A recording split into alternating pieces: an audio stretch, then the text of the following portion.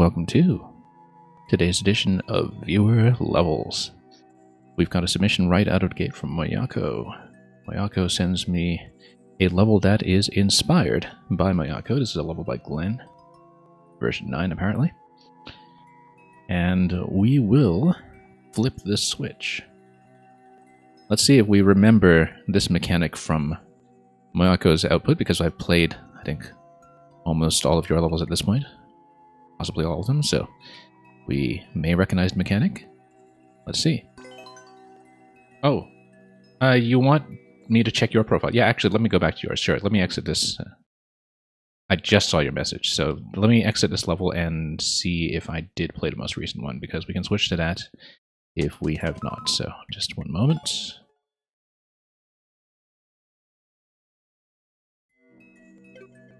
Sure, let's punch that in instead. And swap out as necessary. VT7.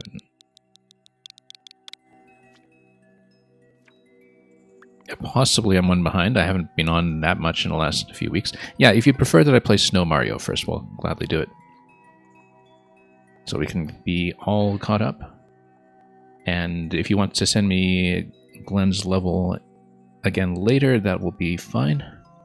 But I'm happy to see your own work first. So, as usual, let's test our mind and reflexes and see how we do in the snow. And as usual, as we get the stream started, do let me know if the picture and sound and everything are working. And we'll hopefully be fine. Started a little late today because I had a few connectivity issues with the Nintendo Switch, but it should be sorted out at this point. Okay, so it's going to be platform into the claw.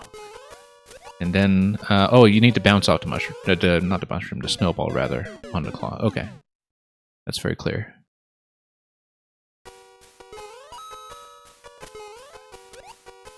Very satisfying, in fact. Oh, the double bounce is quite nice. And then it's telling me to probably have a Goom split first, actually, and then move up towards the wall after that, and then fall back down towards the left side of the split. Yeah, just taking a moment to read this. And then, okay, we just didn't lean over far enough. Kevin Light Blue Yoshi, thank you for the submission. I'm very happy to continue yours from last week if that's the one that we're doing. And if not, that's fine. We can look at anything. This actually is the first submission in the queue. We didn't have time for a warm-up level since I just started. Or rather, the first one in the queue is the warm-up level. This comes from Mayako from back in September. And, whoops, didn't get close enough to drop the icicle. And 06i, welcome. Okay, let's get the icicle down correctly this time. This will be a double bounce once again. Again, getting within range of the icicle is critical. No, we had to hit all three blocks separately, otherwise we don't manage to get out of here. So, took me a moment to read that properly and see that it was going to be a triple bump on the question blocks up top.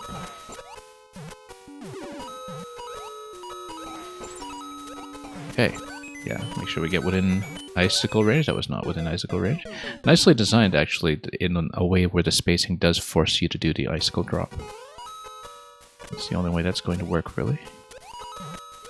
And yeah, because you do have to sort of lean over and then fall back to the claw.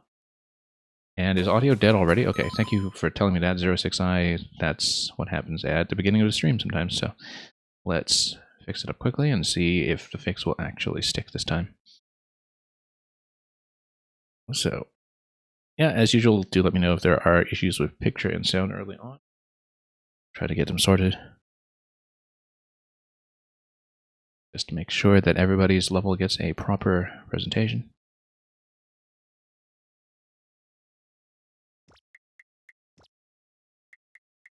Okay, should be back at this point. Let's take a look. Yeah, let me know if sound is working again now. And if it ever sounds distorted or cutting out, that means it's likely to die. So, always useful to know. If, oh, nope, it had to be a lot quicker than that. Yeah, and the snowball should fall into the claw for the double bounce once again. And sound is good now, good to know. Do let me know if that changes. Need to lean over again just a little bit more on the first icicle, on every icicle. Yeah, lean over, make sure we cross the half, and get within the activation range. There we go. Much better. A little hard to see the icicle range sometimes, but as long as we kind of fall on the right half of the snowball on the first bounce, we should generally be okay. Goes against instinct a little because I always try to aim dead center. And as you can see, that can fool you pretty easily in a level like this one, where you do need good control over the half of the snowball and claw that you were on. Whoops, so a little too far that time.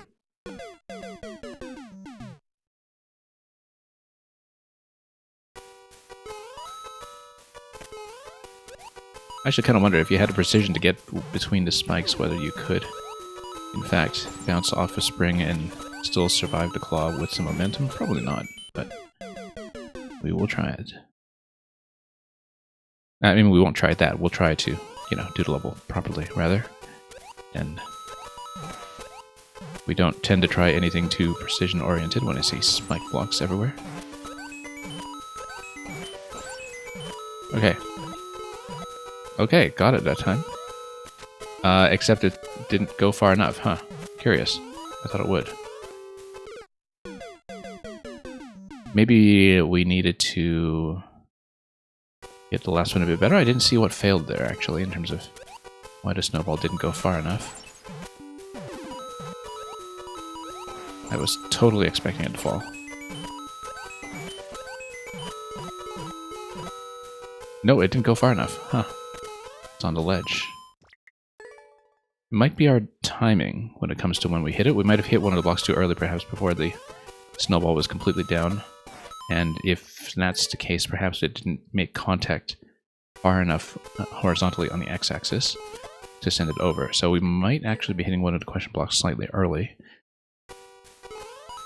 Which is a bit tricky because, you know, that obstacle with the 3 question blocks seems to be encouraging you to hit as fast as possible, but you actually do need good spacing like that.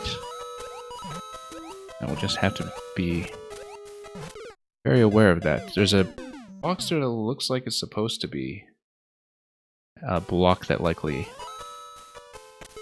Yeah, maybe it's a block, I don't know, it's supposed to stop the icicle, or whether it's supposed to pop something that I'm able to jump on afterwards, but we'll have to find out. I haven't really had a chance to read that yet, so...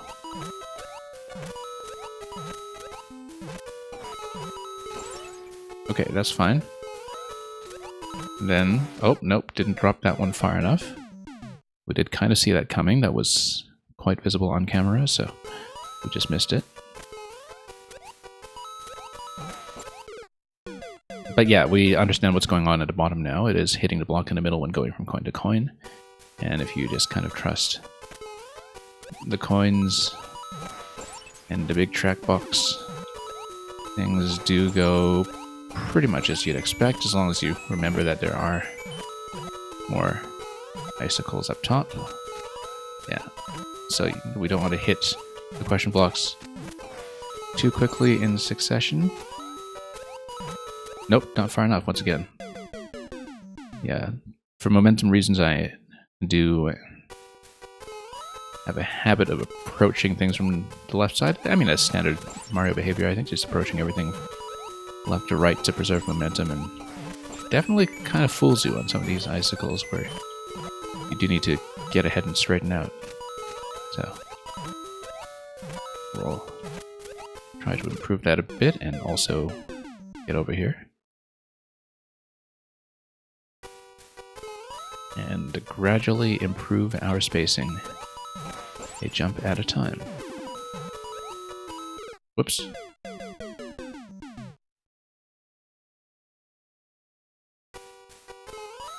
Alright, let's keep trying. Whoops.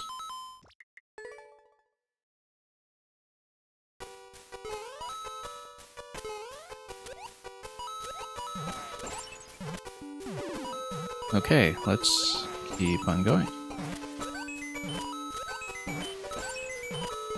Oh, nope, missed, and if you missed, then that's pretty much it.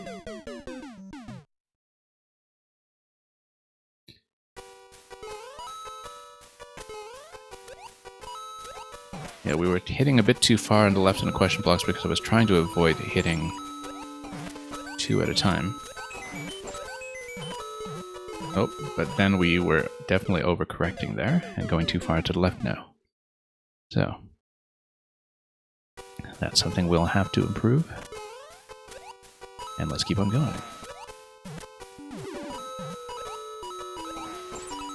Nope, not quite.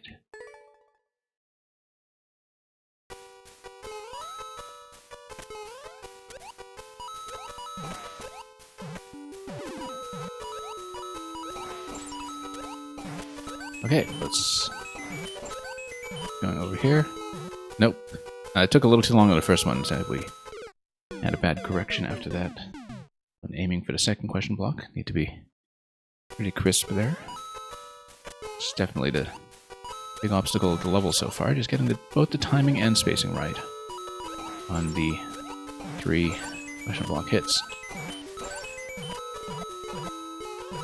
And there we go, over. And let's... Okay, and then clean. There we go. First time here. And then that creates the opportunity for the double. Very nice. And then where do we drop? Checkpoint flag. And then we're going to launch a snowball and then have some shenanigans with a shell. Whoops. Up towards the shell, and then probably we had to grab it to jump forward, I think. But if you bounce towards a snowball, then that changes. That was actually kind of survivable previous, I guess. Oh, I see. You have to escort the snowball all the way across. Very nice idea. The big snowball escort. That's a kind of nice twist on where this concept has been going so far. It does mean that we need to be fairly accurate about our spacing, but full jumps all the way across when it comes to the bounces on the lower snowballs should work out. As long as we just have a good angle on the snowball, which we didn't, I'm just looking at what's over here, it's a lot more snowball escorts. Until we have the opportunity to jump on it at the arrow, I think. But we'll see if that plays out the way... I think, well, yeah, no, you're supposed to have the snowball roll over, and then the spring is going to kick it forward after a time, but I think we're supposed to bounce on it first. We'll see. Still haven't really read this accurately yet. So, we'll continue.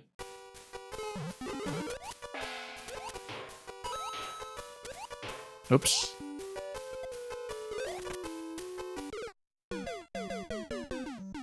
Yeah, the visibility has worked out pretty well, considering that this level is one that does use the 2-screen height of the layout rather than locking it to the bottom half.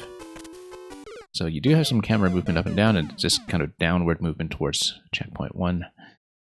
And still the spacing is pretty visible overall in terms of what the player is going to be. And of course, you do need to use that much vertical space just to get the setups to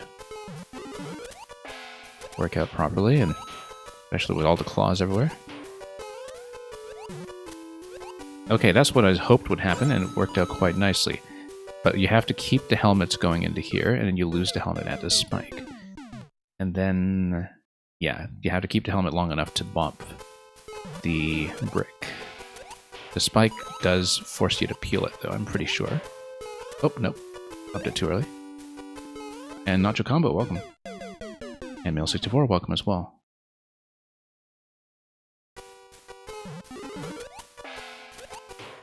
And you're telling me that I hit the ball once when I wasn't supposed to? Possibly. Oh, you mean...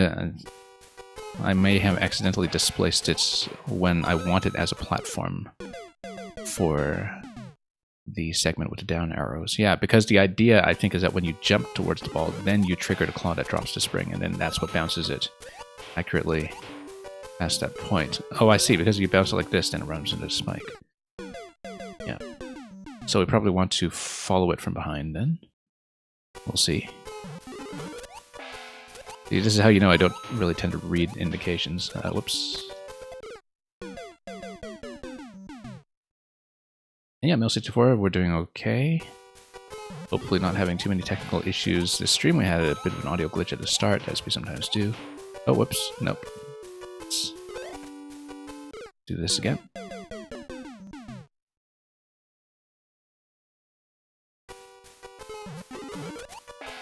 So yeah, I hope all of you are doing fine and having fun with your levels. Whoops. In all the various iterations. Okay, let's continue here. And follow. And yeah, so that triggers accurately, except we need to go under the icicle so that icicle actually hits the helmet instead of clipping it on the side. That's the mistake that we made previously, which prevented me from progressing past the helmet check on the brick. Oh, nope, same mistake. Yeah, from the spacing, it's always very tempting to do that, just as a continuation of the pattern that we had seen. Very, very strong temptation to just continue hitting the snowball and juggling it across every time, especially because, you know, you do end up quite close to it. Nope, missed. I was consciously trying to get under the icicle that time, but we just didn't have the right angle for it. And so, certainly some room for improvement on our part over there. Good. Peel. And around. And around. And then we were a little bit slow here. Oh, I don't need to get on top of the donut block myself. The donut block is for rolling the snowball. I had an extra jump over the donut block that I didn't need to do, and we actually kind of just needed to race over to make sure we hit the snowball on time. I think I was looking at the length of that big diagonal arrow and sort of think we needed to start from donut height, but that's absolutely not true. Whoops.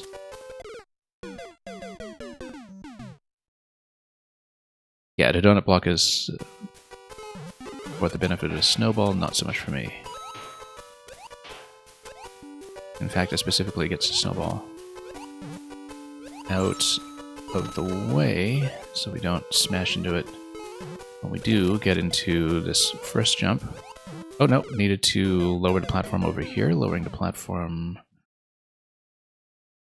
gives you the springs. I wonder what that does. It's probably a snowball bounce of some sort, but I just don't see what the deflection pattern is supposed to be just yet. So we'll make it that far and find out. Oh, there we go. Oops. Just a little off that time, horizontally. Even right from the first jump.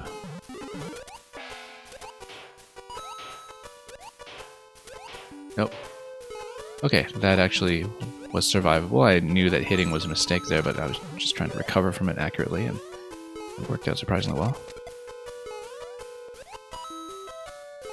Ah, okay, that's what it hits. I think that's correct. It should stay off after one hit, and then you just follow the arcs.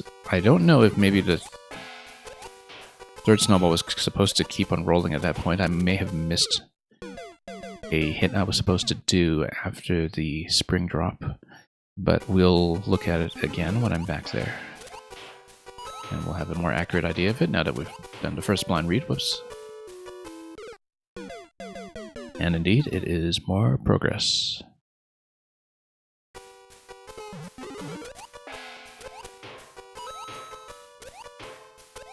Oh, no. There we go. If I do hit it accidentally, we just need to make sure we can recover from that. As we had done before.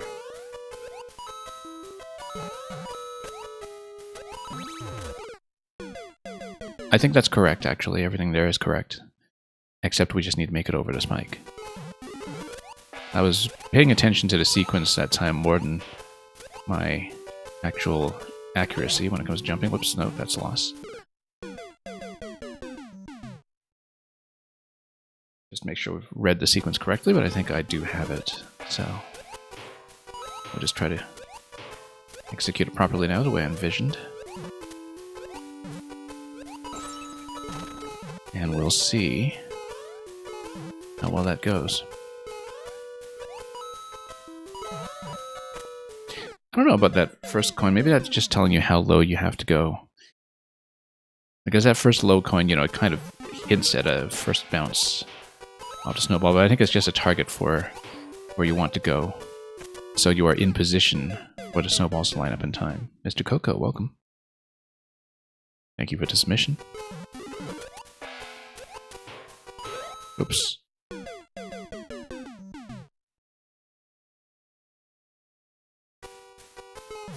Yeah, looking forward to whatever you put in the queue. Oops, no. Again, kind of get very close there sometimes. A small cautious bounce is still survivable as long as the snowball doesn't break on the spikes. But in general, we should try to avoid that by veering a little further to the left off of the final claw in that sequence.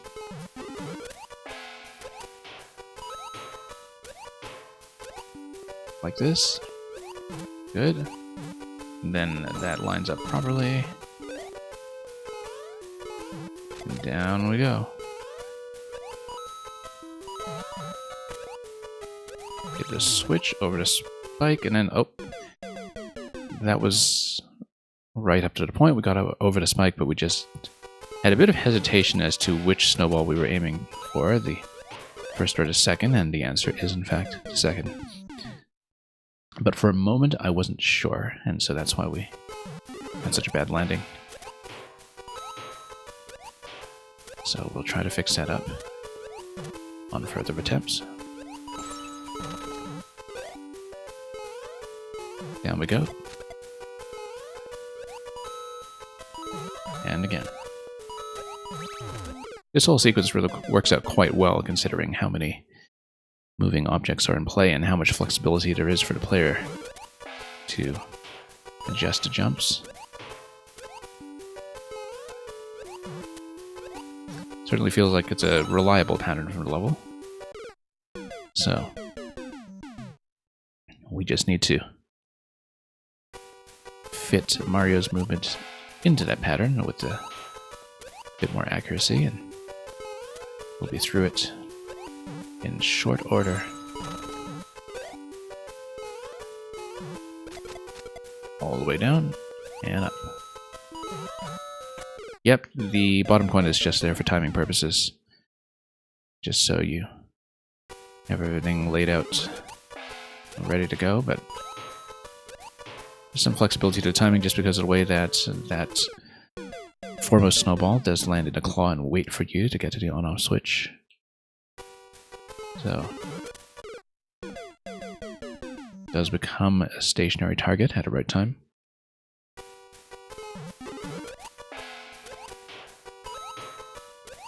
Nope, nope. A little bit off.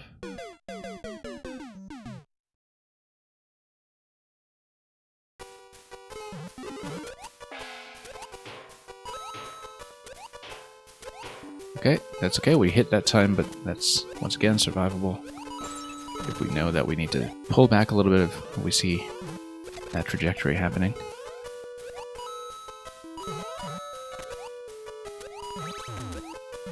And then, yeah, it's the second one.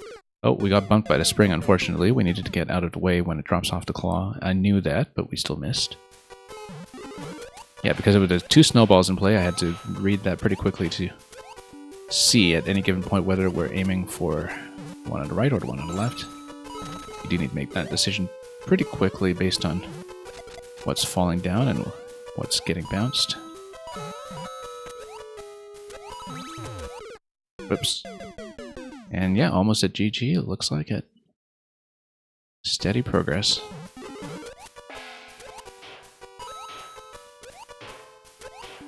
Okay, yeah, sometimes the timing is just going to work out that we're going to hit we just need to be cautious. And with the icicle up top, sometimes we just need to know when we need to pull back a little bit on a jump to make sure we've got the proper correction.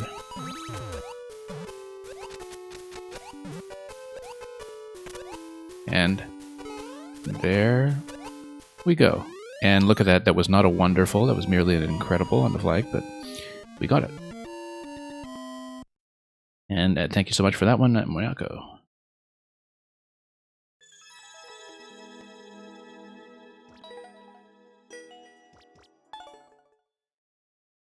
Kevin Light Blue Yoshi will be next.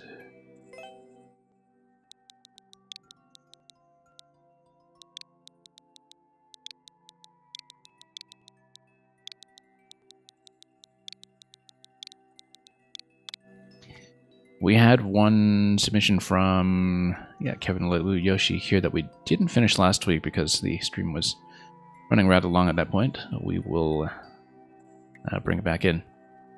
And it's quite doable. It is just lengthy, and we have to be pretty consistent once we get into the hammer segment. So it was entirely doable last time too. It was more that I was very much running out of steam at the end of that broadcast. So we'll hopefully get it out of the way quickly this time. It's a lot of dodging Hammer Brothers. As you can see, I'm having some connectivity issues with Nintendo again today, which is unfortunate. At least the thumbnails are loading. And if this persists, we'll hopefully be able to get through the queue. Sometimes it's... yeah, for a while it was some kind of issue with the Wi-Fi on my Switch, I think. But we'll see. Hopefully the clear on the level registers properly. And that we won't run into issues with Nintendo's servers. There was a stretch of time earlier this year when I really had a ton of trouble with the Switch connecting to Nintendo properly, but I know it was actually just a problem with the way I'd configured my local Wi-Fi. Until I got that sorted out a couple of weeks when games like Splatoon were totally unplayable, and then with Mario Maker, usually the telltale sign is if you have some long loading or thumbnails or more info not showing up properly. And okay, I was about to say no need to rush it. We can be patient with the hammers, but that didn't seem to. Oh no, this is just an entry pipe. Yeah, because we actually do have to go through another segment to get across. In fact, the bulk of the level is in the subworld, and is a fairly large vertical climb. Okay, at this point, we should, of course, try to preserve the mushroom. But yeah, very simple traditional mechanics. It's just that hammers have always been murderous. Going back to SMB1, where they were just the deadliest thing. As we were all amply reminded with the release of Super Mario 35. Oh, okay, that's alright. The fire bar does touch a little over that pipe, but we'll go around. Nope. Not so accurate. Oh, that was very near thing. So yeah, this bit is where the invisibility begins. Took me a long time to spot that last time as being the solution here. And yeah, we should probably skip across quickly when we can instead of trying to fight every single one, but in some ways it feels like the more cautious solution. You can actually kind of speed through this if you have good timing. Speed through this safely as well, but of course there's always going to be a little bit of RNG to hammer movement, and we do have to account for that. And see what we can do here. Nope. See? Really have to watch the hammer timing. I mean, you just, stand next to them. They'll just miss. It's just that some of them might have some covering fire from the next one behind it. Oop. And we're going to get swiped.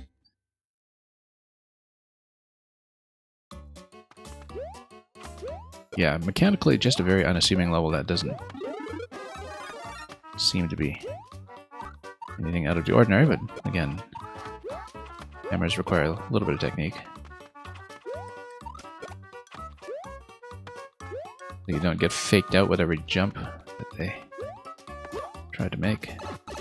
Anyway, getting in here with the mushroom intact is already some progress. Nope. And that's a hammer for you.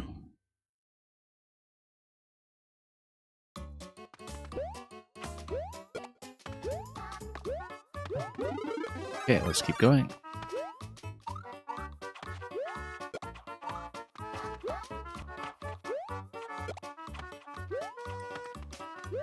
That's alright, just need to read each successive one. We do have time on the clock. Well, I mean, we have 300. We'll see how that plays out with the vertical climb, since I didn't actually... Oh, no, that was a mistake. Clear the vertical climb last night. That was a very unfortunate mistake, actually. Just totally needless failure over there.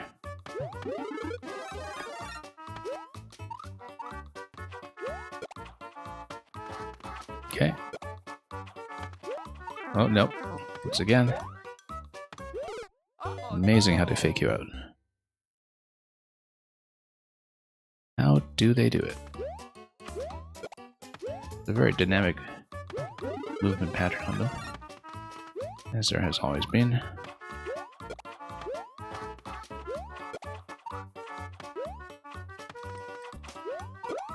That's the thing that has always made Hammer Brothers work as enemies. They are just agents of chaos. You really do have to have a good improvisational sense when it comes to reading them. Yeah, catching them at a jump seems to be the most reliable approach. Okay, now let's find the invisible path up to the sky. Oh, nope. Thought I could sneak under there, and that was a miss. Luckily, that hammer just decided to jump down, and then, of course, we just get zoned out by this one. Well, that was the best attempt today so far. We did get further than that, quite a bit further than that last week, but we'll see how steadily we can recreate progress here.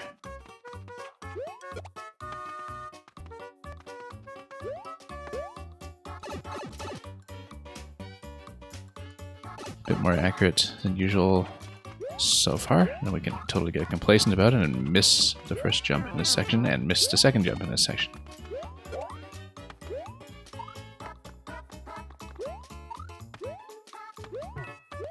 But that's how it goes.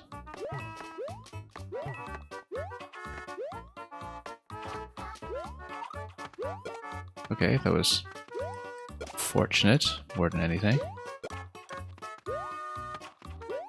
Doesn't really feel like I've been playing the section that well.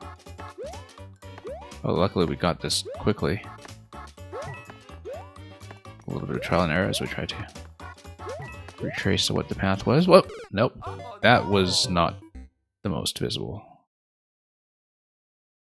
That it just swipes you on that spot. I mean, I knew there was a big firebar there. We did see a sweep. It's just that we didn't get a sense of its positioning since we didn't have visibility on the block that we wanted. Oh, almost sped across. Not quite.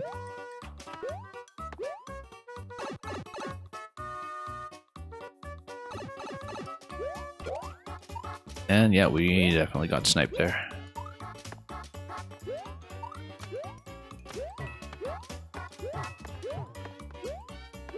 I think I had gotten past that points in last week's attempts, but obviously there's sometimes a little bit of impatience to get back to where we were, which just leads to more failure.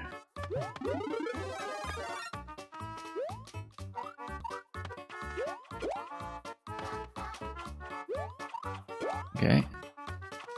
A bit of an accuracy test over here, and then we at least made it past that much.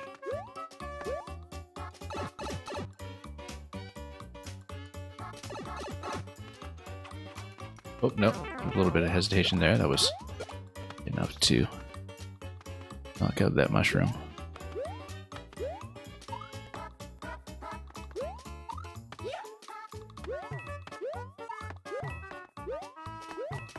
And anyway, up we go.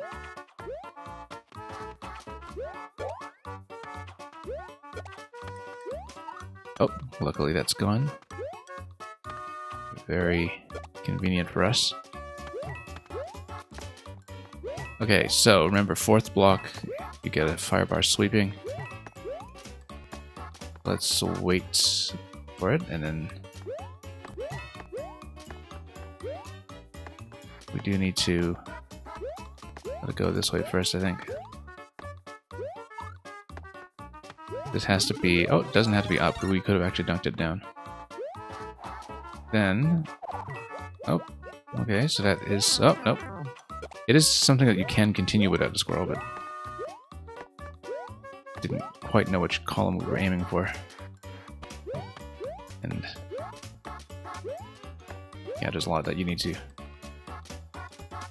read accurately on the way up.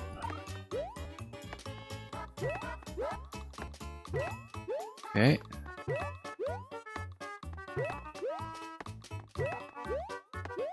Yeah, this far at least. The acorn is a big help.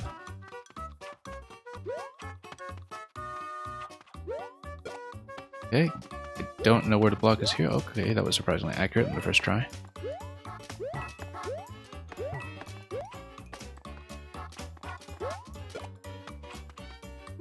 Hammers with high ground, never really a good sign.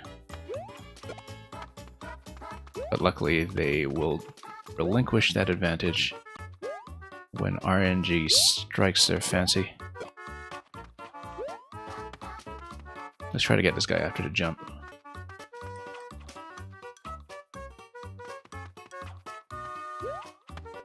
I said after the jump. Whoa, that was too close. Okay, anything here? It's just gonna be a lot of trial and error. There we go. Almost got dunked by this.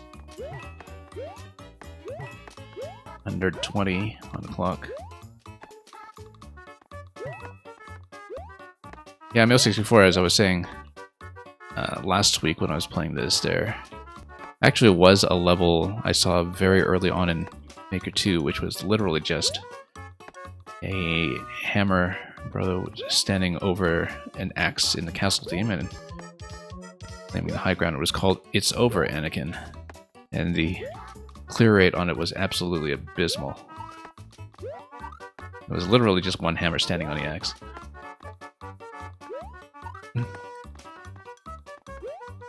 Okay.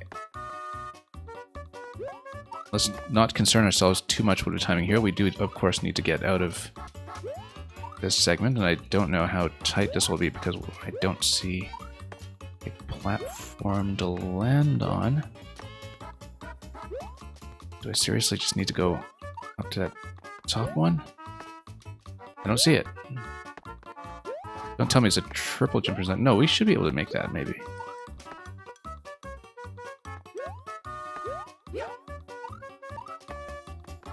Wall jump into it? No. What is it? Maybe it is a triple jump. Don't tell me it's a triple jump. Nope. There we go. No, you just need a bit of momentum. I should have actually counted the blocks properly instead of guessing. Fire Piranha on the left. Let's be cautious about nonsense like that. And then, oh, this is going to be a little bit tense here. Let him throw first. Good. 10 seconds. Let's see how far we are from the ending. I totally rushed that thinking that we were going to be tight on the clock. Okay. So we were using pretty much the full 300 on that one. We were pretty cautious about some plays because, of course, we had a bit of trouble exiting the up pipe. If we can preserve the acorn, we're in much, much better shape, obviously. Yeah, that was totally winnable. We just got a little bit ambitious with 2 seconds left to go and with no flag in sight just yet, so at the time. I had a feeling it was close, but I didn't know how close. So that was a very unnecessary dive there, but that's okay.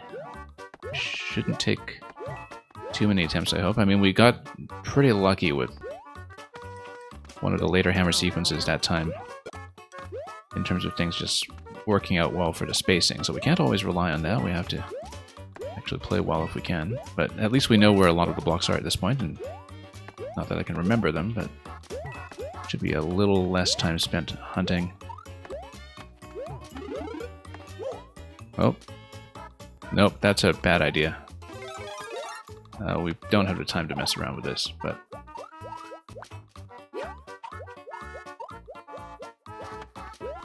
yeah, we can't really afford to lose that much time on the clock. Come on. Come on. That was an accidental wall jump.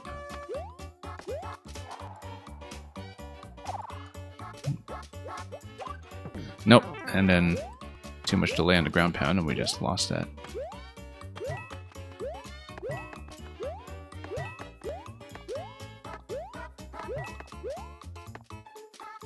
Yeah, we'll have clock trouble, I think, just because of that sequence there that time. And this sequence here, too. No, this attempt is not good.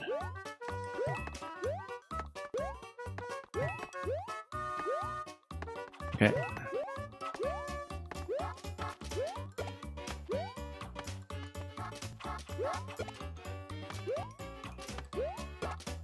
Okay, and then all the way over here, right? Yep.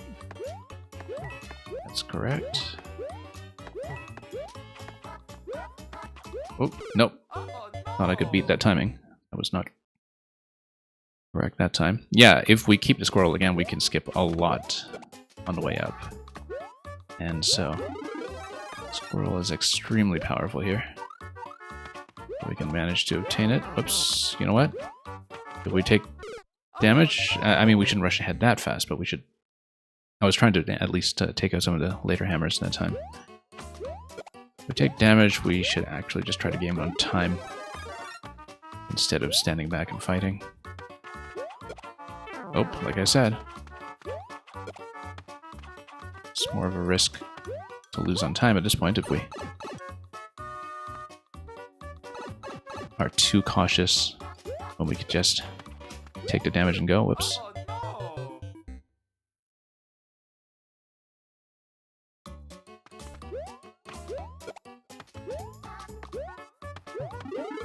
I mean, at least in the NSMB style, they have such a huge wind-up animation. It's just that the wind-up animation warns you that you're about to fall into them uncontrollably when you've already started your jump.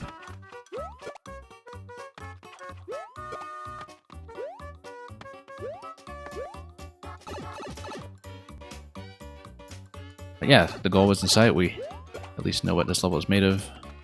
No more surprises. Definitely the up pipe near the end was a little bit tricky, but in terms of just getting decent momentum into it.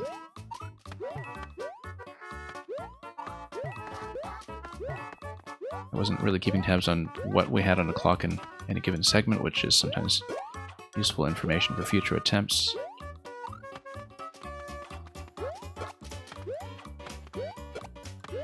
Okay, this is one of the better attempts so far in that we've made it over here while still big.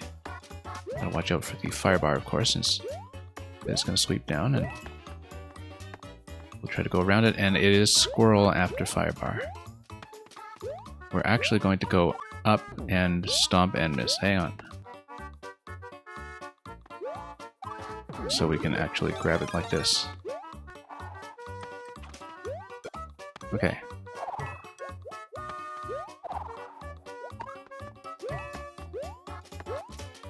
Then... Okay. Squirrel improves things dramatically, although I can't see how much height we need to cover at this point, so I don't want to sail up just yet. And we'll try not to lose it. Oh.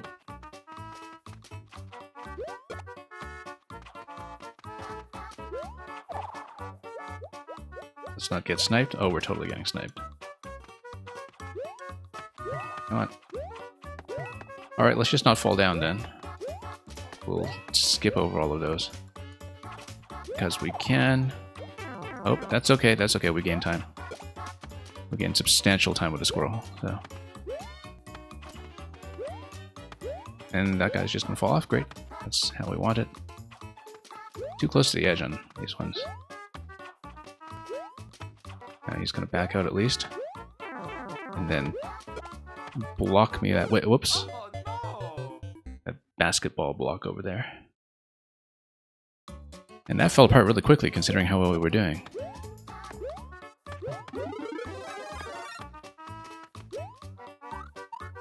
Nope. It's okay. We gained on time. We just need to make it as far as the acorn. The acorn is not progressive, I don't believe. We should be able to just get it. We can make it that far, and then we're kind of back even. Whoops.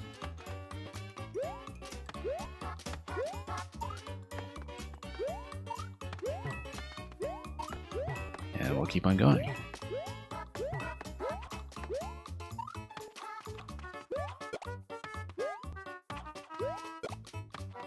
Alright.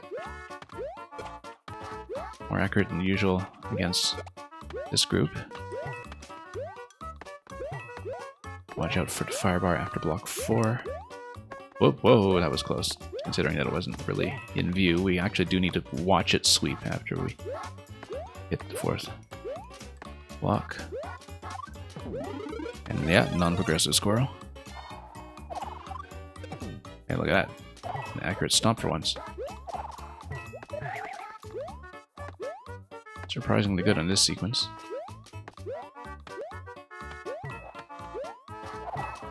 Oh.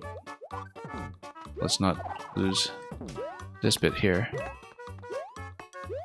Now we want to try to survive the hammers. Squirrel is actually quite a big help here when it comes to recovery.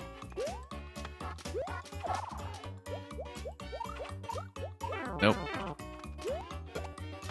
Bit reckless there, given that we didn't actually get the glide. Oh, that guy's just going to jump up from up top. That's fine, that just means he's gone.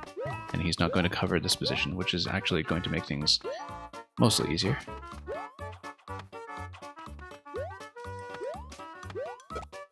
And then the second one actually evacuated as well, so... Hammer RNG is slightly on our side this time, and very much on our side, in fact.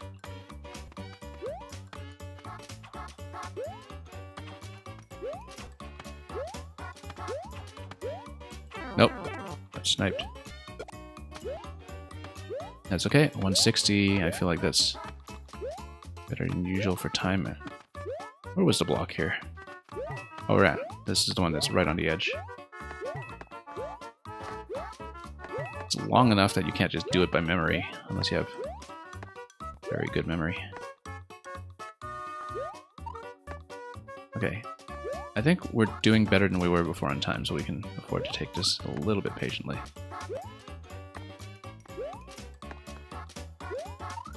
Whoa.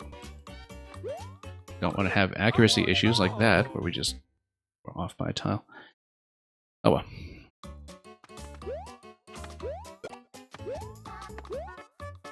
It might actually be harder while big, actually, simply because there's so much more room for those to hit you. Okay.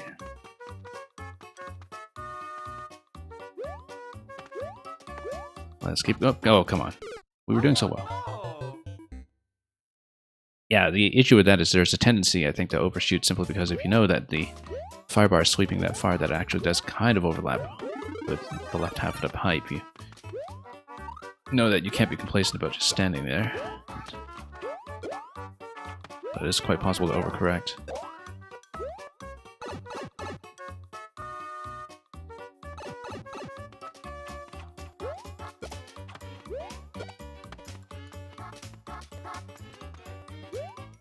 Let's keep going.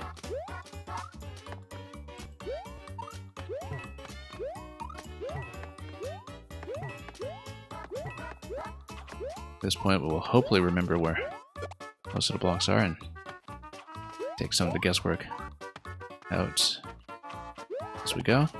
Luckily, there's a pretty generous space in between the hammers and this segment, and so we'll see what we can do.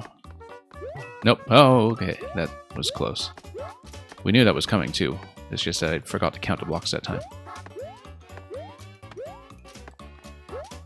Yeah, that moment does feel excessively blind, I think, but...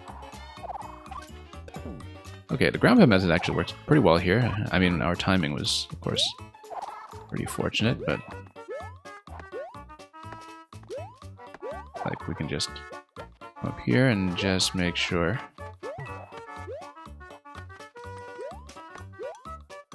Yeah, we do need a running jump in a lot of these spots. The squirrel can fix that, of course, but we don't want to overboost for the squirrel and miss everything completely. So, have to be cautious. Better to be cautious and fly over this, I think. The squirrel is more helpful the later you get, and so we actually don't want to just rush it and lose it when it's very useful for, well, come on, later segments of the climb, as we won't see since we lost the squirrel. Now, we probably won't have the good fortune this time of everybody dropping down below, but we'll try to hit what we can. And RNG actually has been favorable this time in terms of giving me the jump timings, because the jump gives me a window of vulnerability to hit them.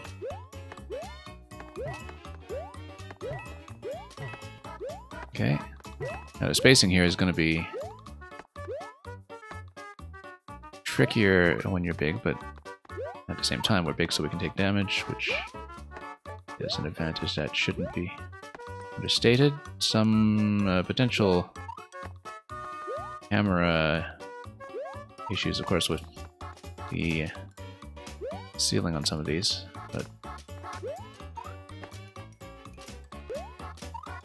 as long as we don't fall, we still have a margin of error for one hit in the later hammer sequence to come. And we've got a decent amount of time on the clock, so if we can make it to the up pipe, that would be ideal, but of course that depends on this fire bar timing cooperating here, which actually worked out that time. That was a very close shave on my feet there. It is a fire piranha in this pipe, so we can't dawdle forever. Luckily, they do always fire at a diagonal, which means that we can sail on ahead. Now, if we're cautious on the last few jumps, this should be the clear. We have a tremendous advantage at this point.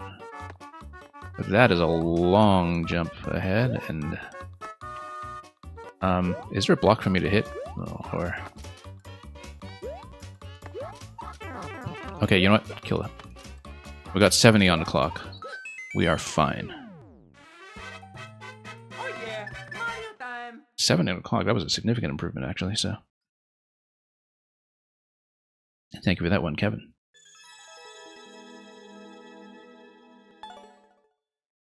One-minute record on that. Yeah, we're not chasing that. Like Kerberos. Okay. Male 64, you are in fact still here, so... Let's take a look. I don't know if it's a new version of the one last time or something else, but we'll find out.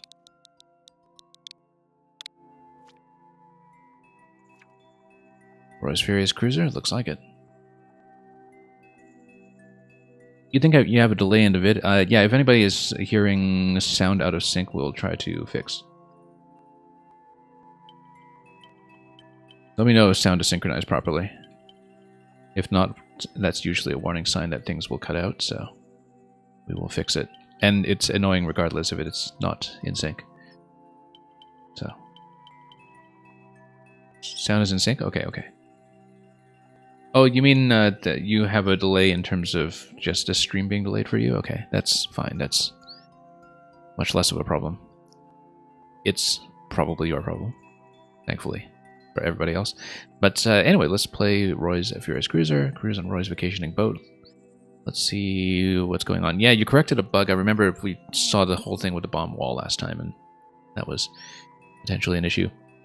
And I know you were re-uploading for that at the very least.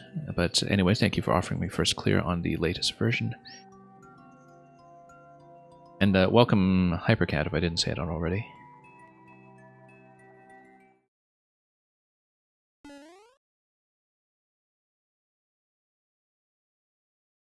Roy's Furious Cruiser. What's he so mad about? Okay. Let's grab the shroom. And then go boat by boat.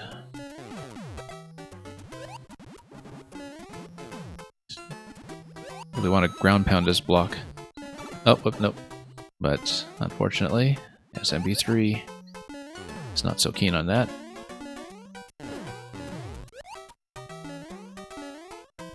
But we'll check blocks every now and then. Ah, yes, that's right, because that's normally progressive in a way that actually did allow me previously to jump over, right? Oddly enough, I think the cannon actually still potentially could get me over. Not with that distance, though. So yeah, last time we actually did break open the right side. We won't be able to do it this time. Yeah, with the bombs you could put the on-off and off-state and soft-lock myself. Yeah, I didn't see the soft-lock, but I did see the possibility with the bomb state being toggled. I didn't see what the consequence was last time, but I suppose you saw that it was something that was in dire need of fixing. But what a terrible jump. And oh, the thwomp is just there for seesaw purposes, that's right. Okay, let's do a bit better than that. We good? Shushuro, welcome. Looking forward to getting through more of the very long list of your levels that I still have to play, since we're so far behind. Okay, let's try to keep the power up this time so I can... I might not do that scroll break regardless this time, because I know that you probably want me to see the path that I skipped over, just for testing purposes. Yeah, because last time we did break this open, whoops, probably by just having enough room to fly. So we... oh, didn't get enough distance there. Oh, no, there should be enough distance there.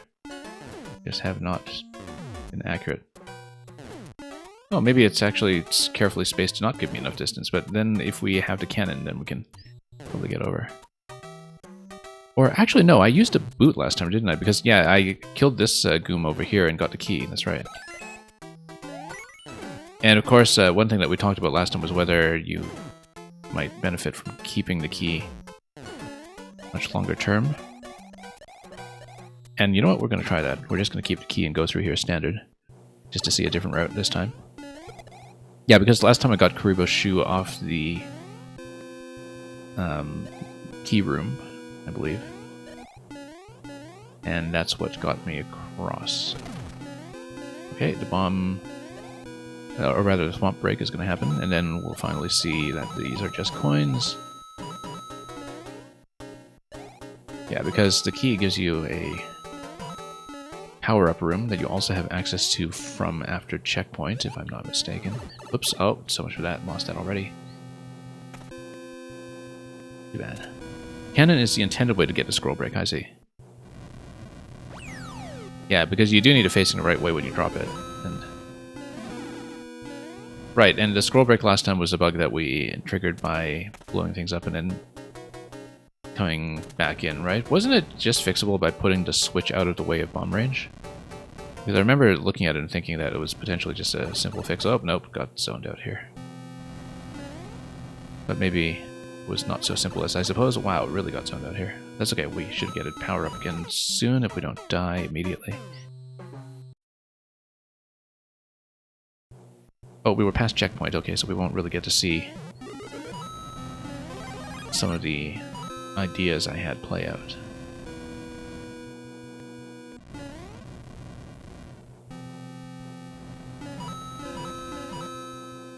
Oh, nope.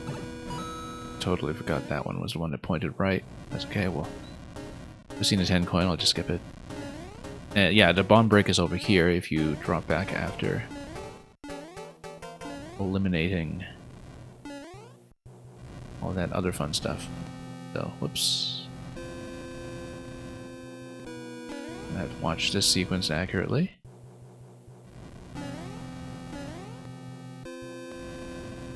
And, right, because if you break this, I see, yeah, because previously we saw that if you are past this point, this is functionally kind of a one-way gate when it comes to power-ups, so if you get a mushroom here, as I seem to recall we do, we can't actually go back safely. The timing doesn't quite work out. That's okay, well, we haven't actually seen the standard path in this, I think, not completely. So we'll go for it for now. Means I won't actually test out your fix this time, I suppose, but we didn't see this area previously, so we'll take the Koopa off of his dining table. I seem to think that this is a dining table, where they're having like an open Korean barbecue or something. Whoops. Having an open flame and their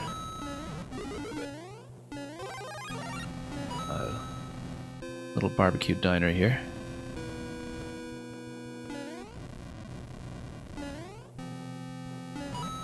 Okay.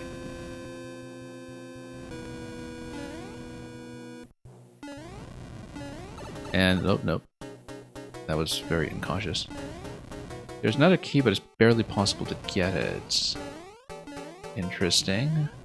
We should stay on the lookout for that if I accidentally take a death. I mean, you should let me know if it's obtainable from this point. From where we are currently. If it's a secret that requires a very specific sequence, we'll still try to tease out what that might be, but obviously if I do have access to trigger the bomb break, we will, just to see. But I see that the on-off switch probably just got moved, right? So the zone trigger for automatically toggling on seems to have been placed differently. Oh yeah, we have a different track pattern there that time. Okay, I guess that's it. We won't see it this time. It's okay, let's go back. You don't actually know if it's obtainable from this point. Okay, so, I mean, it would have been nice to find out, but I guess our options will be a little bit limited thanks to poor play. P-switch over here, incidentally, that seems interesting in that there's so much fire in that location.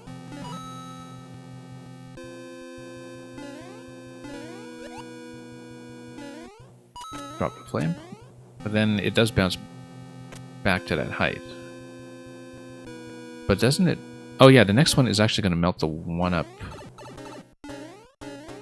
or rather the one-up location. That drops the P-switch, and that opens things up. We will, of course, try it. What does that even do?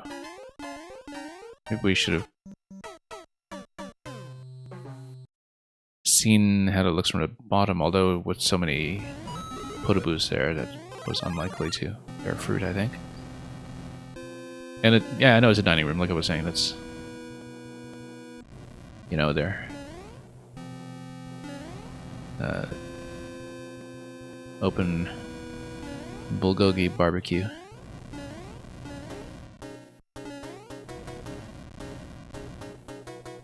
Which is kind of making me hungry now that I mention it. Okay, now let's not get totally zoned out. Whoops, too bad. Yeah, we had a scrolling pattern that time that did spawn a lot of those burners pretty close together on a track, so I didn't know that it was actually going to be that inconsistent load-in, because I didn't notice that much variance in it last time I played this level, I think, where we had a pretty consistent dodging pattern, but this time we were not really in a great position. It's probably solvable, just not great. Yeah, we'll try to drop the P-switch again. And the P-switch is placed in such a way that you can't really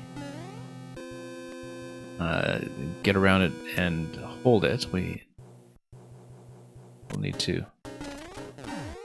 just touch like this and then make it across quickly if we can and see what this gets you. Oh, there's the key. There's the second key. But in order to get that second key, you would need to get across all that fire, and with the P-switch active. And so we would need to figure out how to do that, unless it's just, you know, having damage boost from 2 consecutive power-ups being lost or something. Because getting through all that fire is... Oops. Not that trivial.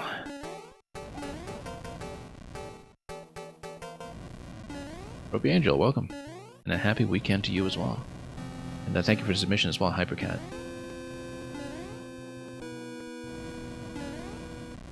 Okay.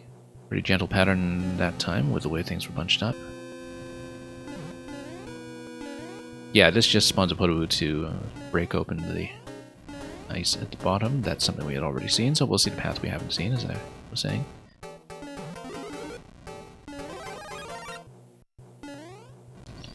You know, you can do it with 3 or 4 successive invincibility boosts. Huh.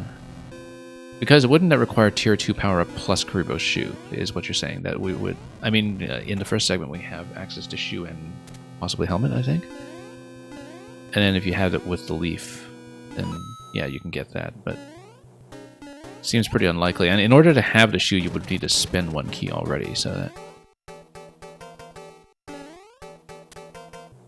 would, yeah, we're not getting it from this position, obviously, but we can still see if the P-switch helps us in any way when we just play the standard top segment here. Doesn't really.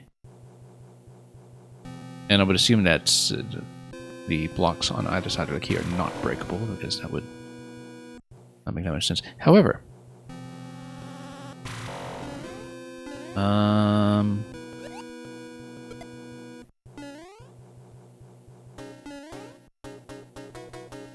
let's let this wake up for a moment. It shouldn't break it, though. Whoops. Nope, it doesn't. Yeah. I thought I'd just check. Ah, this is probably the locking segment where you're talking about with the state switches.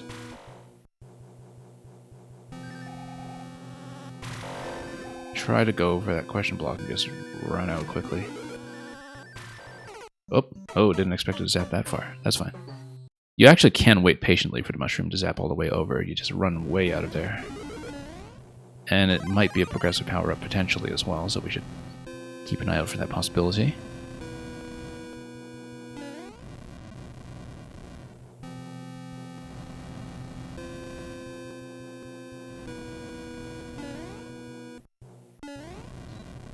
Okay, let's see here. ML64, you said if you can do it in less, you'd say it's legit, considering how hard that would be. Yeah. Timing precision is not our forte here.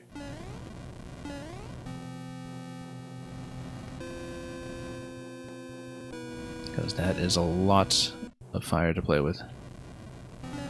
Anyway, this time we'll actually get the bottom open. Like I said, we've seen that route before. Oh, it was past the Mecha Koopa segment. So... yeah, that's right, because it takes you to the point that's past the Mecha Koopas. I remember that, but... Oh, we can try this out regardless. I seem to remember that you're tall, that this is maybe not the friendliest segment here. Particularly this. Oh yeah, you just need to spam your way across. And yeah, there's nothing for the bomb to hit this time in terms of a switch on the left, so... Don't you need to get past the thwomp here? No, you just need a boot. Now, if you have the boot, notice that you can't actually, I don't think, sneak back here. Oh, you totally can. So if we get an additional power-up, then we can actually see if we can get that second key. It is possible to try. I don't know if we'll make it that far, but we're going to try it.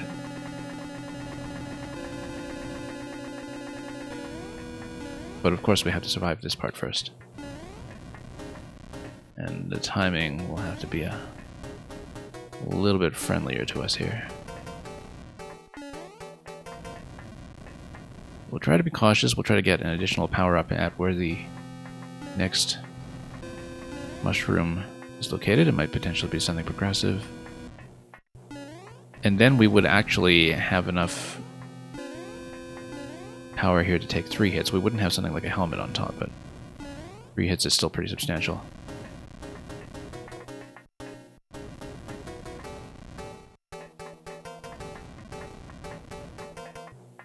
Nope.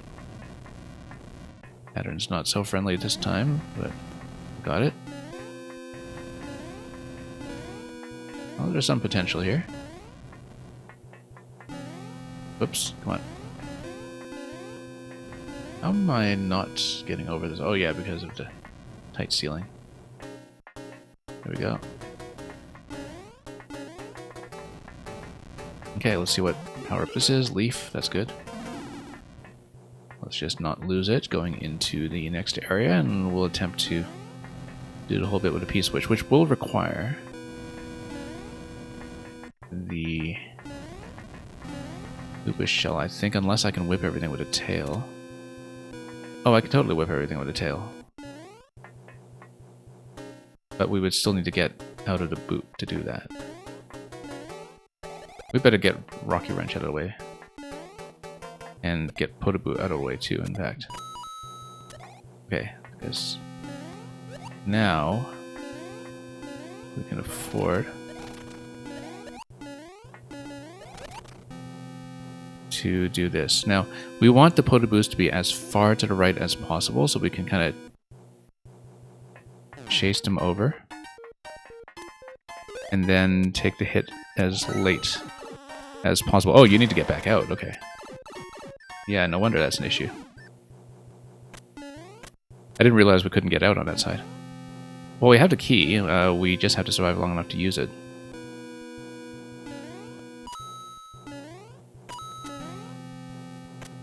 So we'll have to be extra cautious. There's a fire flower here. I didn't realize that. I actually wonder... Oh. If we could zap that with the mecha.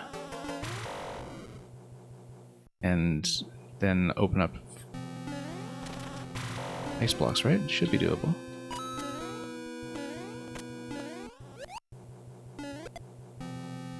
Nope, I was hoping to. Oh, no, killed it. Oh well. That's alright. Was definitely hoping to knock out some things with mecha and then place it. Oh no, it doesn't knock out ice though. So yeah, that fire flower that would have required a different solution. Let's rush over and try to get that mushroom. Nope. That doesn't seem all that doable, that timing there. Maybe I'm just reversing poorly into it. Ah, well. We can go for the boot sequence. We'll try it again just to see if we can make it. But yeah, both times I've attempted a mushroom, it didn't seem like I could get anywhere near running out of mecha range. But maybe it's just tight.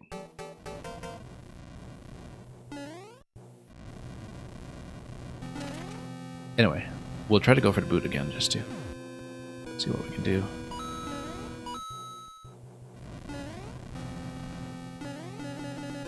All can be killed if it's just above an on-off switch and that switch is activated. Yeah, yeah, very much so. If you bump into it. So yeah, there's a force reset here. Yeah, we've seen the boot skip here before, so once again we'll go back.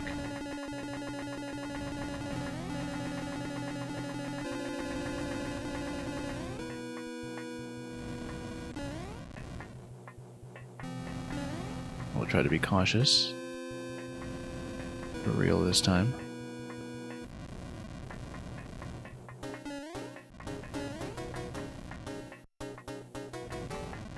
And work our way around. Very steadily.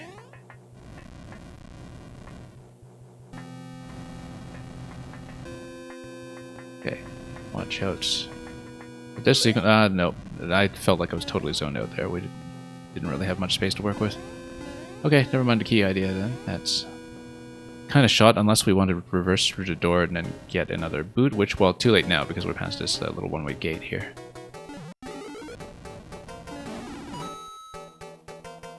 Too bad. Oh well.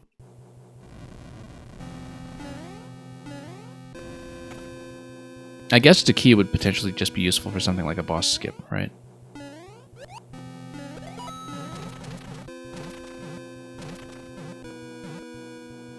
We're still going to try to get a Rocky Wrench out of here.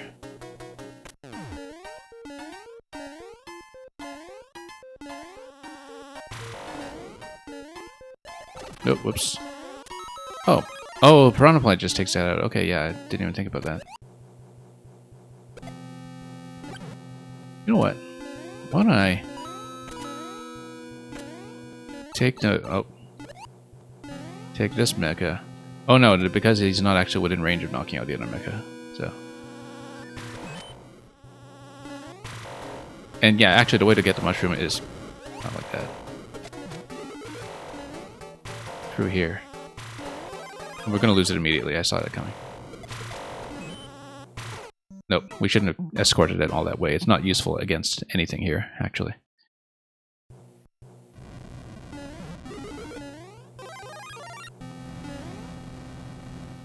Yeah, there's nothing that you can realistically hit by using that mecha in your own right. So that didn't quite work out there.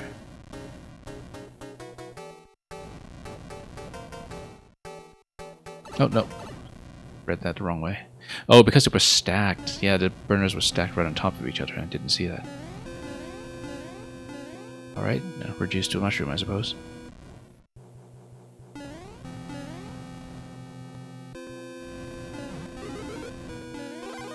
But the P-switch allows you to have access to the Fire Flower if you don't do anything with it in the bottom rung. So that's what it's useful for. Oh. So much for that, though.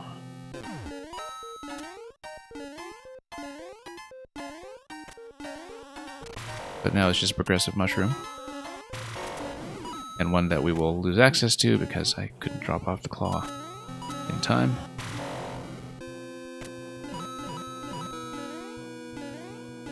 So again, let's be cautious. Nope, wrench. Wow, that wrench was a little difficult to spot given that we couldn't see the mole that was throwing it. To be fair, the mecha was happily eating with its friend. Yeah, it's true.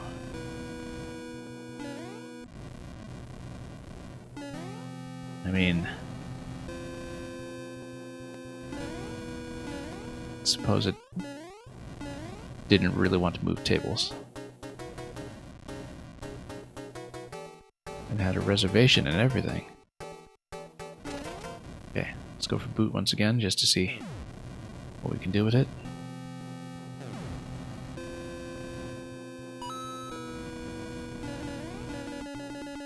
Wish there were a wrench variation that wouldn't throw the wrench.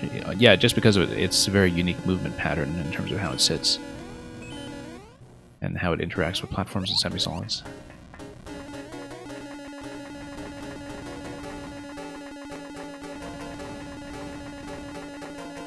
Yeah. Right here. Well, that was a bit reckless, but we made it.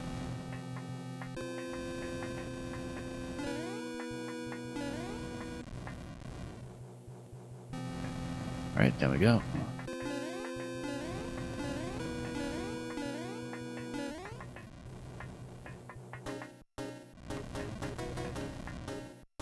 Okay. Oh, nope. Not much of a window of opportunity there between those two. Oh well. Again, we could just go through the door again and make a second attempt at the boot, but I'm not going to bother. That was how we discovered the bomb issue last time, in fact. It was exactly how I triggered it, from what I recall.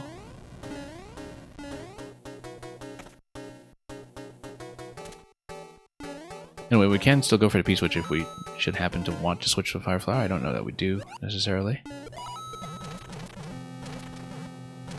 But we might as well leave that possibility open in case we do have any mishaps with the leaf. Well, that's one such mishap with the leaf. Okay, still had invincibility frames going into that. That was useful.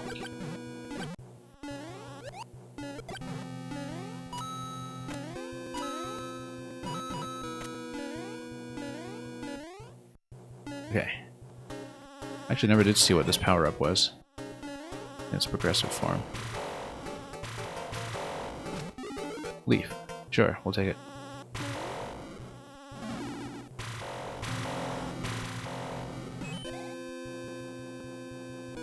And then we'll just try to make it through this sequence. And everything is more or less untouchable here. Then drop in this side. Then we're almost back to the oh no. Exit sequences over here. With the 10 coin and the wrench and everything zoning me out. Okay, fine. Ah, okay, and this is just one way combined with the scroll break mechanism. That's kind of a neat layout here, actually, that, you know, you have this enforced one-way pipe, but at the same time, that is the scroll break platform. At this point, if you did have the key, you would get access to the power-up room over here.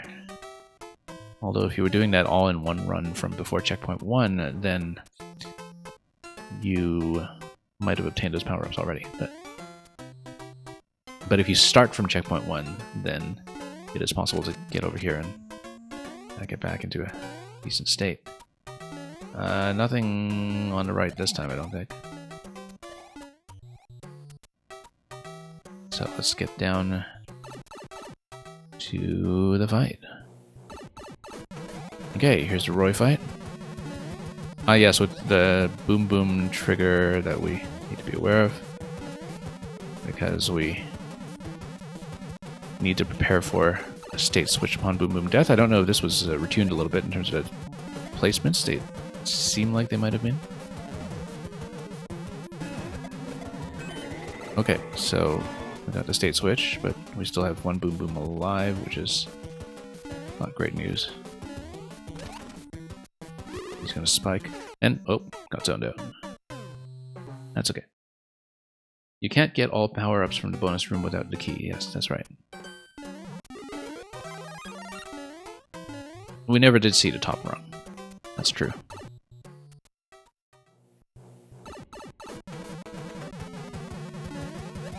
Okay. Now, if you drop the boom booms into the abyss, we always have to be aware of that, just in case that does give us an early kill. Because the early kill gives us the state switch. So in general, we shouldn't be playing on top of the red blue box unless we really know what we're doing. So back down we go.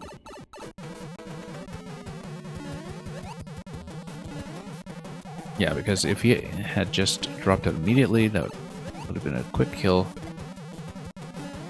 Oh, no.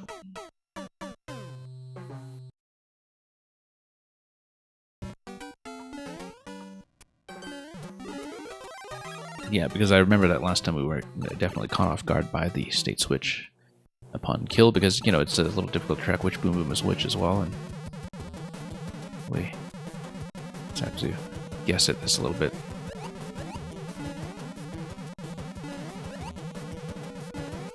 Or just try to kill everything quickly, but oh, not that quickly. Nope. They're usually pretty easy to hit when they come out of the spike shell form. We just haven't been playing that well today.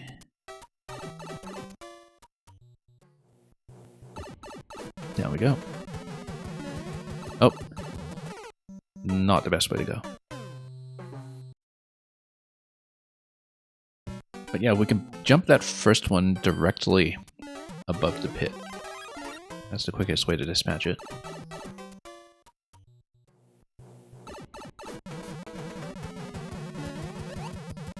And then let's watch out for the state switch. Yeah, totally gets that. Okay, both of them down. With both of them down, then we need to get within range of Roy, I guess, who is way out of the way. Oh, there he is.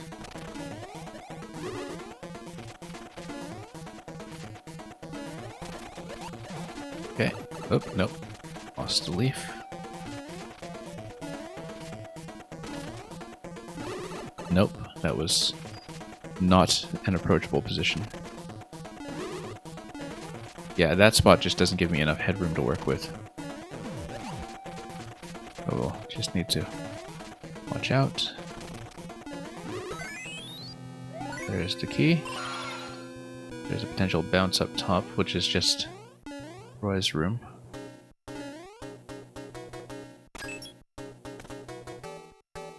Two flying boom booms are harder to deal with that. Anyway, we'll grab these for endless, so...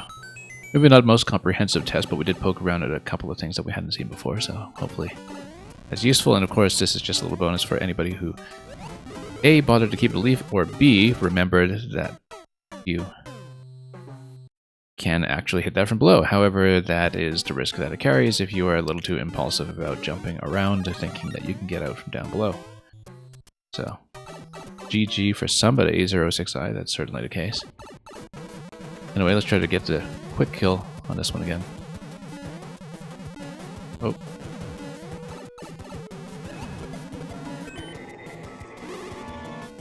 We'll try to go for the power-up when the opportunity actually exists. Oh. Back ourselves in this way.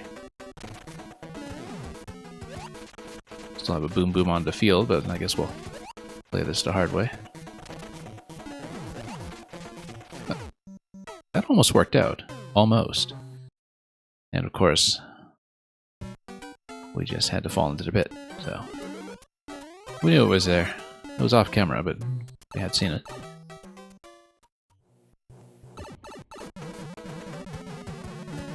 Okay, can we dunk him? Yes, we can. Nope, not enough room here.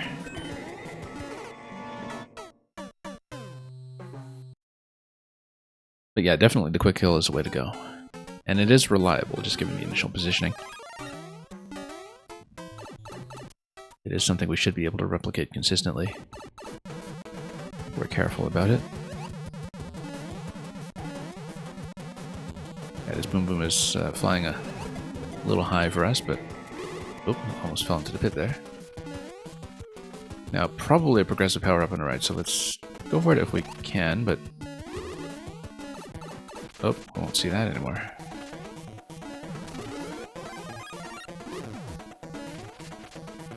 And then Roy is in that position. Oh, no.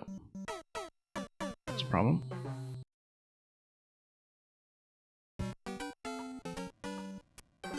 Okay, let's try this again.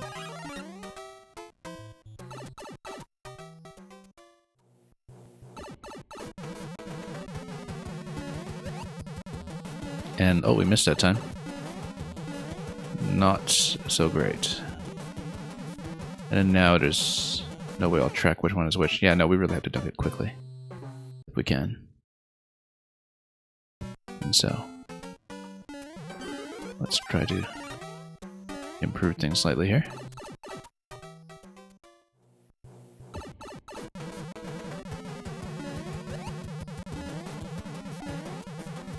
Just so people are advised, I'm probably not able to stay super long today, and so we might close queue pretty soon after this. Oh, that's unfortunate. I mean, at least we hit him, but unfortunately he turns into spike form before we're able to move, so that's a bit of a risk there. I'm glad we actually revealed that. That's a possibility that we would just get trapped if we play up here while the switch trigger happens. That's a very distinct possibility, and I'm not sure how we would get out of that, given the way that this is structured. I mean, we're very lucky to get this last hit on a Boom Boom there, but that's a definite potential problem, I think.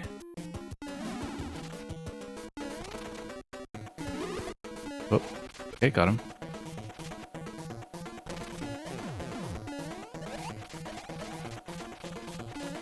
Not totally clear to me what the elegant fix would be for that, actually, just given the way that the ceiling is placed here. Maybe just leave that open as a ceiling instead of having blue switches all the way down.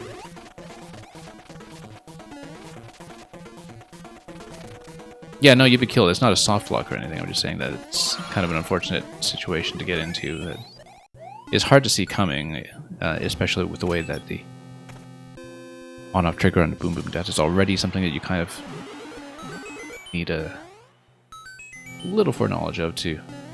I mean, you don't need it, but you know, it certainly feels like it will catch you off guard the first time.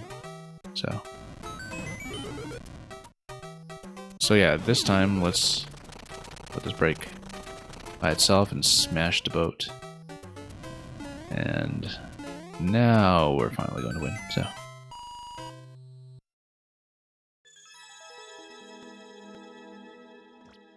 Okay, got it. But yeah, it should probably not be a soft lock.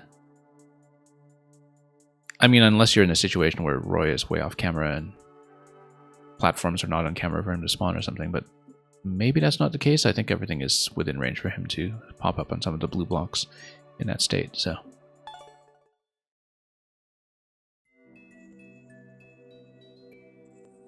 Yeah, we'll probably close queue after one or two more, depending on difficulty. Simply because I can't stay super long today, but we'll see what we can do. Thank you once again, Mail64. I hope that was a useful test. Anyway, this is a recommendation, Mining Money. I'm going to point my machine translation at this if I can find it. I actually don't have my device on me, in fact, now that I look at it. Oh, wait. Of course, if somebody reads Japanese and can tell me, that would be helpful, but what we're going to do is point my camera at this and see if the Japanese tells us anything interesting, even if it is machine garbled. So mining money. Explore the desert mines and get lots of coins. Apparently you can sometimes find pink coins, and the pink coins are a bonus. Okay, that's all it says.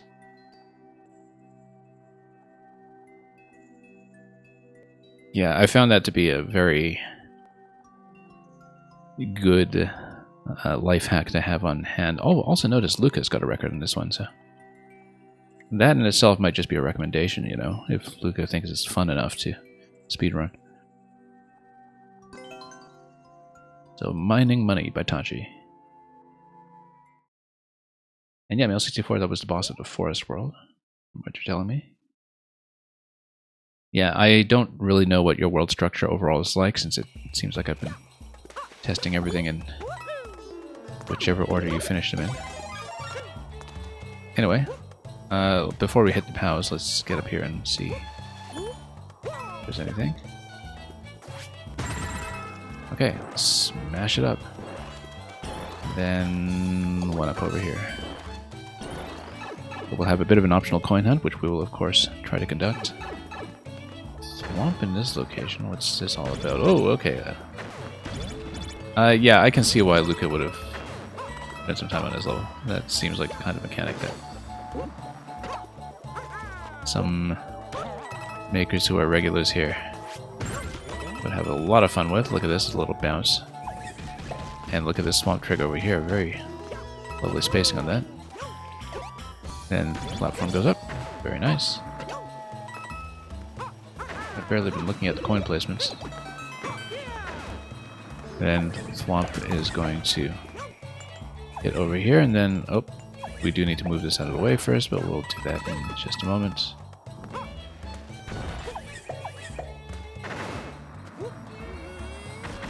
Very nice.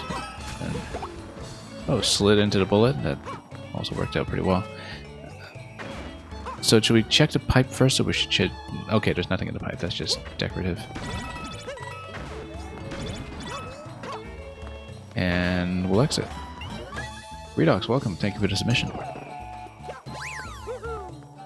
And I wonder... Yeah, this doesn't look smashable yet.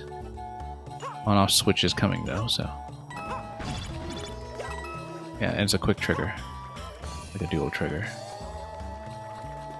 So... We'll just...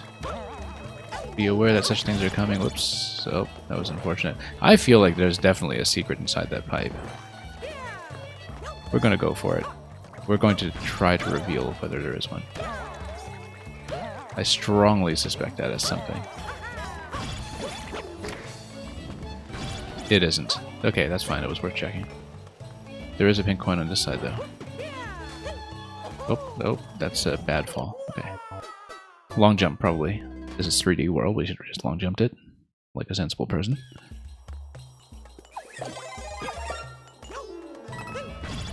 Yeah, well, lots of very quick and snappy Thwomp triggers all over the place here. Oh, oh, missed a long jump. Just a bit of a phantom diagonal input there.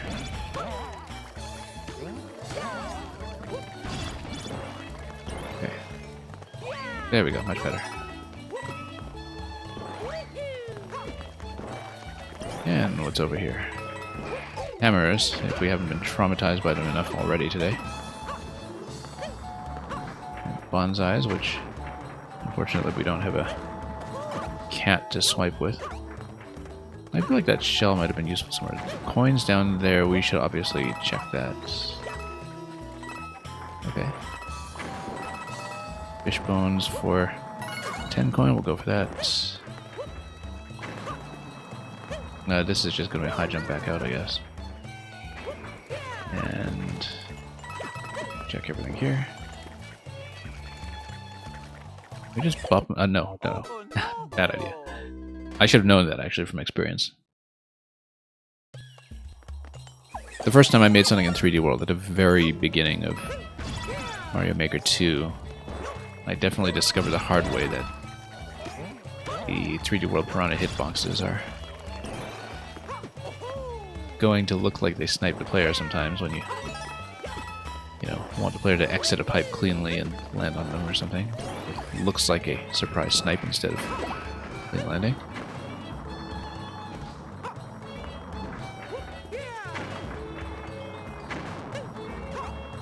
Okay. And yeah, fish bones, we'll check that down there already. So we get out of here before the Thwomp hits. And then, yeah, a lot of the yellow pipes, pretty much all the yellow pipes are just decorative from what we've seen so far, but Thwomp could have hit here. Why would we want it to, though? Because it would raise the platform and send us over, so we don't actually need it at the moment. Just unlock. On the sledge.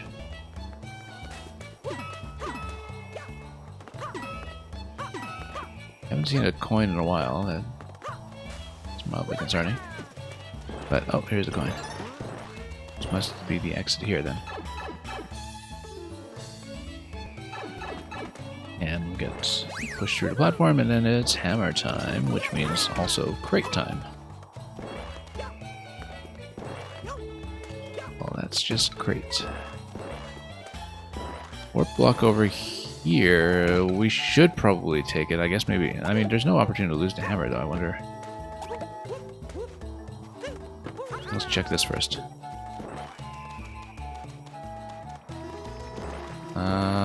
Okay, so this is definitely a pink coin path, so we should definitely check it first. But then we should go back and check that warp block, right? Or, I don't know, this looks like it's... Is it a main path or a standard path? It's hard to tell.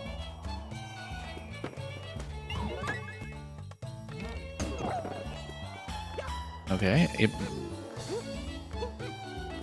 it's impossible to tell. I don't know, actually. Hopefully we didn't miss anything on the other segment. Oh, we needed to hammer this. Yeah, of course. You're supposed to keep the hammer up to this point. Multi-humor, welcome.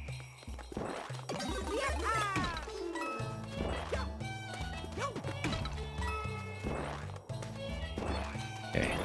So let's not do this yet. Let's make sure we grab the coin once again, and we'll try to push into that pipe past that. Of course, like we said, those pipes here have not been exits. So yeah, no, that's probably...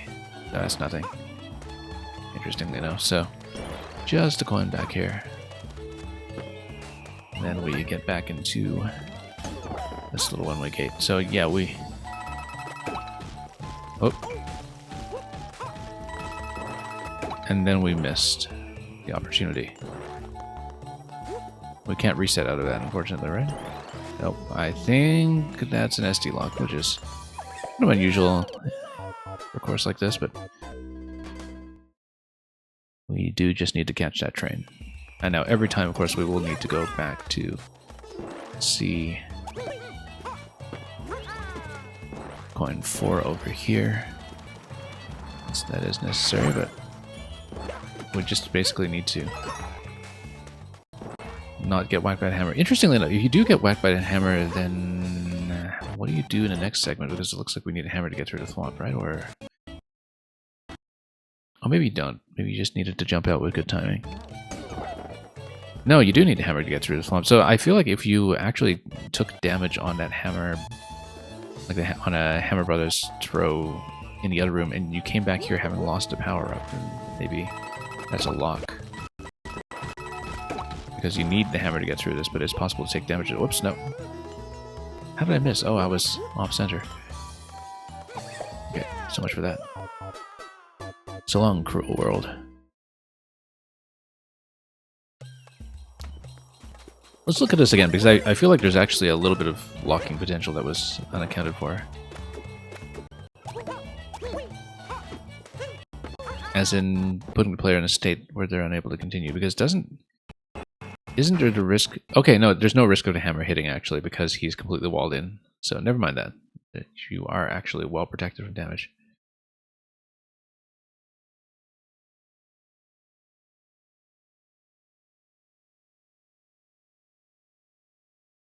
Let's not lock ourselves with crates, though.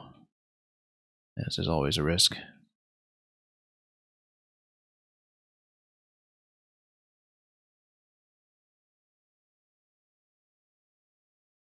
Okay, nice sequence here. And then a bit of slowdown on that.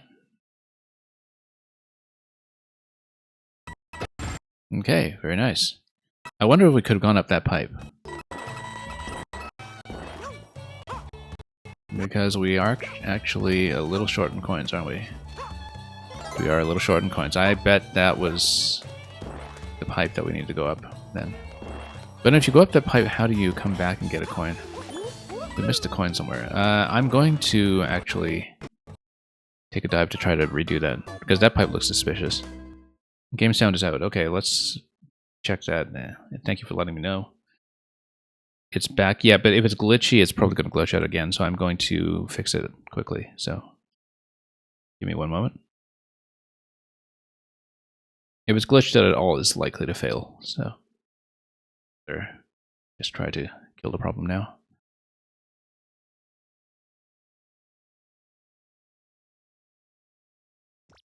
Yeah, it's performance throttling on my computer, unfortunately. Also, my controller is giving me a battery warning, which I should plug it in. Hopefully it's going to last. One moment, I'll actually sort out my controller battery as well. Just one moment.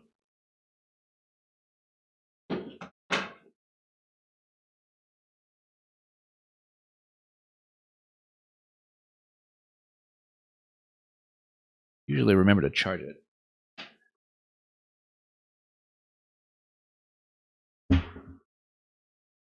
But yeah, we'll get this plugged in. And let's continue. Not start over, obviously. Unless we discover that we were missing a coin much earlier. And technology great when it's working the way you want it to. And Mang, thank you for the submission. Yeah, like I said, we'll definitely close up at the end of this level because I will otherwise probably struggle to get through the whole list. So we will close after I get the clear, although I do want to hunt around for the missing coin first. Because we are missing something. And I don't know if we had missed it already, that's the thing. Whoops, no. That was unfortunate. Because if we missed it in the first half, then that's a big problem. And yes, Defender, Mang is the one who made the cat laser pointer puzzle for the Tower Escape contest last year. Oh. Which was... Or maybe that was 2 years ago. That was a while ago, actually. But it was very, very well received for good reason. Very memorable puzzle mechanic. And you played that last week? Yeah, great choice. But yeah, we played that here on a stream. I don't know if you found all the secrets, by the way. Well worth it to find all the secrets if you haven't.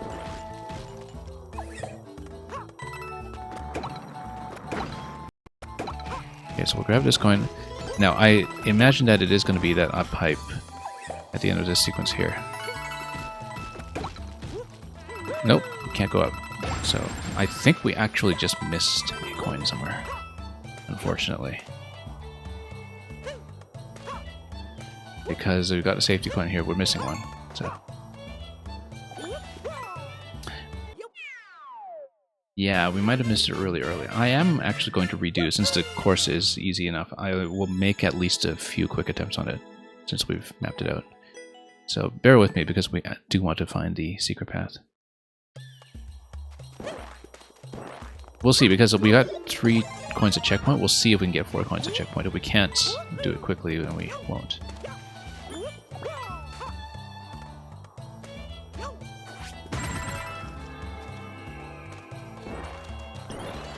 And yeah, thank you for the GGs tentatively. We'll see if we can figure out where that coin was.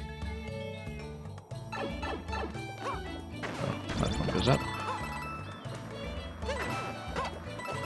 Nothing up here. Then keep us up here. I don't know if there was something on the lower area that we... Oops, might have missed. Like down here. Oh yeah, we missed this one. That's actually the one we missed, for sure.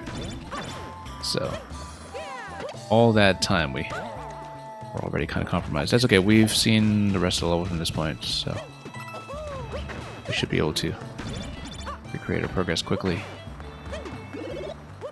As long as we're reasonably cautious. Yeah. Okay, bullets. This way. And then more bullets this way. 2 coins, checkpoint over here, and then, yeah, we need to have 2 more going into the next segment. I think that was coin I was missing anyway, I might be wrong. Now that I look at it. Defender, if I need help, say Ranger Smith.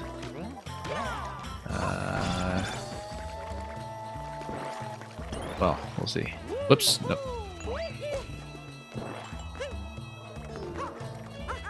I'm definitely trying to trace the reference there, but sometimes I get these quickly, sometimes I don't.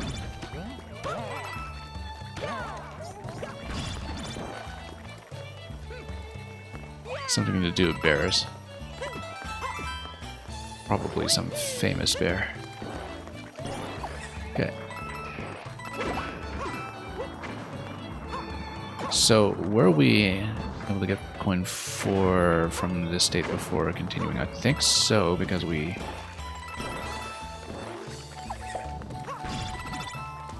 At its... where? Not at this location. No, maybe not, because this... doesn't this just go to checkpoint, so we missed something. We still missed something. No, we didn't, because this is going for here. Yeah, okay, so it was just the first coin that we missed. Okay, we'll see the secret exit. Yogi Bear. Yeah, I was thinking it was probably Yogi Bear, but I just could not remember. Yeah, no, because I knew you were getting at a bear, and I was thinking, was there a Ranger Smith and Yogi Bear? And I was trying to search my memory, because, you know, I haven't thought about Yogi Bear in so long, but...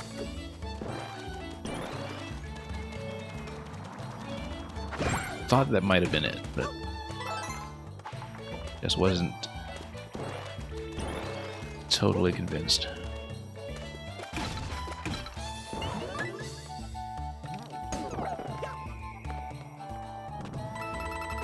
Okay, let's try to get this sequence down as before. Need to account for the hammer wind-up time as usual. And then that's all the coins until the safety, so... oh, wind up over here, and then, yeah, up top for the safety coin, and then we'll see this exit, and we'll proceed through the queue. I will be closing when we touch the flag, and when we load into the next level, since otherwise we won't do so well at getting through everything. Hurry. Really? Okay, I guess we should. Why would we want to hurry? Let's see. Oh, I see, because we would... oh, because there's a timer on that spike ball at the end. Wait, no, before it hits, let's get out. Let's do it again.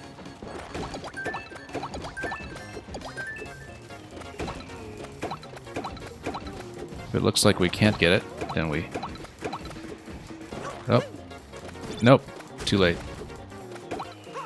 A little too gluey on the hammer. However, we can always redo it, right? Should be able to.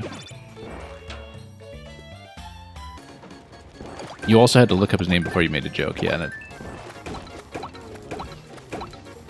it might have made it a bit more of a stretch than usual. There we go. I think we could redo it, and then we just need to come back here. Okay, that's it.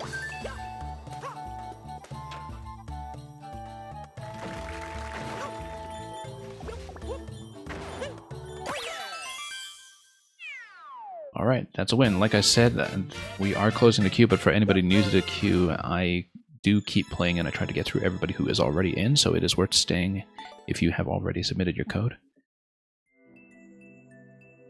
And yeah, I saw the semi-stall is underneath the entrance into that room, and so it is a tightly packed little loop there at the end.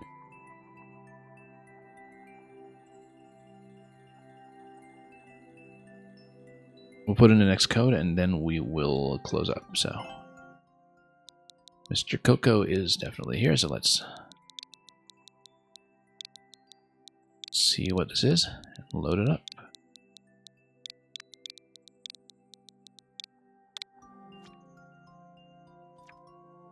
Up and down version 2, easy version, clear condition, 50 coins, have fun. So like I said, we will close, but we will play through everybody who's able to stay. So just give me one moment, I'll update the stream title accordingly and make sure the bot displays properly and everything. And we'll get through it all.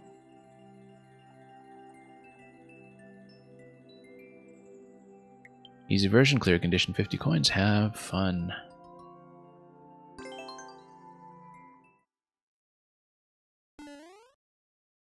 Mr. Coco says, enjoy. Yeah, hope we will. Reach the goal after grabbing the 50 coin. Okay, so we need to get through here with a fire flower eventually. We need to get through here with a P-switch that will probably knock out the blasters. And so, yeah, it's just going to be a gravity flip level, basically. Or rather, we just need to do the gravity platform here. The P-switch will then allow me to keep going, I suppose. It's telling me Shelmet, because if you are in the right side up world, you would need a Shelmet to bust through the ice in either location here. Oops. Oh, I see. No, but there's a hard block. I totally didn't see that. It was so the camouflage. So what we'll do is we'll actually run back to V-switch and try to get out where the bullet was. Or, of course, we need to platform a lot better than that. While upside down.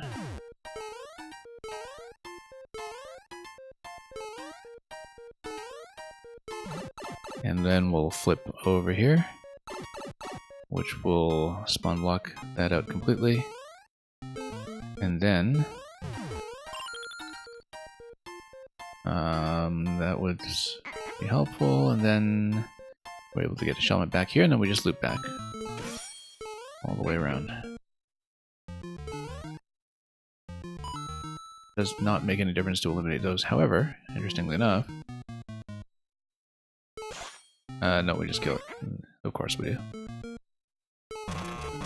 It's telling me no, but that's because there's just nothing there, so we just need to loop back and go back to where we had the hard block in the upside down segment. Platforming in Mario Maker? Yeah, I know. We do so little of that, don't we? Around these parts.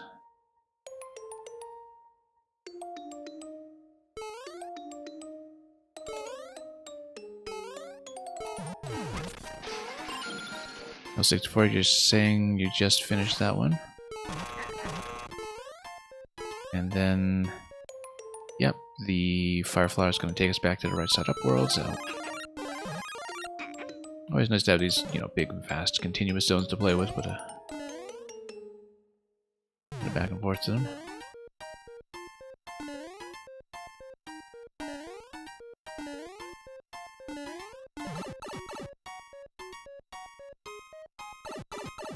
Okay, and then we knock this out and continue. At this time of day, in this part of the country, localized entirely to your kitchen. Yeah, my platforming usually is. Anyway, we will flip the switch.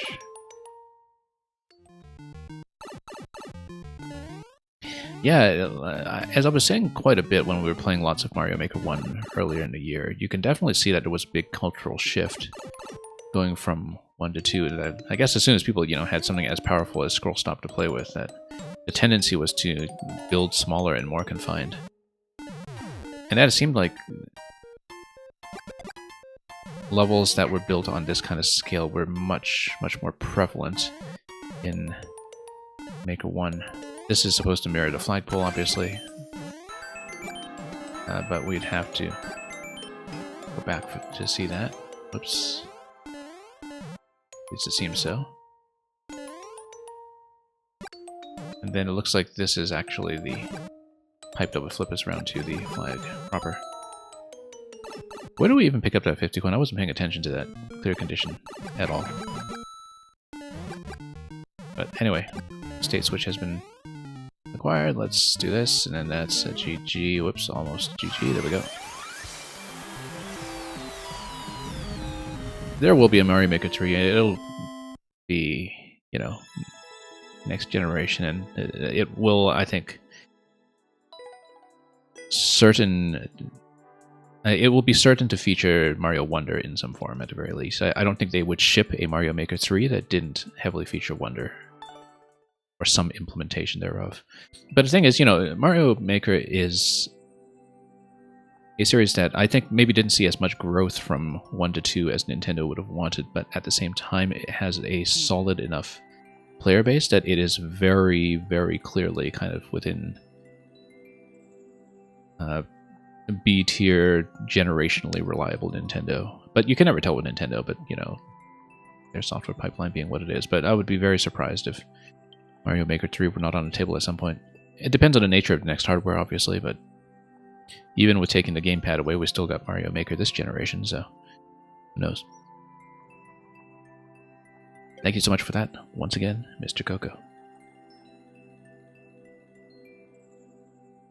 Yeah, I think they'll take their time with it, but I think Mario Maker 3 will happen. And it's just a matter of how long and what form it will take, and which problems still bother us at that point, and how the community changes around it. So I don't think it'll be a launch title necessarily. I think Mario Maker is one of those things that benefits from a more established player base, but you can never quite tell.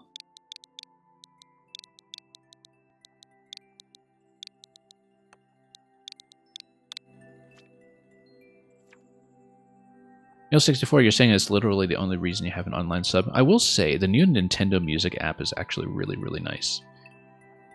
The selection is limited on it right now, but the thing is that the curation, the playlist, the overall kind of character of the app and everything, it's the best thing they've done on mobile. I've not liked Nintendo's other mobile efforts, be it the games or the companion apps or anything up to this point, except the music app, which is actually fantastic.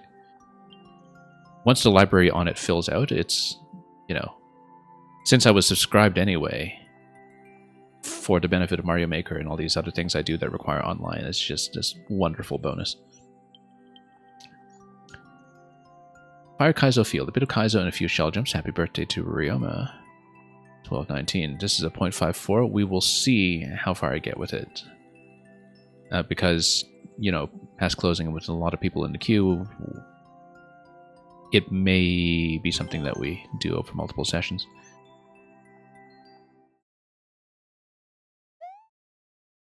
Yeah, Meal64, I mean, you know, internally Nintendo has always been very vague about composer credit, in that it's typical for them to credit the whole team as the sound team, right? You'll have often the leading supervisor for it, but they don't often tell you which composer is on which track, and it's usually data mining that reveals it. Yeah, but I think it's probably because, you know, from what I've seen in developer interviews and the like, that their sound and music team is a kind of much more collaborative workflow than this is a spin jump and spin across than people necessarily assume when it comes to how composition works. But whoops. So yeah, first shell jump is actually quite doable. We're just kind of in a rush because of the auto scroll. We should shave the jump a little bit to make sure we get over. I just need to kind of get a good habit going for the spacing, but it's very doable for us. And then we need a kind of mid-jump here to make sure we actually stomp the bomb quickly enough. Yeah. Yeah, definitely a little late on the auto-scroll here at the beginning. Oh, whoops. We want the first jump to be nice and shallow so we can get to the shell nice and early. Whoops.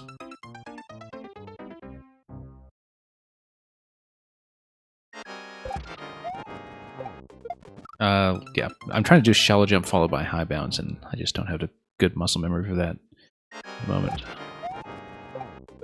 There we go. No, wrong way.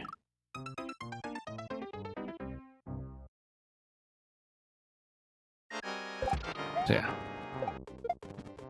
Like I said, this might be something we break over multiple streams, but it looks doable to me so far. We just need to clean up a little bit. And we don't know what the later tech is going to be like on it, obviously.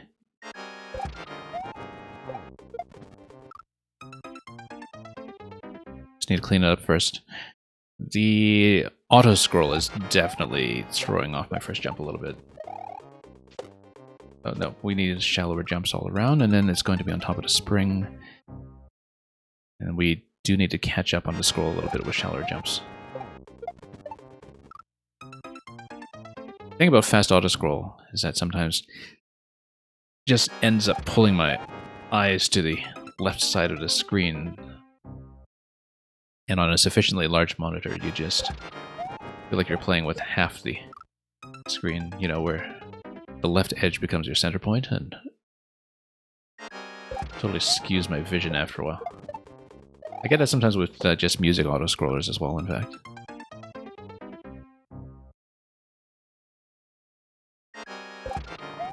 Yeah, going back to what Defender was saying about Mario Party, I remember when people were complaining about the car, but I actually missed that whole era of Mario Party. I've never been a big Mario Party player. But I know that that was something that was kind of a generational complaint for the longest time. And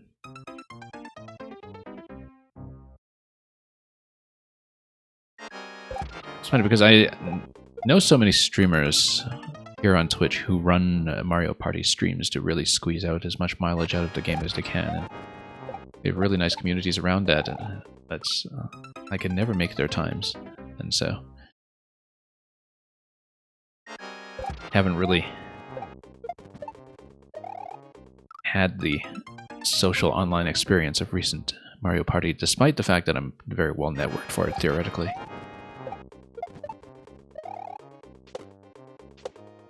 Yeah, just trying to find a good sort of mid-jump here so we can kick the bomb, but at the same time stay ahead of the auto-scroll. It's not something you're going to be able to do if you jump too high, and if you take too long on a bomb for that matter, where we definitely need to be crisper all across that row.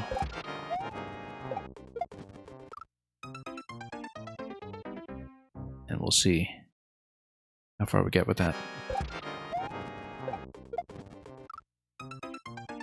And again, just really need to clean up that first jump. Yeah, the rapidity of the camera movement is definitely throwing off my ability to do it a little bit, because yeah, we're just so far out off the screen. Need a lot of momentum here and shallower jumps on the bomb. Not too shallow or you just miss, but nope, wrong. It's going to take a little bit of work. Let me make sure I know how many people are behind this level, by the way, just so we time things out accordingly. 5 after this, yeah, that's doable. Even knowing the difficulty of some of what the current people in the queue send me sometimes. But yeah, anything we don't finish today will... Oh, that is not a nut pipe. That is a piranha pipe. That was also a surprise. I mean, I guess there were munchers after that. We should have known that's not an exit or anything, but we had to check. Instinctively, I was going for it like a nut pipe, though, in spite of the fact that we probably should have expected some shenanigans. Okay, that's plenty of momentum. 4 bounces is good. Oh.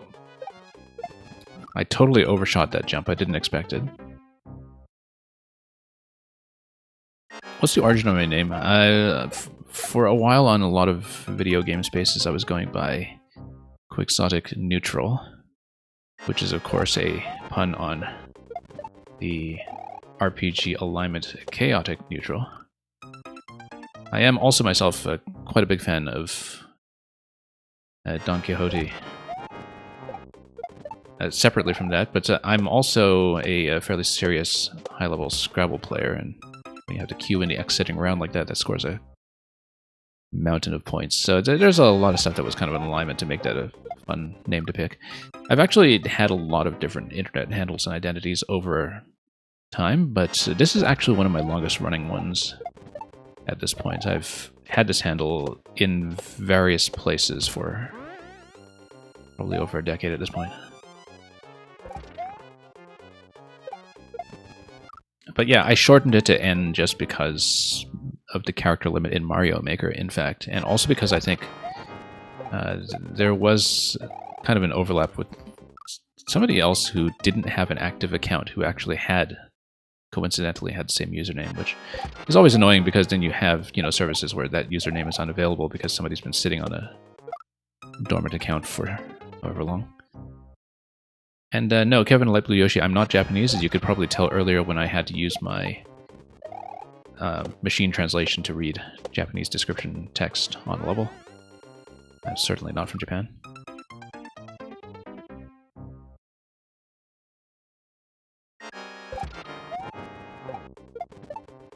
And yeah, it's kind of true that I don't keep a YouTube presence for VODs, even though it's much easier to navigate that potentially than through Twitch VODs. Oh. Okay, that's fine. That's fine. We can make it through. Oh, nope. Surprise. So unfortunately, if you're behind pace, then you get sniped all over the place there. Hey, we made it pretty far so far, though. Defender, what if I'm really am from Japan and want you to think that I'm not? Yeah, I mean, that's always possible. You should be asking questions like that.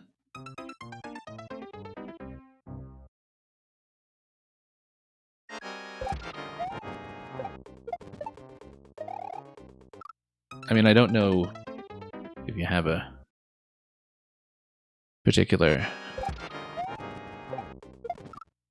region or actor or somebody in mind when you say that you think I sound Japanese American. No, my vowels aren't actually quite American. I can tell the difference between American and other regional accents. Somewhat. But Defender, yeah, because depending on where you are geographically, sometimes emigre communities can actually have very distinctive accents.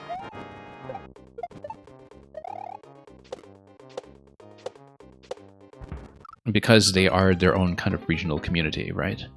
That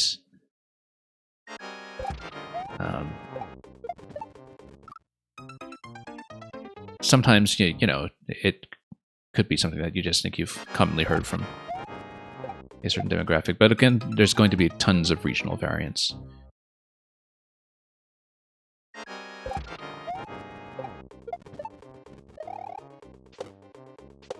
That, you know, Japanese American in California and Japanese American in Minnesota are probably going to be different enough that people can tell if they are actually from the area. Just as an example.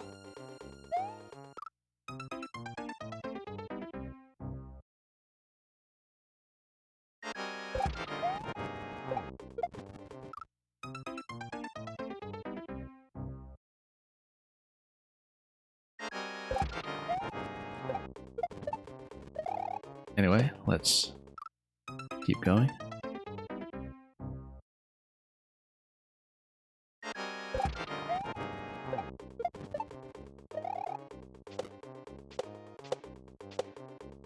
Whoops, not quite.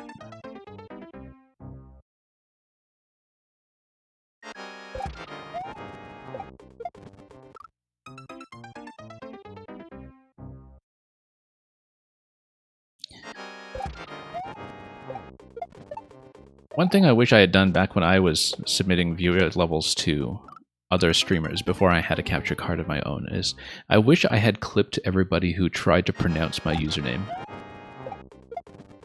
Because I heard every possible variation.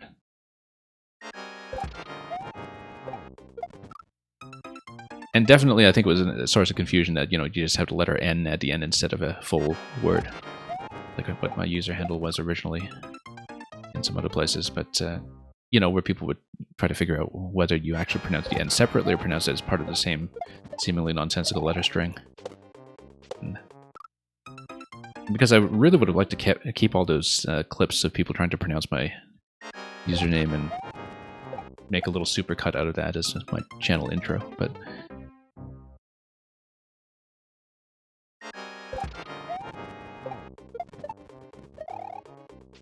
so I actually had a very early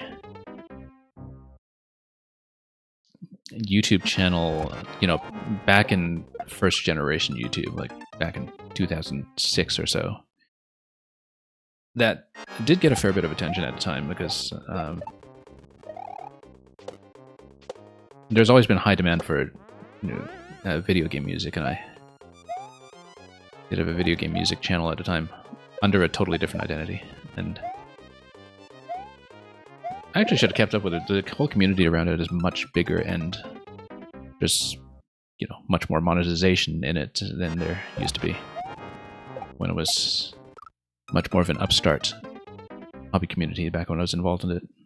But Kevin Lapely Yoshi, let me permit the link because I do screen links by default. Let me give you a permit. I am not able to actually check the link myself at the moment, so hopefully you linked something that is in fact what you're describing, because I'm not going to go through the video myself while I'm streaming. Okay, 4 bounces is good. Here, we know that. Correct a little bit. Go for the shell, which I need to pull back momentum a little bit for that one.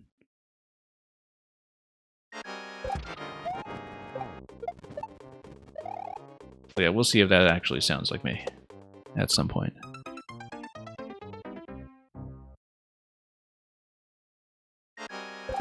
I've definitely drawn a couple of comparisons before from various viewers. A bunch of people said I sounded like the YouTube channel The Lockpicking Lawyer. Somebody else who used to come by regularly said that I sounded like somebody who commentated marble races, which he was apparently really into, just, you know, watching commentary of marbles rolling down tracks like they were Formula 1 racing or something. And I can assure you I am none of those people, but... Now, Defender, you're saying that we do sound similar, okay. Well, I guess the jig is up. Maybe that's some old project of mine that I'd just long since forgotten about.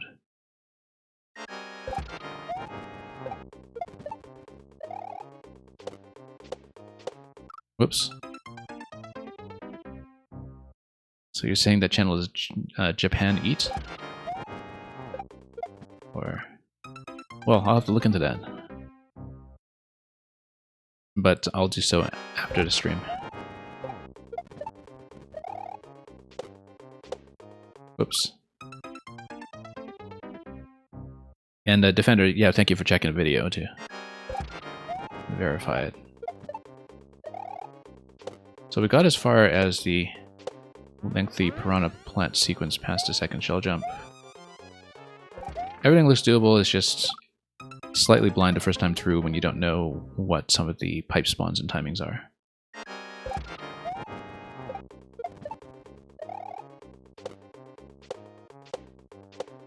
Yeah, you know it's 4 bounces off that bomb, it's pretty clean. This is a good opportunity to catch up on the auto-scroll here at the Munchers.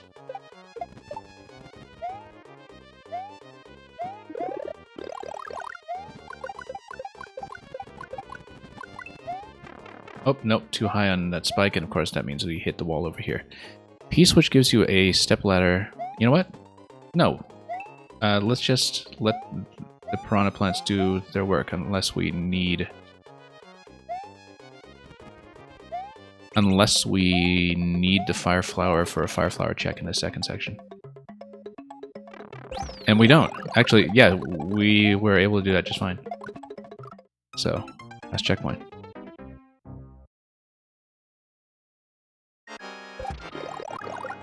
Yeah, I didn't see the spikes up there either. I mean, when would I even look at that, right? Let's maybe not hit everything there with a bomb. Spin jumps actually would have gotten across this stuff just fine. We, in fact, would need spin jumps in this area anyway, so we'll see if fire is needed after that. It probably is needed, but we'll see just how needed. How don't we just spin jump in the first section, actually? Oh, because we wouldn't want to do that going into this bomb. Or the shell jump. You only saw 1 or 2 people cheese this. Well, you know, I mean, I tend to reveal cheese without meaning to, just as a function of my playstyle. I guess that's why people come here for playtesting. So we zapped the first fire flower. It looks like maybe we need to spin and jump on bombs, but I'm actually not totally clear on that yet. We probably don't want to hit the bombs with flower, but... Okay. We just need to commit to 4 shots on that. Unfortunately, yeah, firing the fire flower the second time is cutting off my jump a little bit, especially because we're so far off screen at that point. Nope. Once again, I'm just getting bullied by the auto-scroll. And let's try it again.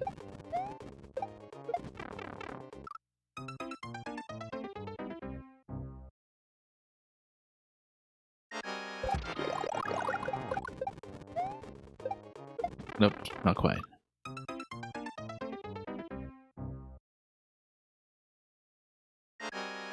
That's okay. First segment, you see, now that I've actually seen it, was actually pretty straightforward. Nothing to worry about too much. Nope, we're... Once again, just totally getting wrecked by the auto-scroll there. Did I beat any bar levels in Maker 1? No, I wish I had time to, actually. I was hoping to make a project out of that before Maker 1 went down, but unfortunately it just went down too early. I think I did save 1 or 2 of Barb's levels locally in Maker 1 so I could work on them sometime.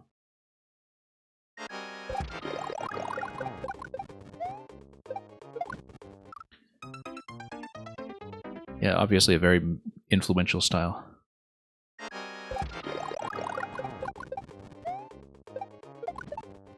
And, whoops.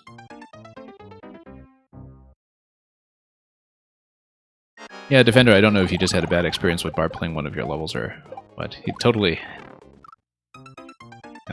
didn't have a great time on one of the levels of mine that he had played. And, you know, he is honest about that when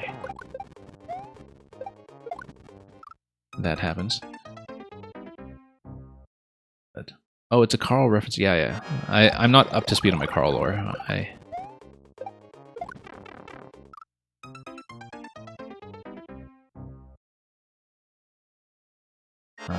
Let's see.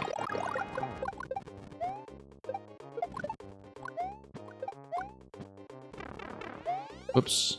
Okay. So we probably are supposed to keep the flower, but again, we don't know how much Fire Piranha cheese is there. No, I didn't send him viewer levels. I mean, you know, he'd have this... I don't think he did very many viewer levels, and he'd have massive queue regardless, but because he would play through some of the projects I was a part of,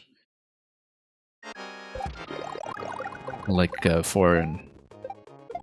5, 6 YMM, I did see some of my levels get a lot of airplay on some of the biggest Mario Maker channels, and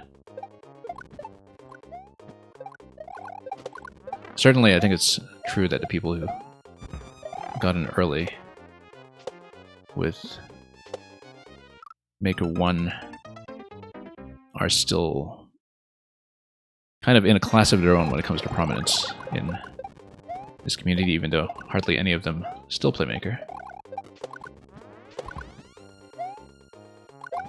Okay, we're just going to lose to that, but let's see what the fire requirement is past this point, if there is one. Oh, it is a shell jump here. I just couldn't see because it's such a long jump. And yeah, there is a wall of ice blocks after that that does require you to keep some fire source. Yeah, and Aura's viewer level time is actually, I'm aware, same as the one that I run nowadays, which also means that I can't really submit anything to him nowadays because I'm streaming at that time, but it does mean that occasionally I get some people who bleed over from his queue and don't want to wait around for theirs all night when he's, you know, doing something nonsensical that's built to frustrate him. Kevin Light Blue Yoshi, when Maker 3 comes out, I will be there day 1. No question about it. Absolutely no question about it.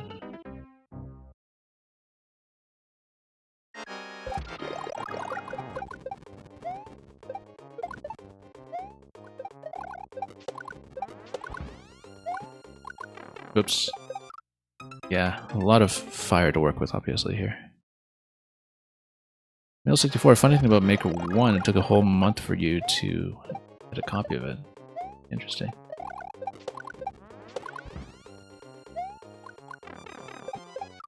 Yeah, I was in Maker 1 on day 1 as well. But, I mean, it took a while for the character of Maker 1 to really take shape.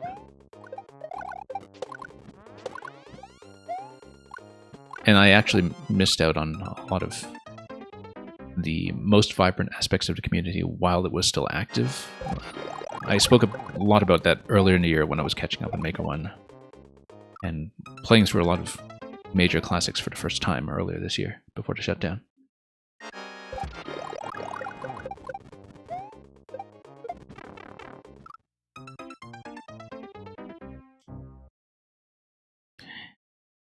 And yeah, Mel, I think, Nintendo's entire software planning and pipeline, people talk a lot about how they, merge development between console and portable, obviously, because that was their plan all along with the Switch, but I think one of the things that really has contributed to their releases feeling very well spaced and, games being shelved until they're given their proper time in the calendar, a lot of that is also the function of the region locking dropping out and the commitment to simultaneous global releases. That was something that was very unique to this generation.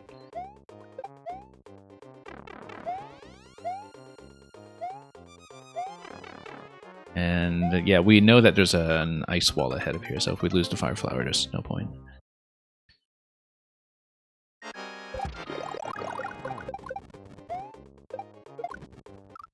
To be honest, Defender, you wish Maker 1 had stayed active even after 2 came out. Yeah.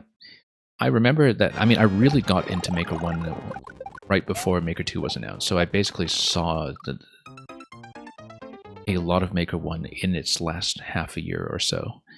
And I remember noticing just how much tech was still being discovered all the way up to the last minute. And of course, the floor just dropped out of the active Maker 1 community after Maker 2 came out, unfortunately. But the discoveries were still happening constantly, all the way up to the end. And we discovered that when playing through some entire profiles earlier this year as well, that, some people were uploading things in April and May 2019 that were new tech at the time.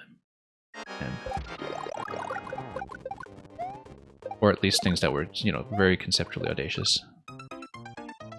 So...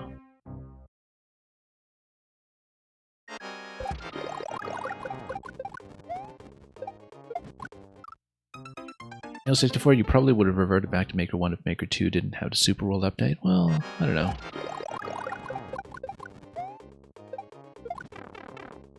Stylistically, I can kind of see maybe why. There's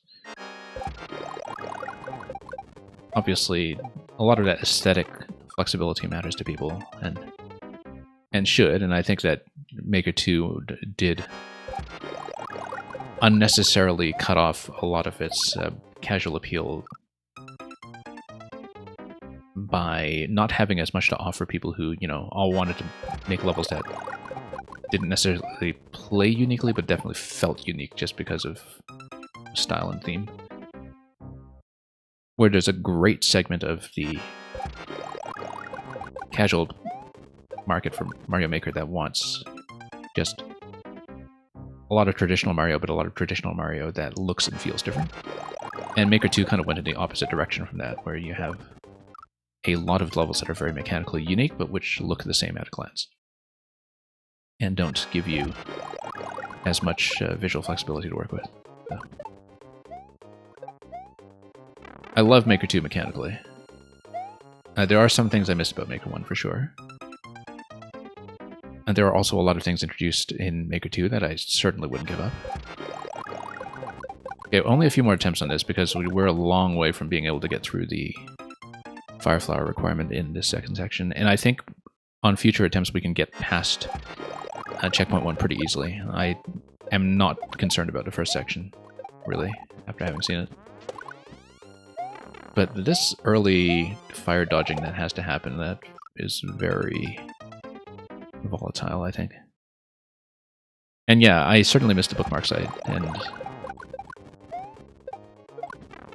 I feel like there's still tons of room for improvement for social and sharing features that are maybe less commonly talked about when people talk about what they want to see out of Maker 3, but that's a major priority, I think.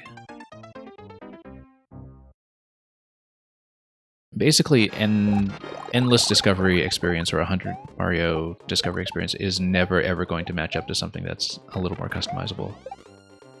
and, you know, a little more curated.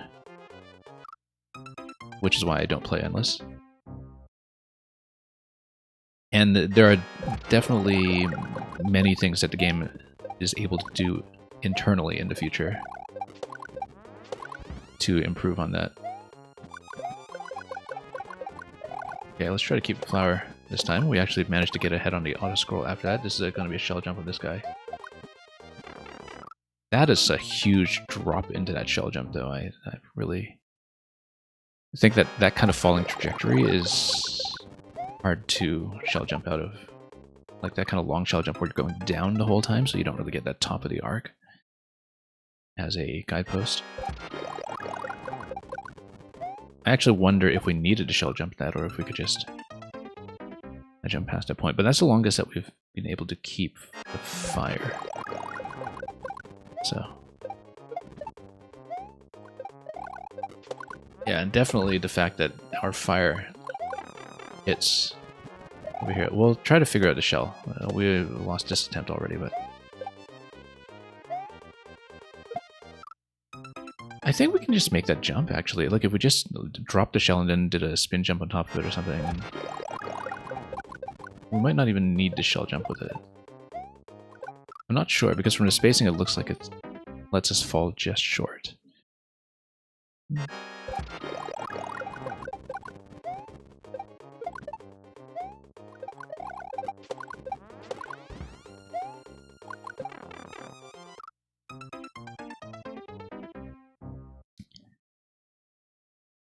But yeah, the fact that Mario Maker is both in single and multiplayer designed around endless random discovery, I think kind of unnecessarily constrains the game in many ways when it comes to things like the aggressiveness of the level deletions, or to some of the other constraints that are in place. I mean, obviously, there are a lot of people who just will never have access to a curated experience the way that I do as a streamer, and they should equally have the chance to enjoy Mario Maker, but at the same time, that the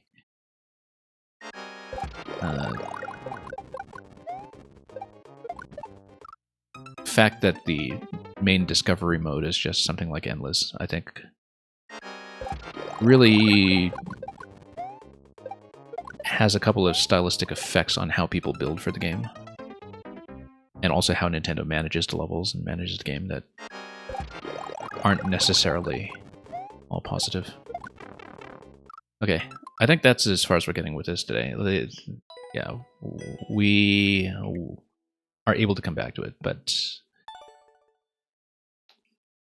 keeping the fire flower while figuring out that huge drop with the shell is going to be an obstacle that's going to take a bit longer to work with. And the thing is, like I said, I am pretty comfortable with the first segment. I think we can recover progress decently well once we're past that point. I'm just seeing if there's much of a continuation, and there isn't, it seems. When you come back here out of the second half, yeah, because it looks like you exit out the rightmost pipe, and then you just have to make sure you survive all the piranhas. And then you have to survive all the piranhas with a fire flower intact, because that's the way that you uncover the axe. Because if you lose the fire flower, then you lose the axe. So that's a bit of a spoiler ahead, I guess, but that's okay. Kevin Light Blue Yoshi, I will not have time to continue past the remaining submissions today. I absolutely don't expect I'll have time. So let's bring in Shishiro.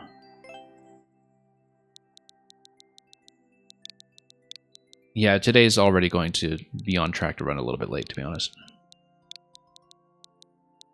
So Shishiro is definitely still here, right? Let me just check. I'm pretty sure, but we'll let the connectivity issues of my Switch sort themselves out. This is Mystery Singing Pond. The melody pond sings, leads you to the world of water with Under the Sea. And yeah, have a good night as well, Kevin.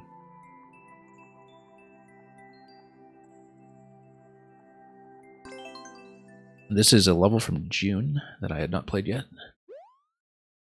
I played a lot of Shushuro's levels up to earlier this year when I ran the Super World, which is highly, highly recommended, by the way. Look at this start at the beginning.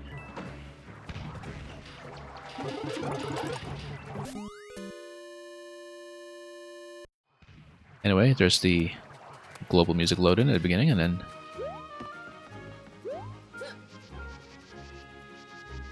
at least I thought it was. Oh, yes, because this is the kind of boundary state switch that is very similar to the tech that was used in the Link Between... Not a Link Between Worlds, the Link to the Past Light World, Dark World level that we saw from Shushuro earlier this year. Because look at this. That when you pass the boundary, you have the music swap over here. And then there's some platforming that you can continue up top, but we will have to continue up top, it seems.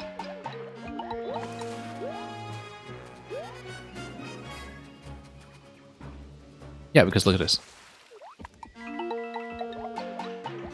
It's some kind of proximity state switch that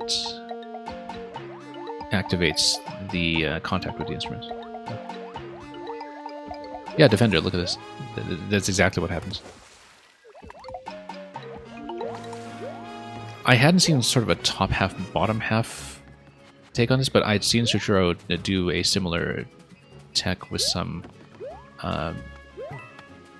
zone boundaries traveling horizontally in a different level earlier this year, and it was just extremely impressive.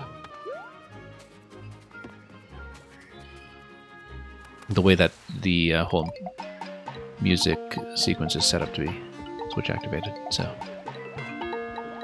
Okay, let's knock at some gates. I'm so busy paying attention to the music tech, we haven't actually been looking at the puzzle flow of the level so much. But let's continue over here, grab a 10 coin. Then there is a track to hit over there once we're able to get up there, possibly just with propeller or something. Doesn't look reachable with triple jump or anything, so let's go down. Or maybe, oh, Twister actually. If we can load the Twister. Or maybe, oh no, it's just a mine, I see.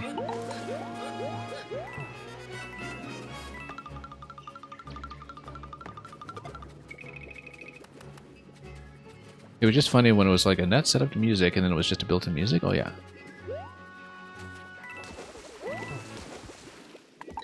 Well, you knew it was going to kick in at some point. All that global loading just for show, you know? Then we got a checkpoint over here. And Squish over here. And look at this totally harmless Bowser. However, this is going to peel us down here. Interesting. We will need to survive this segment, of course, but gives you the helmet and takes it away. I love how this is synchronized with the green snake block up top, by the way. This little box, this green box that is just progressing right to left. That's interesting. I never noticed that the Cheep Cheep speed would just match that. That is something quite exact. And then you see it takes you through the entirety of the layout you've mapped out so far, except I totally missed where the one-way panel was and misread the wall, so let's just start from the checkpoint. Wait, if you start from checkpoint, then this has got to be forcing the music loaded, right? Because as usual with checkpoints, you need some way to get the music loaded to happen again. And so yeah, the checkpoint gates you off a little bit differently, but it only allows you to progress up to this point and makes sure all the mechanisms that need to activate up to this point are in fact taken care of. Oh, whoops, let's get to the right here. I've seen a lot of similar setups in a vertical global music setting before, of course, with checkpoints that return you to the load and drop.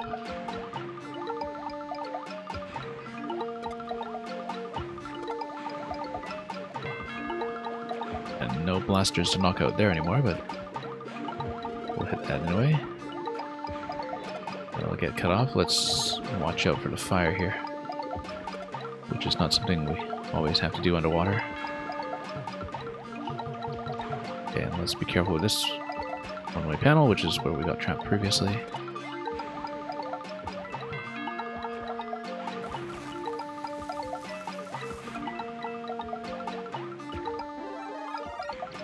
And yeah, we better get rid of. Well, it's not. But we get more fire, so that's okay. So we just climb back out, right? And then we just need to zap Bowser with some fire, probably. We can just come down here for more, as much as we like.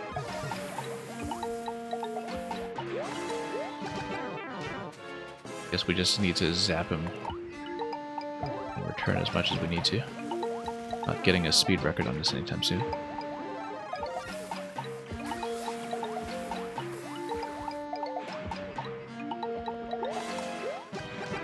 Oh, no. Yeah, we definitely need to back to safety. As with infinite power-up fights, I'm glad that we kind of need to earn our way back to the power-up. You know, you never want to just let the player sit on the power-up indefinitely. But then with the enemies like Bowser that you're not really going to be killing many other ways. You just need to turn it back somehow, and then if we have the cloud, you can wander lonely as one, I suppose. Including in the water. I don't think that gets you anywhere interesting, though. Doesn't look like it. I mean, you know, you could potentially try to sail out through the one-way panel, but no, you're 2 tiles high. You're not going to do that. Everything's pretty thoroughly quality checked here.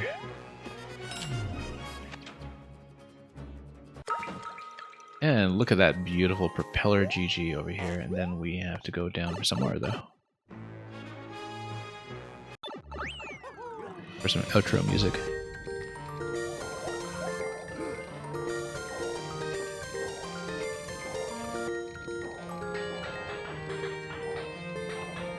Yeah, definitely at a very speedy tempo relative to the original, and that's perfectly fine. That's what you get at the scrolling speed.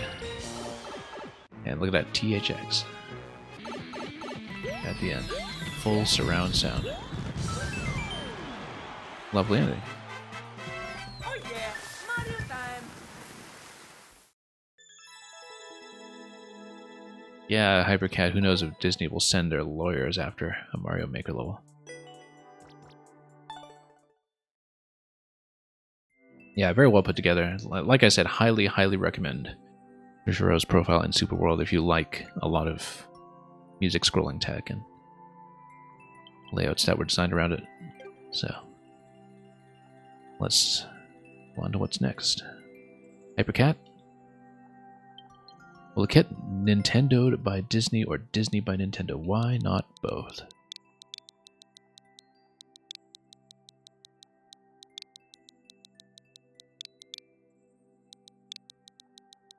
Okay.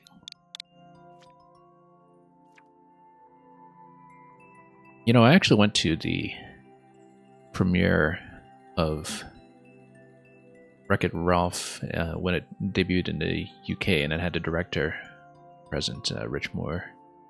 And one of the things that he said about the film was that, you know, he actually really tried to get Mario into film, and the negotiation kind of fell through, and they eventually got Bowser. And the fact that they got right to Bowser for that scene that Bowser is in was still something they were very happy with having accomplished, but definitely they couldn't get the right scene, I guess, to have an agreement with Nintendo to use Mario in that context. And of course, Nintendo already sort of started to have their own plans brewing for feature film rights at the time, so that's how that worked out.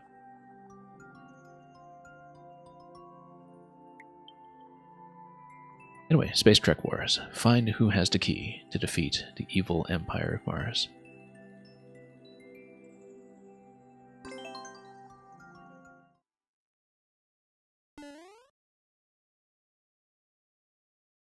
And yeah, the thing about Who Framed Roger Rabbit was that, you know, that famously was a big legal negotiation for having Bugs Bunny and Mickey Mouse share exact screen time as they fall next to each other in that one scene, right? If I'm remembering this correctly. And of course, you've got the whole, you know, Daffy and Donald piano duel and everything. And like there were a lot of very specific legal requirements for what they could do for the characters, and still they managed to make everything feel organically part of the story.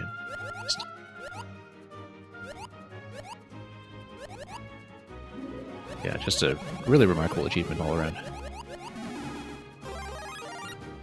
But yeah, I was very impressed with Wreck-It Ralph, actually. I didn't expect that it would work that well. It works better as a video game film than most video game adaptations.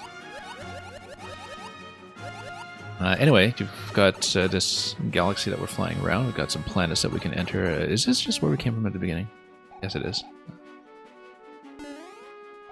Much like some of the travel between planets that you see in Galaxy originally. I kind of want to see if there's anything under the spike in the red pipe. There is, of course, in this little planetoid. And the missile mecha over here. Whoops. That was careless.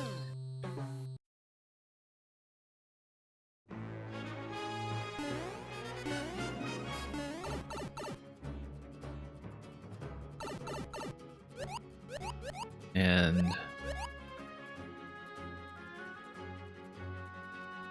let's see over here.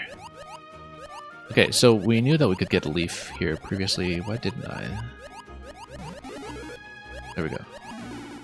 We know that we can continue past this point in the red planetoid, so we'll do that. Just whip the spike ball while we're at it.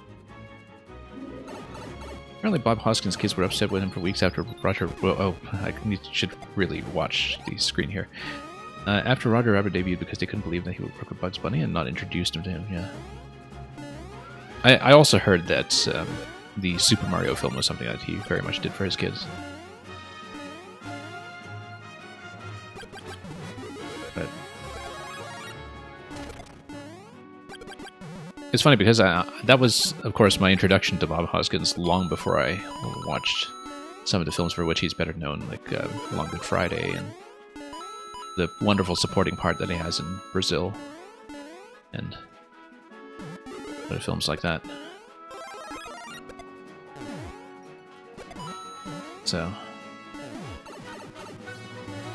I mean, it's kind of a generational thing, right? Where, like, a lot of people's introduction to Alec Guinness, for instance, would be through Star Wars and not through a lot of the classic British comedy and drama where he was so prolific.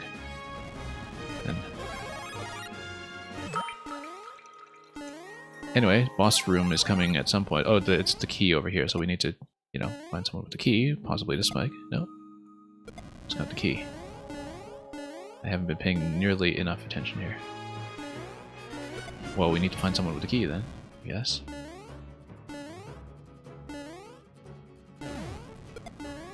This one? No. Or did we just never find a key? It's a key door. Somebody's got to give here. Yeah, I actually did revisit the 1993 Super Mario film before the release of the animated film, and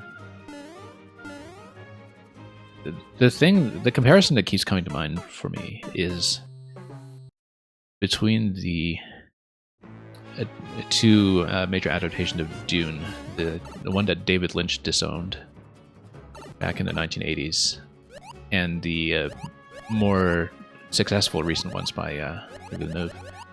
That's, you know, the first film adaptation may have been extremely messy and confused, but also unique in some ways that other films really struggle to replicate. And actually, the 90s Super Mario film does remind me of the 80s Dune in quite a few ways aesthetically. That they have a lot of the same kind of character going on. And the key is on another planet. Yeah, I suspected that might be the case, that we just didn't explore sufficiently. That this is meant to be an exploration level, and we should, you know, think a little more non-linearly while we get boiled alive over here. And we missed another leaf. That's okay. Did we just miss a key in the original planet? We might have done that. But, or maybe we just missed an exit on the second planet. That's okay. One of the moles in a jail escape, stole the key, and hid in another planet. Okay, I see. So, not this one, but we'll pop one leaf in case we need to. Come back for a second one.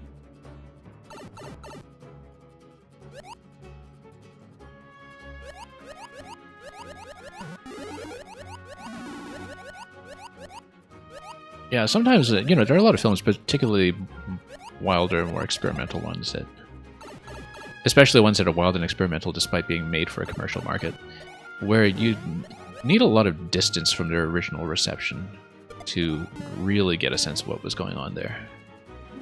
You know, you kind of need to get away from their reputation, essentially. And certainly think that the Mario film fell into that category. Yeah, this is the mole jail. That's just the thing we were thinking about, but that's okay. We got a fire flower. So yeah, someone broke out a mole prison. This is why there's an empty cell over here. There's always a lot of story going on in Hypercat's levels, like a lot of aesthetics that, again, is sometimes much more in the style that was more popular in Maker 1. In terms of, you know, the habits that we have for reading the aesthetic elements of a level that we don't get to exercise as much in Maker 2, I think, because we just don't see it as often. And so we should be paying attention to things like that. Okay, so there's nothing here. We need to think about what the on-off switch got us. Because it is the on-off switch that should give us the path over to wherever the key was earlier, and we should just keep our eyes out for that.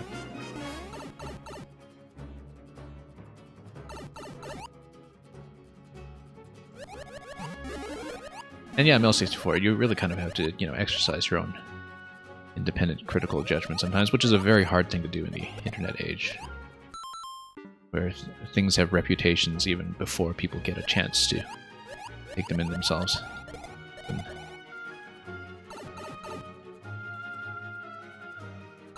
And Defender, you're saying you saw where the key was placed? Yeah, we'll see it somehow.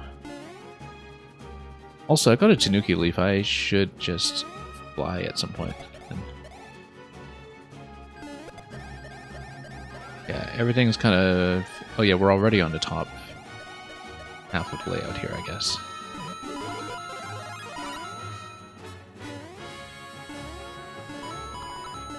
So, I mean, I guess we should just check every pipe or something, but...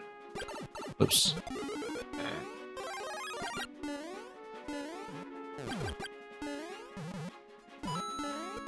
Maybe we should whip this. Yeah, well, no, we need to hit the on-off switch and get back out somewhere. We should just get the on-off switch and then reverse course. That's how we should approach it.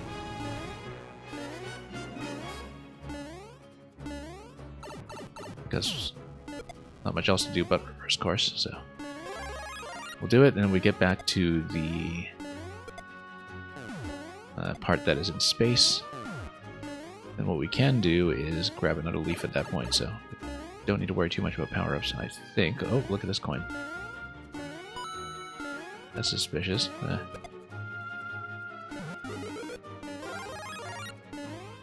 But anyway, let's work our way back and let's see.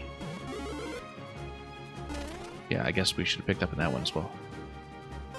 Let's see what the state switch did for us, because I didn't really notice...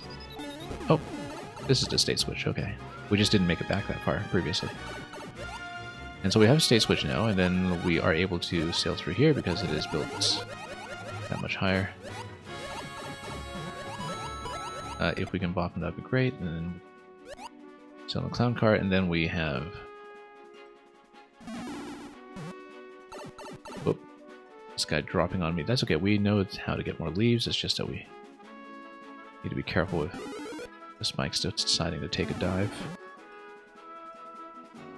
Yeah, Meal 64, if you read about some of the interviews over what happened with the development of the 1993 film, they seriously thought they were making Blade Runner. They just had this wild dystopian production design for it because that was totally what they were going for as the major influence.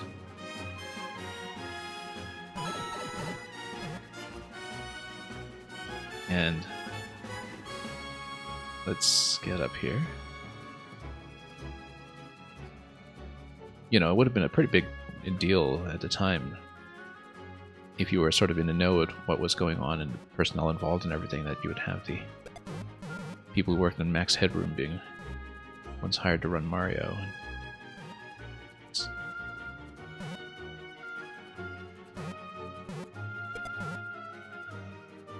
That said, I actually was pretty pleased with the Illumination film. It went a lot better than I expected in many ways.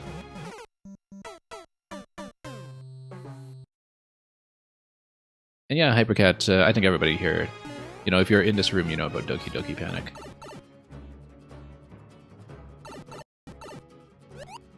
And the thing is, since Doki Doki Panic was adapted into Super Mario 2 USA,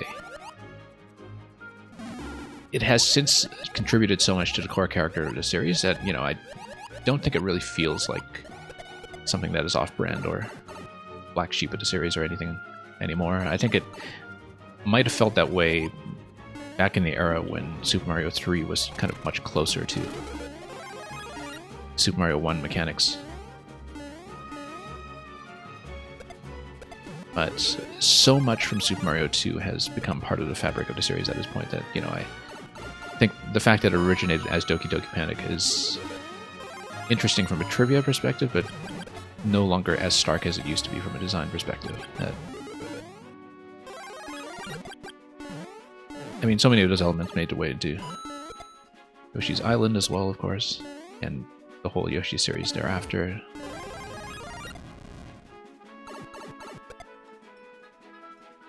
Speaking of things that were originally numbered 2.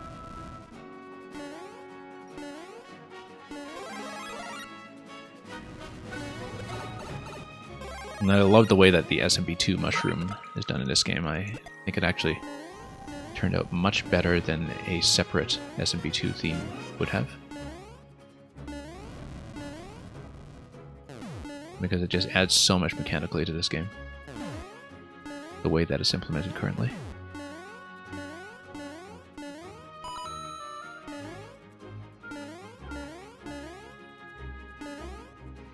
Okay. Let's get over here.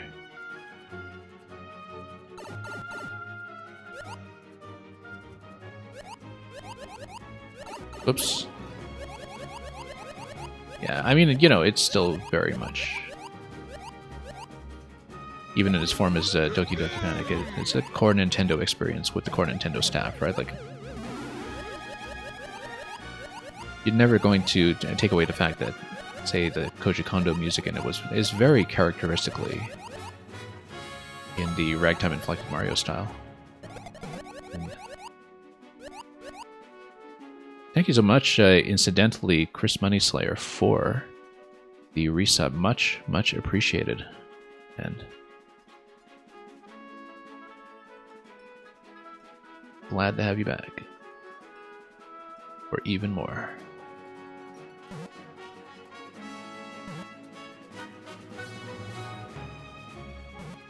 Okay. And yeah, that's 6 months sub. That's a very, very welcome commitment. I certainly hope I'll be streaming that much, since my hours have definitely declined a bit this year. But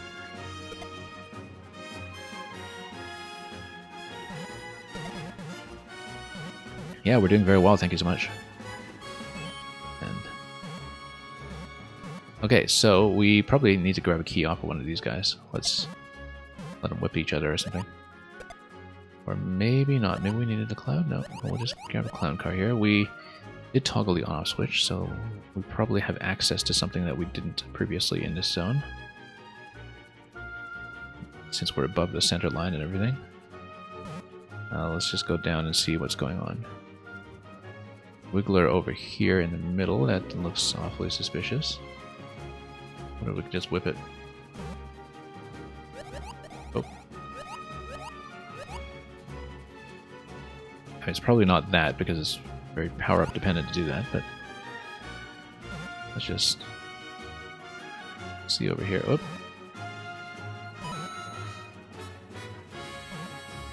You thought it was on a track? Huh. I didn't actually see here, but it's got to be something affected by the on-off switch. We assume that much. Which does affect track placements, obviously. I mean, something on a track isn't going to hold the key. Oh, you thought the Wiggler was on track? No, no. Okay. I do want the clown car back in case we need it. I'm going to try to whip the Wiggler. That's what we'll try to do. I'm actually a bit of Beetlejuice. Okay, I don't really know my Beetlejuice, even with the recent adaptation of the musical adaptation, if I am not mistaken. Beetlejuice, Beetlejuice. Oh, actually this goes even higher and you can get a helmet. Except we totally missed the helmet. Wait, if you can get a helmet, then that implies to me that there's something we can break with the helmet that we didn't previously see. Let's try to respawn this. Oh, P-switch. Oh, P-switch. Interesting. But then, what do we do with the P-switch? Let's see where we can go with it.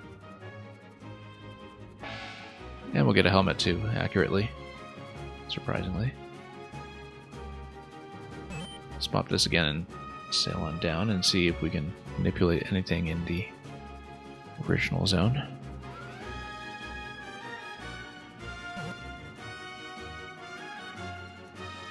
Maybe. Are you not supposed to say Beetlejuice the third time? Okay. I guess not. I wonder... P-switch does anything for me in this little bit here. Let's... this. Yeah, the problem with having such a lively conversation here is I have not been tracking my position in this level very well. Here's a P-switch. Ah, there's the mole. Okay. Okay, that's how you get it. You drop it out. It should drop out into lava. Oh, no. What? I think we just lost it. Yeah, that's in lava. Okay, we'll go back up for the P-switch. At 110 before we run into problems. And we've got the helmet on, so, you know, we're feeling invincible.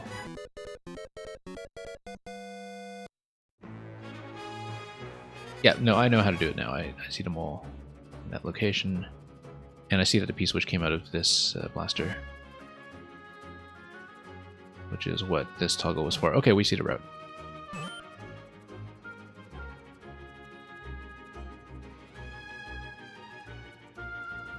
At least I thought I did. Blaster comes down here. Okay. And Clown Car accelerates our progress a little bit, so we'll stay in it. We might run into time trouble here, but we'll see, because, you know, we still have to get through the whole planet over to the boss door after we take care of them all. Possibly just checkpoint 2 at that point, but we'll have to see when we get there.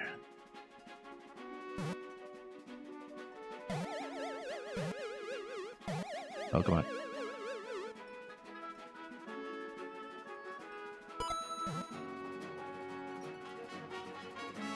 Yeah, it is going to be a little bit tight. Okay, let's try to set this down properly this time. Drop it. Does it give me the key right away? Nope, it doesn't, because it drops into the cross. We're not going to make it. Too tight in time. And I got trapped. Okay, so we'll actually just take the time death anyway, because this would have been a massive soft lock. Otherwise, that's okay.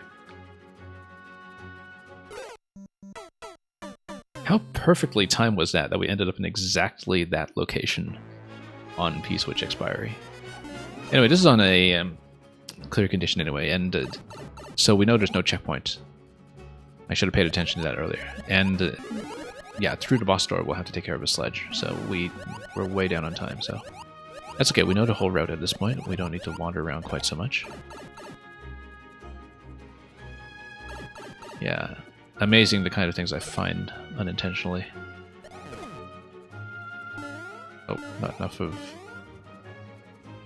distance to run here. But that's okay. Time is of the essence. Better to be quick. Better to kill the mole with fire, actually, when we get to it.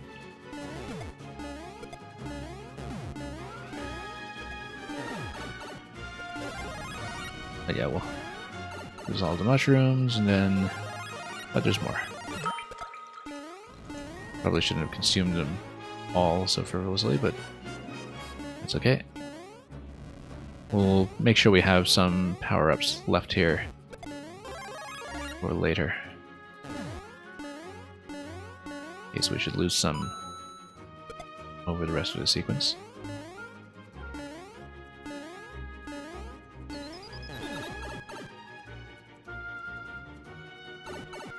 Okay. And then, yeah, we'll go up for the P-switch segment, and we'll try to hijack a clown car quickly. There we go.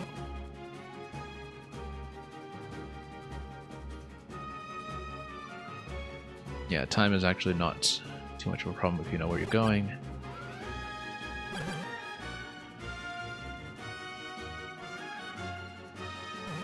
Just took us a while to map this out the first time. And we'll try to go for the helmets too, of course. Whoops. Like, we'll just scroll down and scroll back up to grab it. In this position here. Whoops. No, we want to grab. And we want a helmet to fall on us here. Right here? Right here. Oh, no. Let's try it again. Was a little bit out of alignment. This column here should be good. There we go. And then we'll head back down. We know where to get more power-ups like leaves, so we should be fine.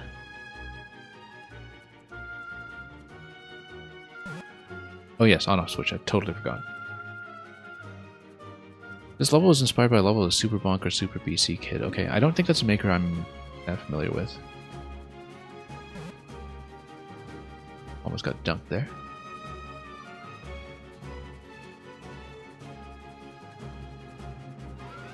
But yeah, really nice to see a vast story and exploration level like this for a change. Of course, we get a lot of these from Hypercat, but don't always get as far as playing them.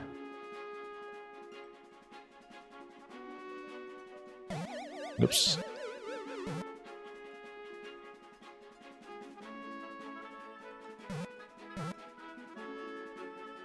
Okay, let's not get locked this time.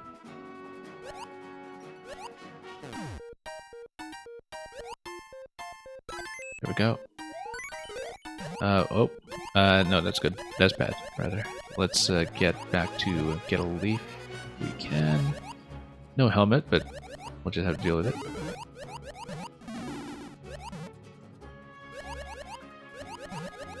While this clown car is on fire. L64, you have to go. It's absurdly late. Yeah, thank you for saying so long. Oops, lost a leaf right away. Oh yeah, this is not the planet we want, but we can grab the power-up. Said we can grab the power-up, and then we can go back to the actual continuation.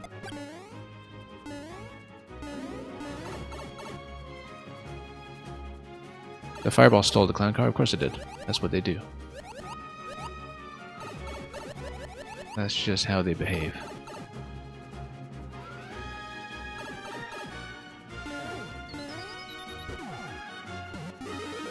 Okay, let's grab that.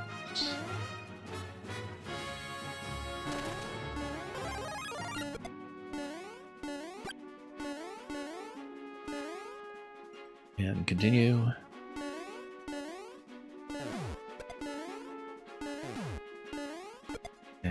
continue.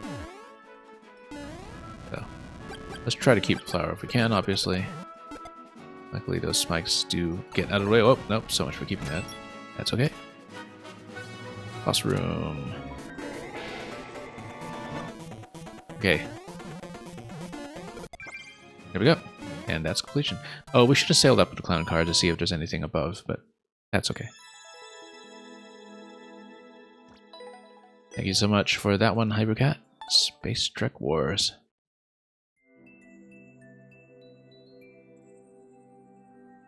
Thank you to the patience of everybody else in queue. Like I said, we'll try to stay to play everybody who remains. Roby Angel, if you're still here, let's dial you in. And I think you are still here, so great. Thank you for checking in such a stylish way. MVV here, okay.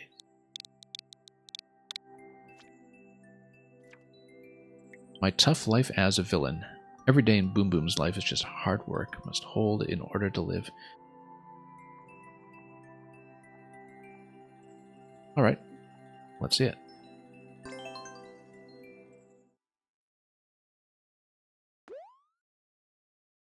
And then after this we have Redox and Mang. Okay, so we'll hopefully have a generous amount of time left over for both.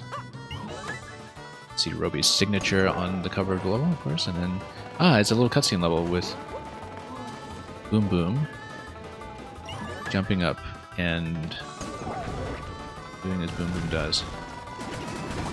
I know Mang is probably watching this level with great interest. Did Boom Boom just transform into the Skipsqueak? I guess he did. Anyway, auto.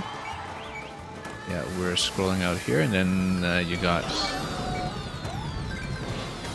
this little Goomba mobile here that is just going to bump around and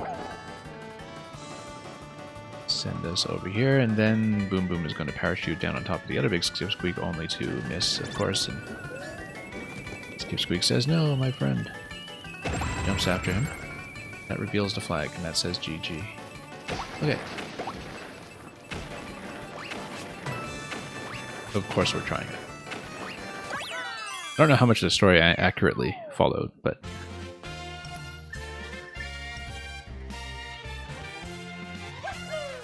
The 26% clear rate tells me that a lot of people did not obey the auto, even accidentally.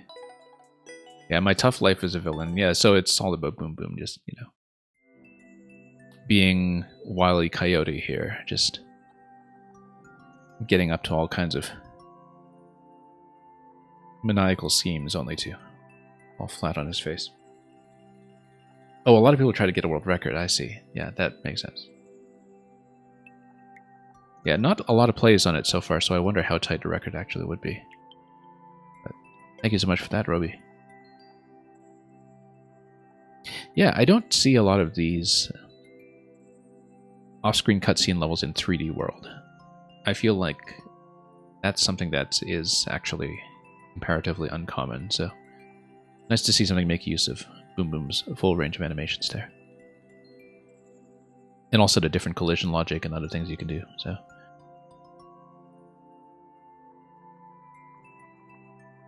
Okay, Redox. Let's hope my hands can handle all the ground pound cancels today.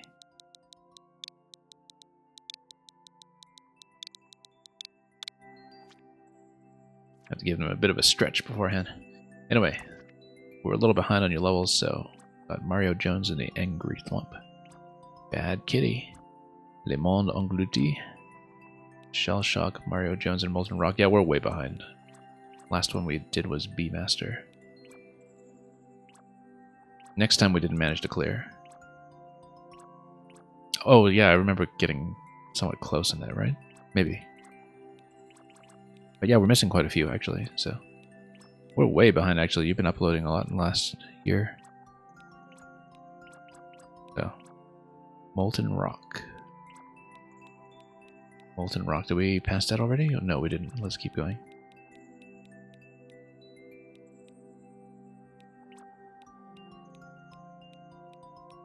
Molten Rock. Is it way down? Yeah, we're very far behind. Oh, I guess I played a lot in early versions as well. Oh, Mario Jones and... Okay, yeah, no, I was trying to look for something that started with Molten, and I just skipped right over. Mario Jones and Molten Rock. There we go, there we go. 2 coins, long jump. Yeah, LHM. Okay. Just 1 minute, just gonna fix something on... first. Okay, there we go.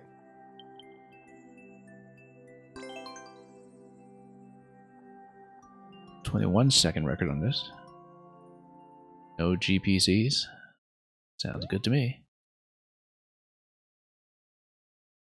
It means my hands may survive the day. Oh, whoops. I'll need to be a little faster here, though. As we know, sometimes I slide a bit much on things like wall jumps.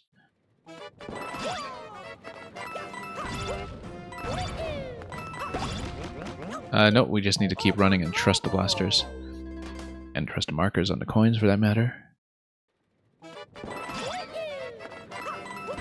Whoops, missed. Yeah, need to be very snappy about the wall jumps. We should be good. Jumped a little bit late there that time.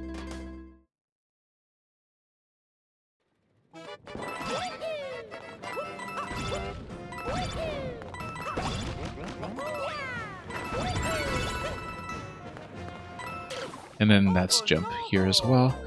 Yeah, the coins can be a little bit camouflaged against the fire, so... Especially when the lava is just revealing them on the way down.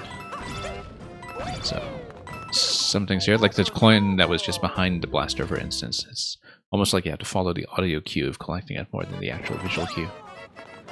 But, I mean, we know a jump is coming, though, just given the lava level at that point. So, just need to be a little bit more accurate about the long jumps as we slide away down some of the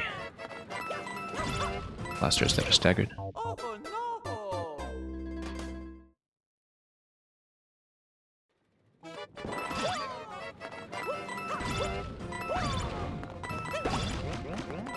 Oops.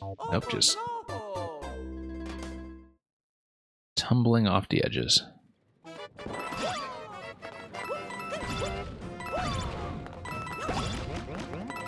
Oops. Not quite there.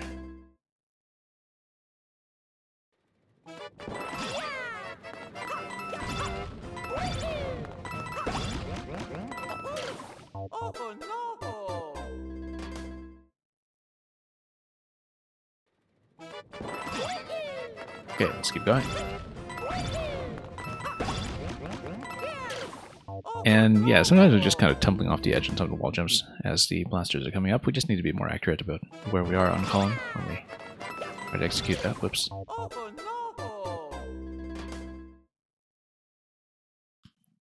Just mechanically, I think a pretty gentle course by Redux standards. We're just not playing well today. Just need to be very snappy about the timings. Oops, I'm missing the wall jump for some reason. I think I'm turning away too quickly.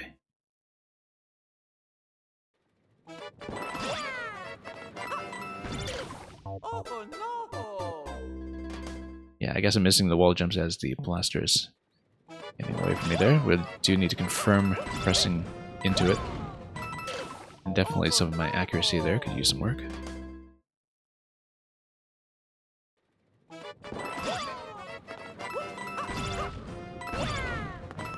Yeah, we're pulling away from the wall jumps a little early. I think that's almost certainly the problem that we're running into. Nice full jump here that's supposed to get over to Charvarg. I guess a blaster is supposed to come up and save you on the other side. We're just kind of taking it on our face right now, of course. We haven't been able to see that yet. And yeah, sometimes when you see that you're about to sink, you know, even in the absence of an indication at the moment that a jump is about to happen. Oops. Maybe a couple of accidental inputs. Yeah, no, I know these are long jumps, I'm just missing them.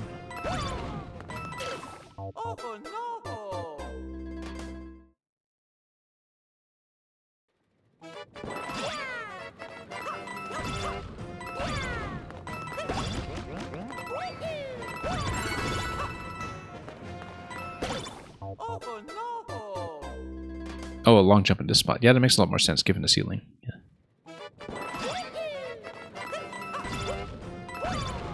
Yeah, the thing is, just given the lava color and the blaster placements and the way this is structured, obviously, you know, you want the coins there to have that kind of consistency of notation, but definitely the coins in some of those locations are not actually readable as indicators. They're more a kind of confirmation where you look at them when you die and you say, okay, no, I'm definitely supposed to do that. But while you're reading the level, I'm not going to see those. It's still useful to have those as a bit of a confirmation, of course, just to have everything be standardized. But you kind of have to trust your instincts in this level. When it's time to jump, you jump.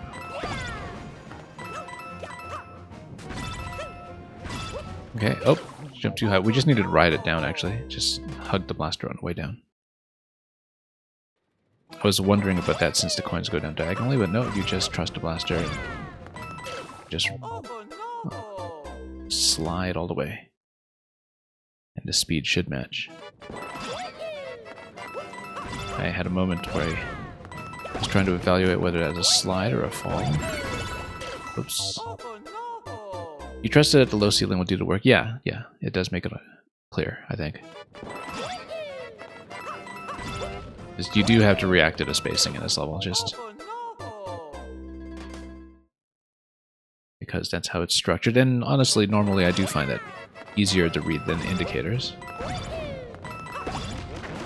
I'd rather respond to tangible points of contact in the level rather than just resting instructions and notation, so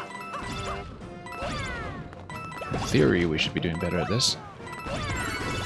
Whoops, just missing us. And occasionally a lot of these deaths are just to execution, just to, you know, not quite hitting the button at the right time.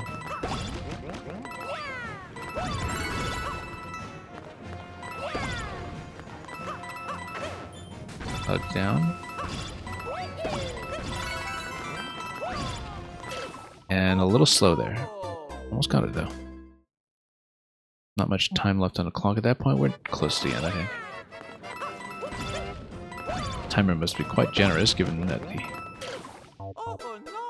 record is at about 21 seconds. On a 30-second clock.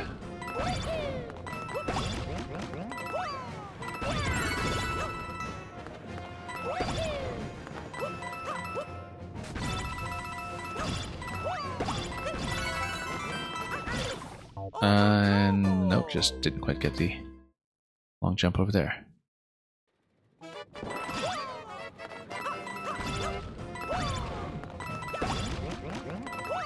Yeah, some things you just need to take on trust and be very snappy about jumping before you small off the corner.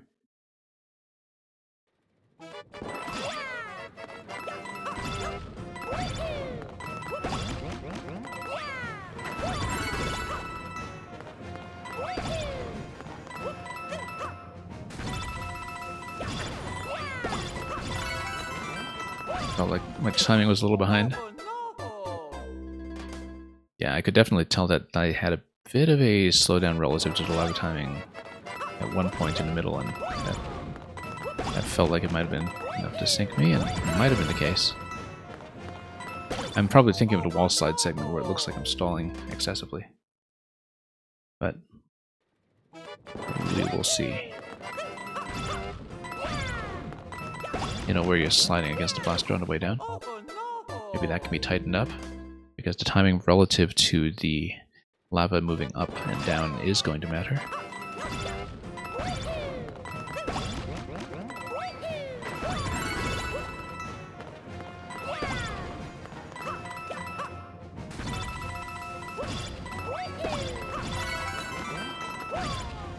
Nope, still a little bit late on that spot. I should jump just a fraction earlier, but it looks like we're just kind of behind the timer at that point anyway. So there are a lot of other jumps we can shave along the way. Since the lava level is something that's synchronized across the entire stage. Whoops.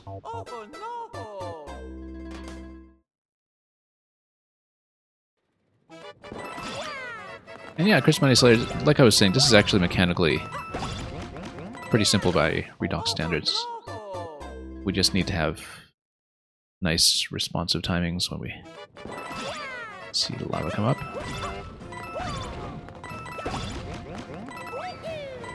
But in terms of the actual execution of it moment to moment, it's comparatively pretty gentle.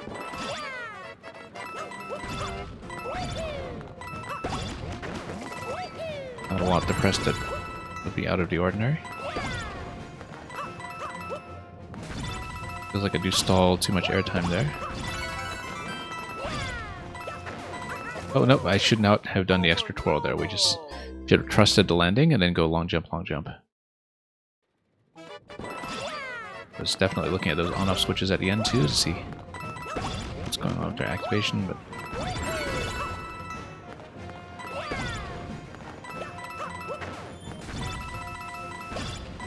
yeah, shaving off a little bit of extra time is always going to be helpful. Whoops. Bit of an accidental diagonal that time. And yeah, Chris Money Slayer, you're saying the level looks like? Yeah. It is very dynamic. Lots of moving parts to it.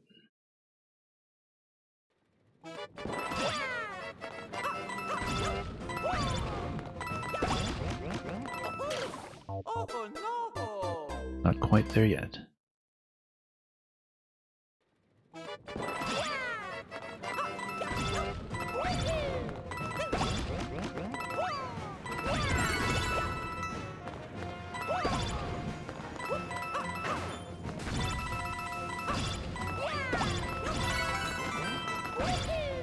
Oops, a little late. Sometimes it's just jumping late, sometimes it is relative to the lava timing where we could have improved something somewhere earlier.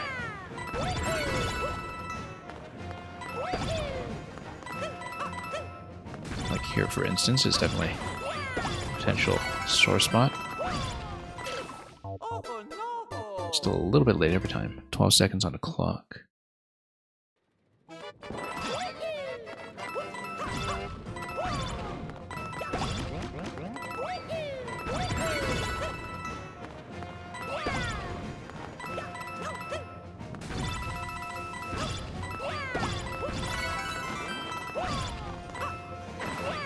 Okay. Very nice ending. That little acceleration on the blaster near the end. Oh, it's an acceleration that's from the exclamation block pushing it at the very end, so it just gives you this boost that before you know it just sends you over all of those coins. And yeah, we were actually, again, very generous in time. The 30-second timer isn't a relevant thing, it's more that the level is going to ensure that you do need a very consistent timing across the entire layout. Thank you so much. Forward level, Redux. Okay, we're going to finish on something by Mang today.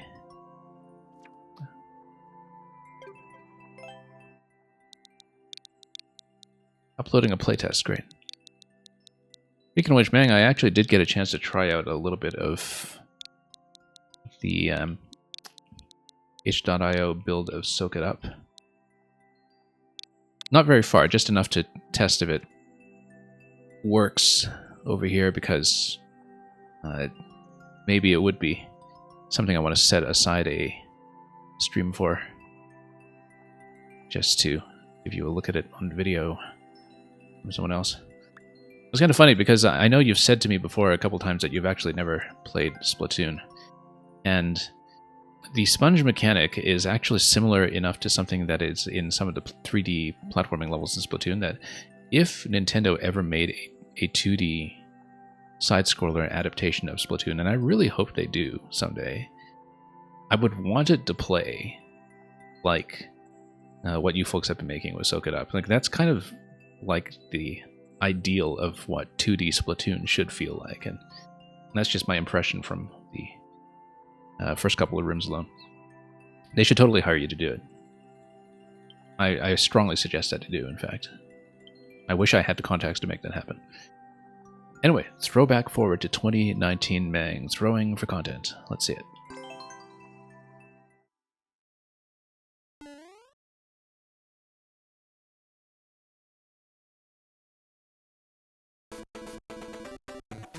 Okay, we threw for content, but that's not where we were supposed to throw. We're supposed to throw here to lift this. That's what it is. And then it's a throwback to 2019 Meng because it has an SD lock, which you used to do. Yeah, you're supposed to lift it. There we go. I'm glad I understood that immediately. So.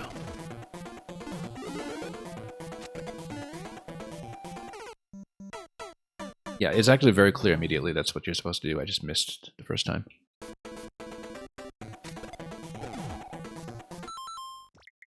Also don't know if you're familiar with this other indie platformer that I see go on sale sometimes. It's called Splasher. I actually haven't played it, but I've had somebody recommend it to me highly for years now.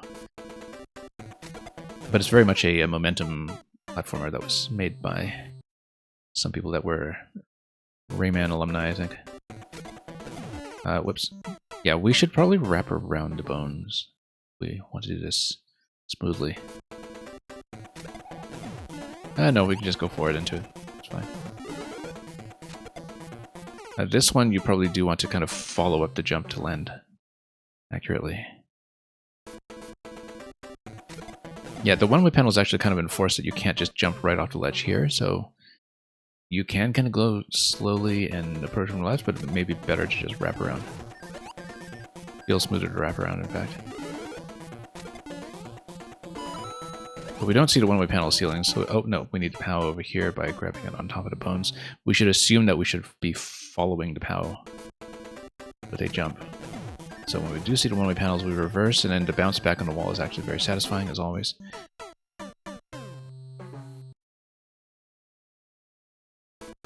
Man, you're saying that Splasher was on your list? Yeah.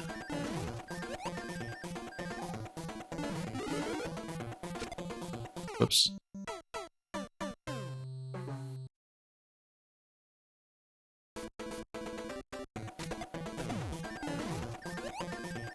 But yeah, if I can actually get it to work, because, you know, streaming off my computer can be a bit finicky. I'd love to do a video playthrough of Soak It Up,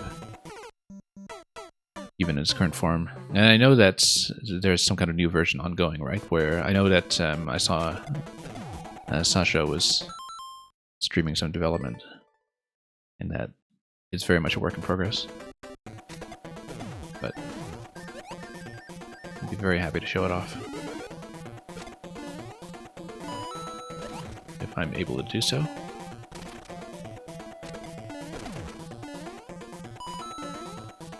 Grab this, and then, oh, missed this row. We're supposed to just lift that one, obviously. That's going to take a while still. Yeah, I'd be very happy to look at the current version from the Game Jam.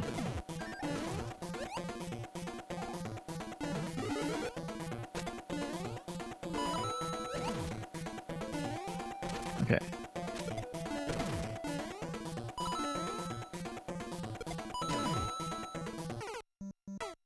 And our momentum got a little bit cut off with the Thwomp making contact with the one-way panel. We do need to jump before that happens. Otherwise, we do come to a bit of a dead stop. Emphasis on dead. Whoops. Overshot with a jump a little bit. Because we threw a little bit late, as we can see from the way that the Muncher was lifted. Whoops.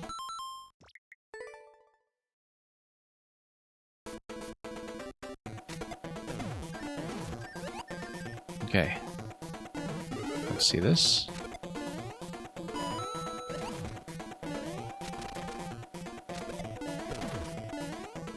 Ride it out. Yeah, we have to jump before the one-way panel makes contact. I knew that time, and I still missed it. There's a key ahead, too, past that segment. The key in the bottom right in that final screen near the lava. We should keep an eye on that. You're saying the current version is just a little bit longer than the 3-section Mario Maker level? Yeah, good to know. Oops. Yeah, I played through about what might have been about the first act of it then. Again, just to make sure I got it working.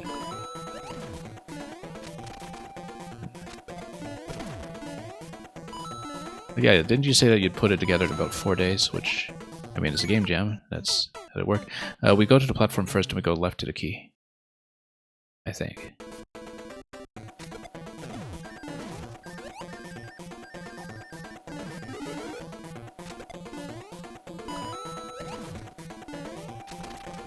Okay.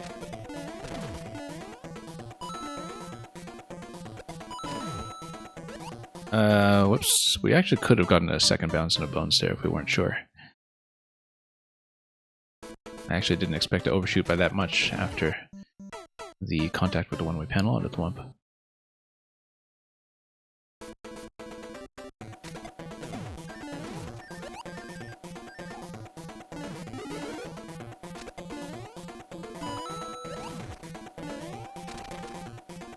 Okay.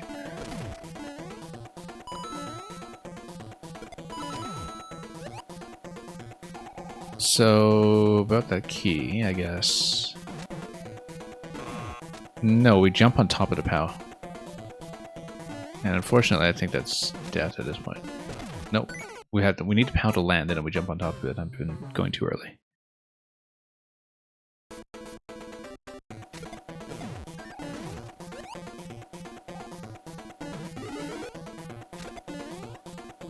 Okay. There we go.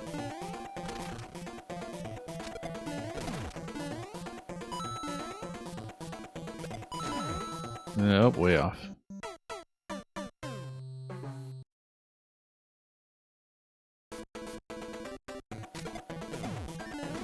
That's okay, let's just bounce back.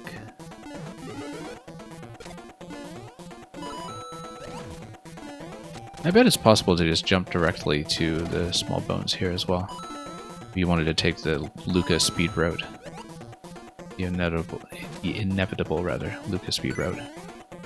Okay, so then we do a POW catch, and then we lift everything with it, then follow up, and we were a little bit slow in the entry. We were supposed to jump right away, but that's how you do it. That's how you grab the key, and that's how you continue it.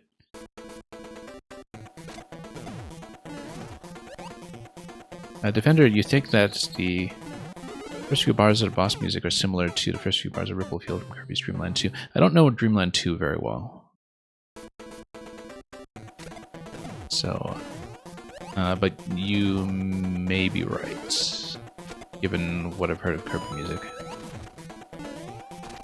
I'm not as comprehensive about playing Kirby as a lot of other Nintendo series, since there are just so many of them. It's funny because I actually have been playing a little bit of Return to Dreamland, again, off-stream, because I've been showing it to somebody in co-op.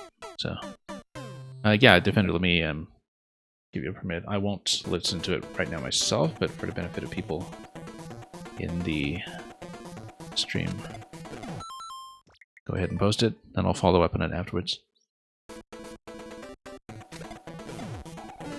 I don't think Dreamland 2 is on that music player app that we were talking about yet, but original Dreamland and Star Allies are actually the Kirby games that are on it right now. Star Allies is a great choice for that, actually, because it's really got a lovely soundtrack. It's one of the best things about the game.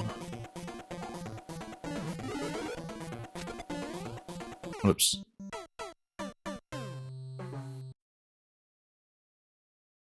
Yeah, Defender, you might still be within a minute here, so if you want to. Oh, I'll try giving you a permit again, just in case.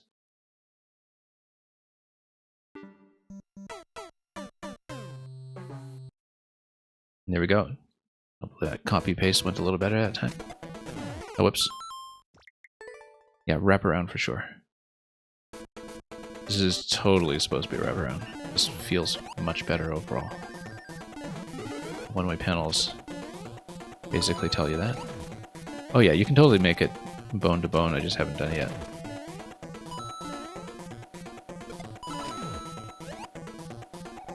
Okay, we let this sink, grab the key, and we do the catch. Whoops, we can do as many catches as we want, thankfully.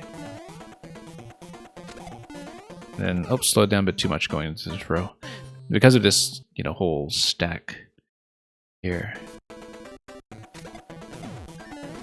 That staggered muncher stack actually reminds me of one of Kalvik's levels in Maker 1 that was pretty much built entirely around those Muncher stacks, which of course were much more flexible in their own way in Maker 1 with the way that momentum transfer between enemies and objects worked quite a bit differently.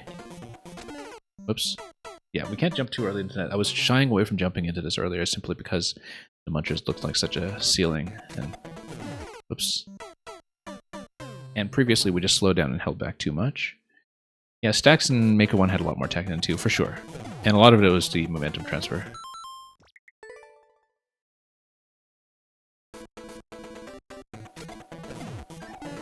Which also meant that there's a lot that you could do in Maker 1 with, you know, setting up more complex layouts like super bosses and such that you can't in Maker 2.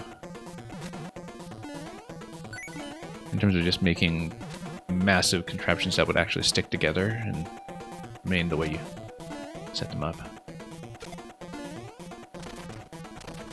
No, still too much slowdown there. I need to kind of trust that a good power throw will get that bunch of ceiling out of my way and allow me to continue.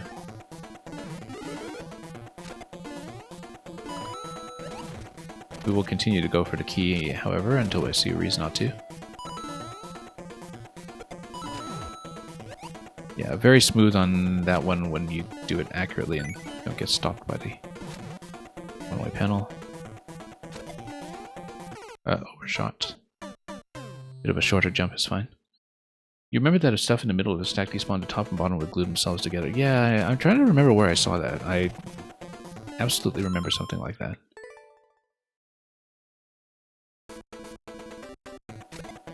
And the weird trick where the stack would flip itself.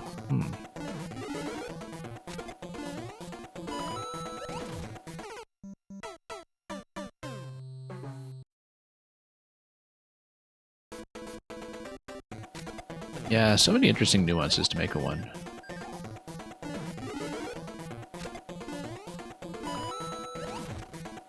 It's amazing how much longer the lifespan of Maker 2 has been at this point than, you know, to run from Maker 1 to 2. Because Maker 1 was so vibrant that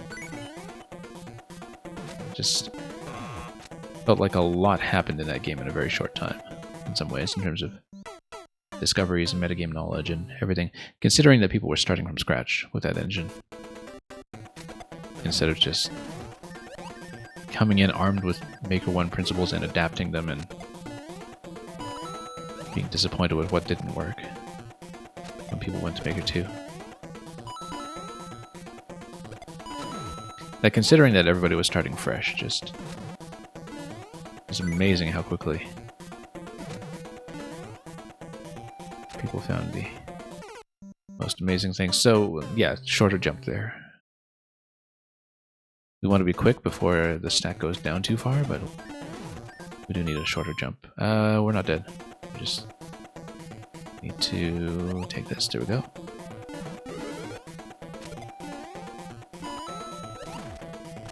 Yeah, it's very smooth to just go directly.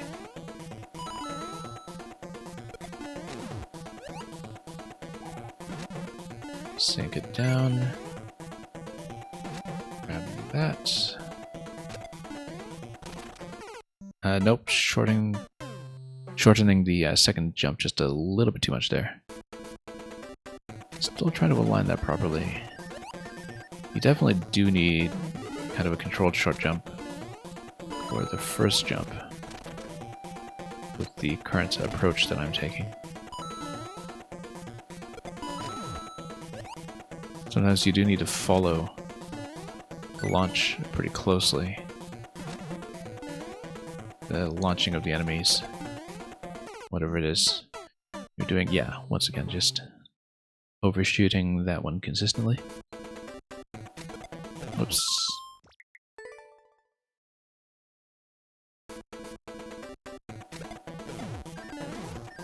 Okay, let's try it again.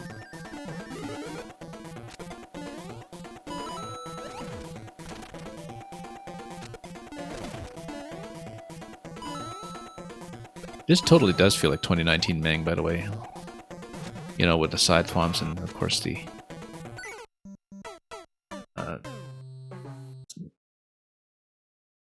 no stacking and everything.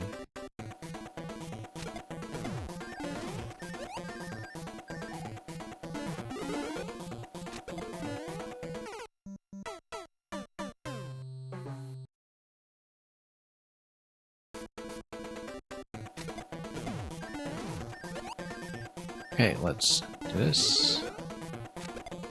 Whoops.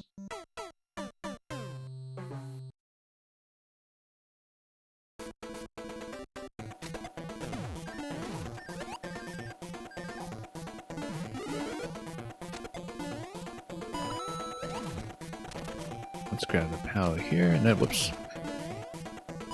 That was not the jump I expected, but we still survived, so we'll take it.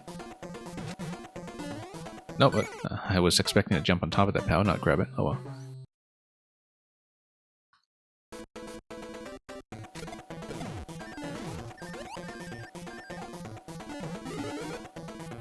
Okay, let's follow this up. Oh. Not as smooth as usual, but that's okay.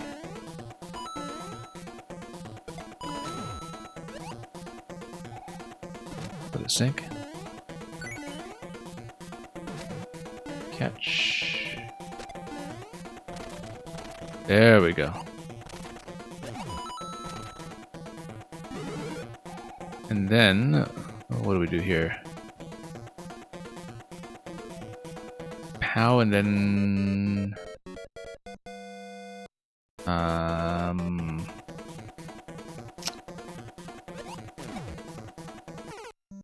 Yeah, that's right. And then we need to jump off the conveyor and then lift the muncher with a very late throw, which will then give me a spring platform.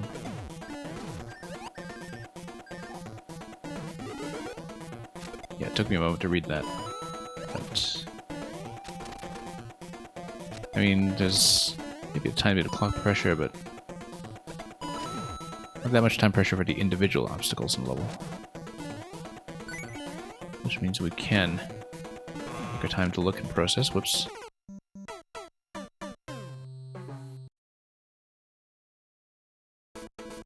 Now you're saying any jump I can walk away from?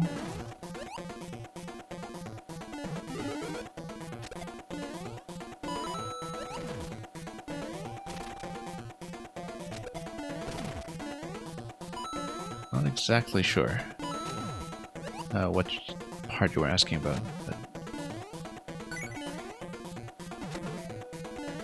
Oops. What?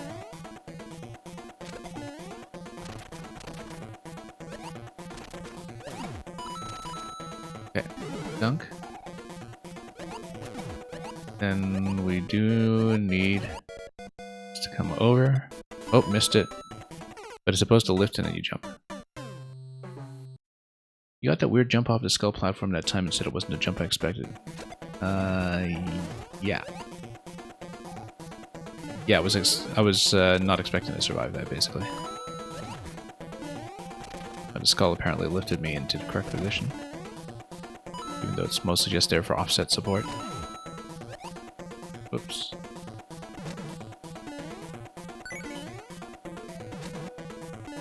Oh, nope, wrong. Any jumps you can walk away from is a good jump. Oh, in terms of walking away and surviving it, yeah, yeah. Not walking away and having to try it again. What do you put on top of a large Koopaling so they're unhittable? Big Muncher or Ghost, yeah. Yeah, we do see booze used quite often that way. Depending on whether you want a collision or not, of course. Which is a big deciding factor as to whether to use Boo or Muncher.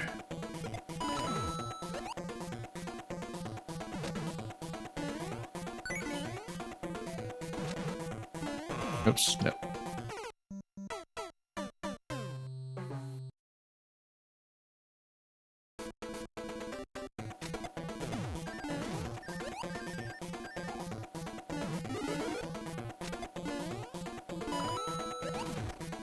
Okay, let's do that.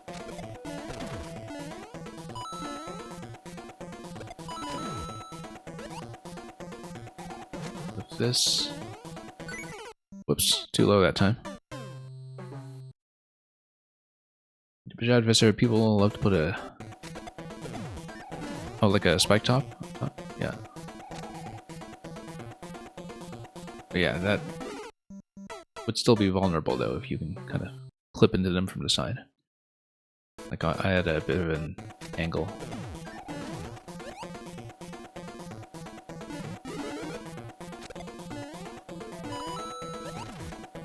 And depending on the power-up states you're working with as well, I think. That's also important to keep in mind. Oops. Nope, missed. Yeah, I'm always a little bit uncertain with that jump, where I feel like I have to slow down to give Munches room to move, but if I slow down, then I'm too late.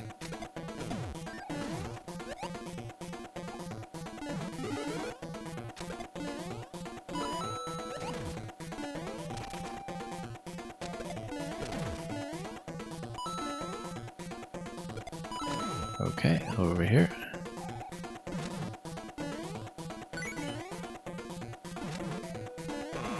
Nope. Accuracy is paramount.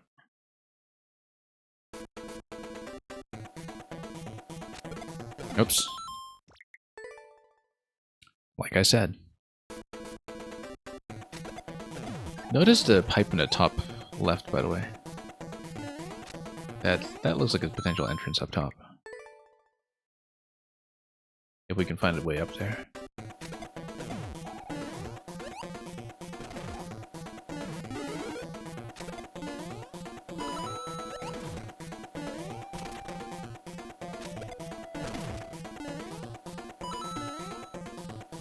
Lift and go.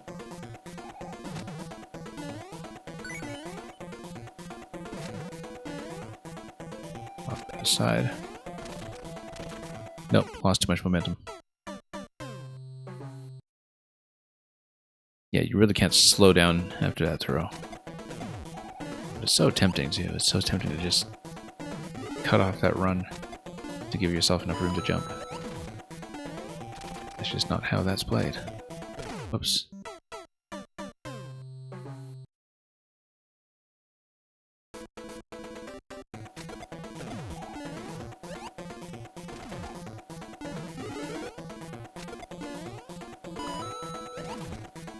Okay.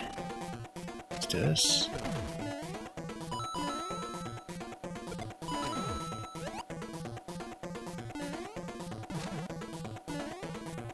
Jump. Off to the side. Nope, shaving the second jump a little too much that time. I was trying to go a bit shorter on bounces.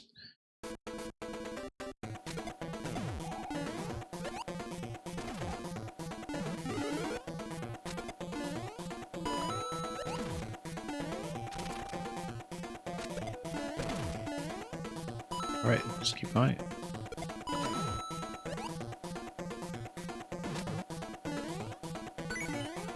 I was a little too close for comfort. Oh, nope. Missed. All the humor, you're saying last rush before the boss level vibes? Oh, maybe so.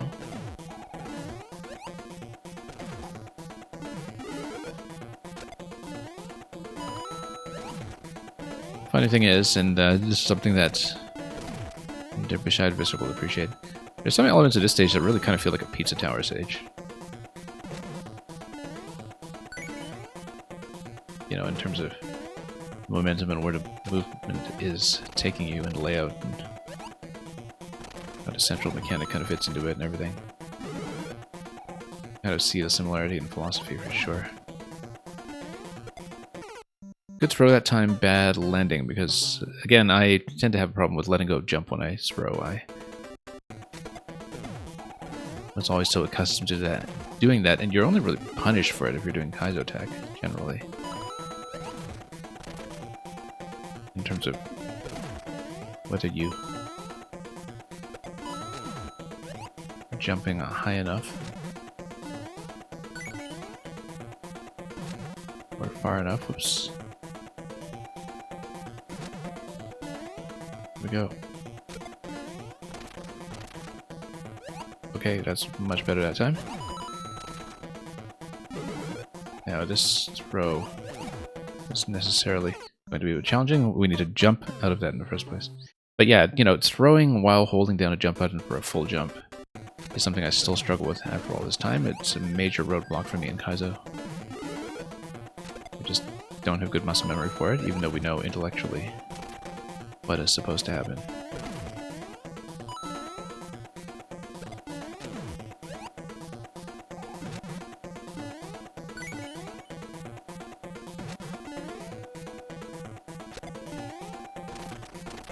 Okay, good jump that time. Felt really good, in fact.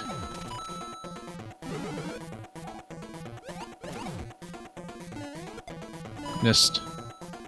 It's funny because if you actually caught the POW while it was still sinking, you actually could make it across there. It looked like the POW was on the lava just long enough that... maybe the saw blade in the middle is to prevent the POW from being landable from that angle.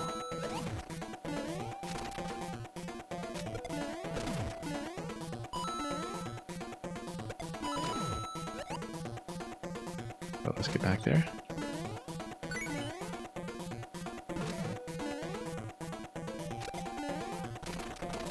Good. That felt a lot smoother than usual. It is improving. We probably don't need that second bounce. First bounce is enough to draw the thwomp. Quality Humor, you really should buy Pizza Tower. Yeah, I streamed a bit of it back in early September, I think it was. I still have some things I want to do with it. I don't have a 100% collection yet. Missing a couple of small things. I'd be very happy to replay a lot of those stages. But, whoops.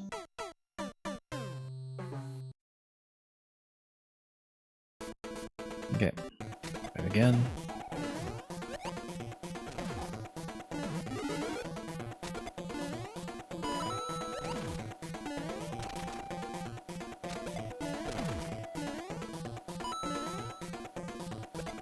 Then, there we go.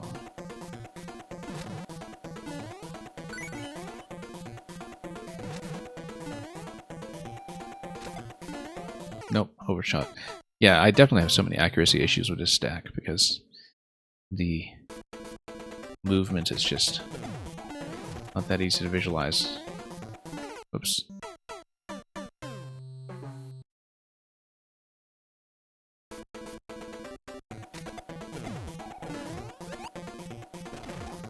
Okay, let's hit.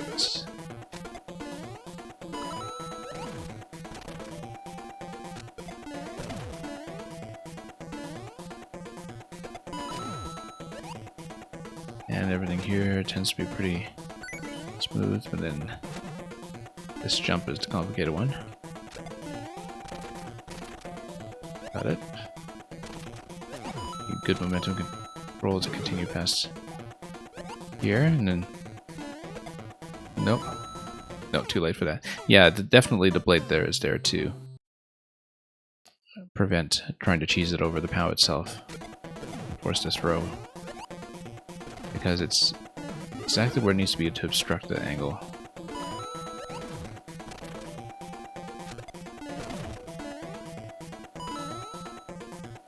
No, oops. Bad jump there.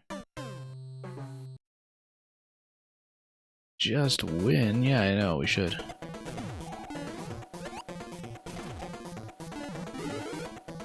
Would be nice.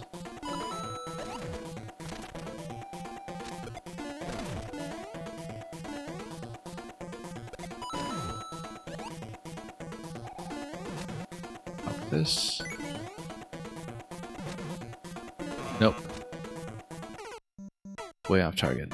I keep trying to approach picking up the POW from the left when we should actually get a bit more accustomed to trying to catch it from the right.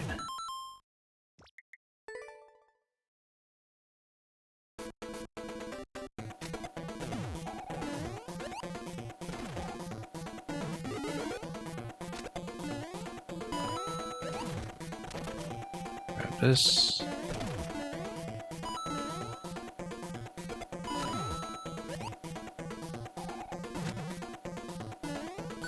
Down here.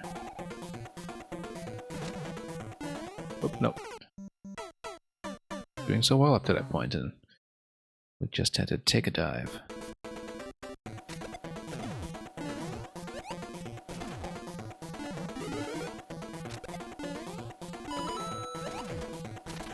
Okay.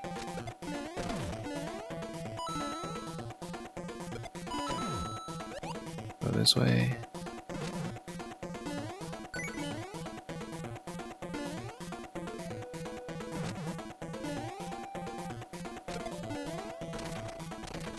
That's going better again.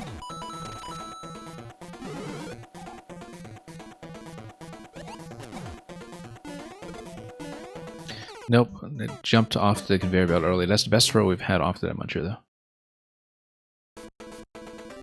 You have massive momentum in some places and you wonder if there are skips. Well, not sure. Definitely sometimes we can clean it up, like going bone to bone over here, but...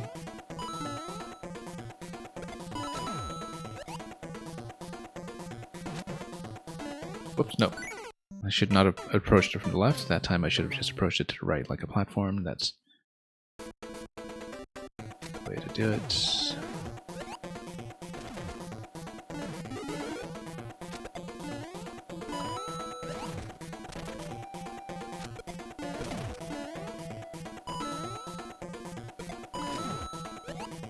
Okay. A lot of the early material is becoming a more routine at this point. Nope.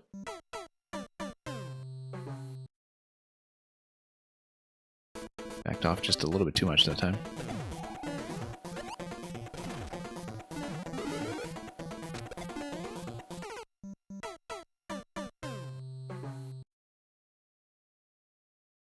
It's okay, we'll get there.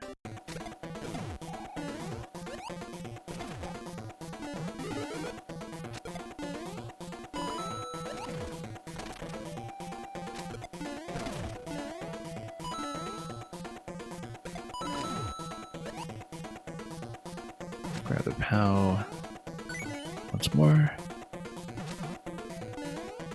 Oops, nope. Need to actually grab it.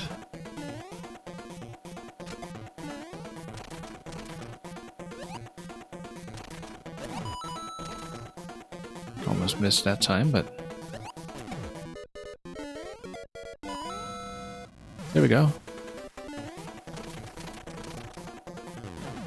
Okay.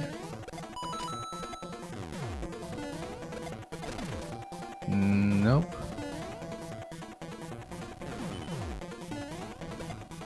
He did not get zoned out by fire. That's a good priority here. Good. Single hit. That's the trick. Now what?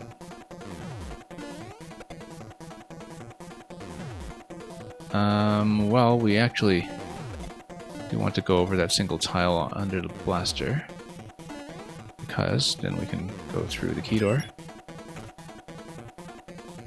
Not get zapped by Bowser Fire, I hope. Okay, yeah, no, I thought there was a big passage over here that would go all the way back to the left. We saw that pipe at the very beginning. Oh. Let's not die to this stuff.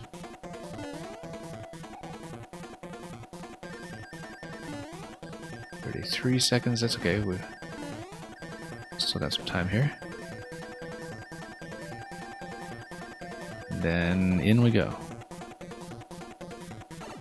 Checkpoint. Oh, great, hard mode. And then we have a POW here. Does taking the POW here break anything? I would hope not. We don't really have enough time to read this part.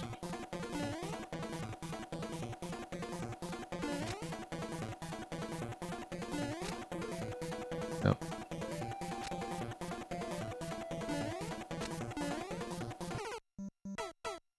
So, I don't know if taking an extra POW in here affects anything, but unfortunately I won't be able to test that. But it is, of course, worth checking.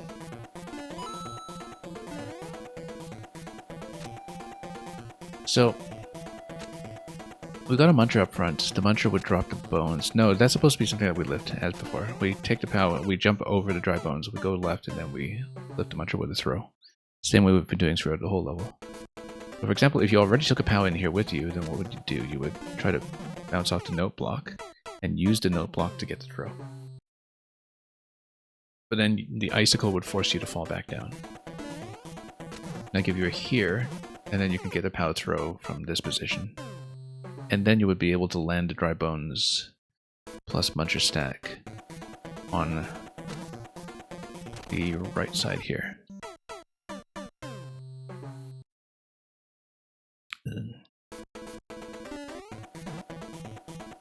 Nope. But then how would it ensure that the POW doesn't make contact though? Because it seems like throw against that muncher. Well, we'll see. Yeah.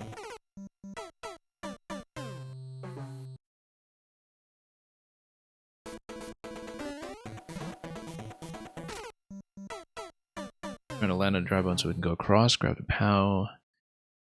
Looks like the one-way panel sort of implies circling back, in fact. Where you circle back immediately, then jump towards note block, use note block to do the throw.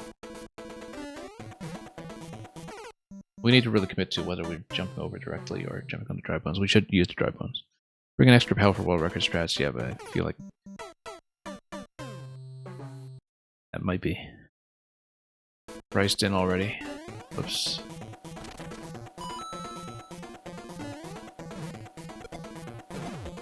Okay, there we go. So losing the first platform does not matter. Do we bump like that? Good, yeah. And then do we throw to the left immediately? Maybe. Because if we throw over to the left, then how do I get out of here? POW would bounce back. Whoops. Oh, one-way panel. Huh. Whoops.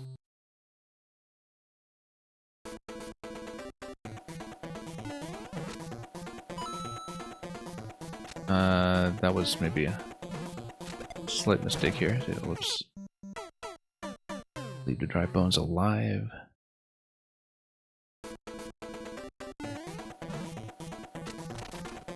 Nope. Yeah, it's supposed to be an obstacle. You just have to remove while you pick up the POW. By the looks of it.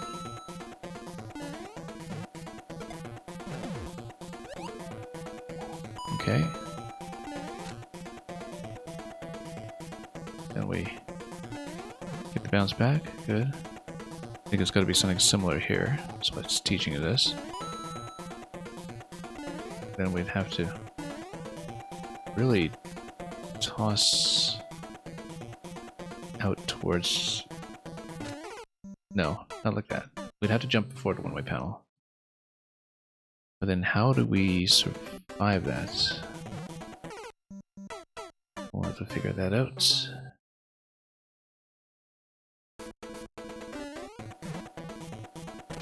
Okay. Whoops. A little bit off.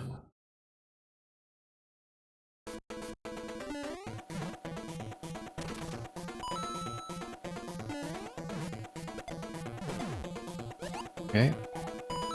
You this way.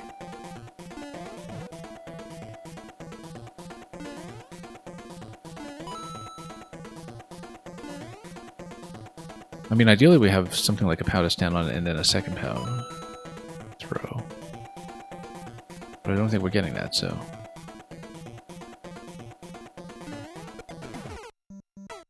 No, because there's nothing to land on, so can't be it.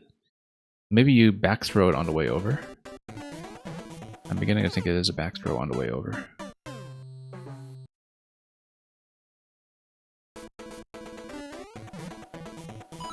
Oh, forgot to pop this guy. We need forward momentum going into him though.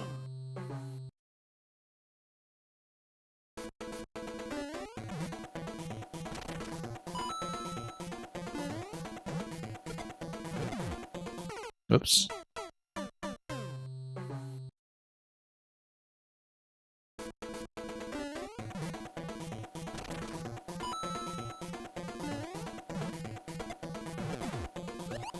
Okay.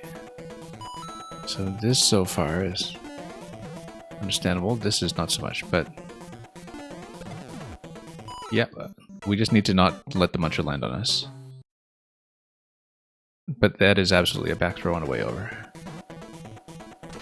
That is correct. That would have been a sensible thing to realize in the first place.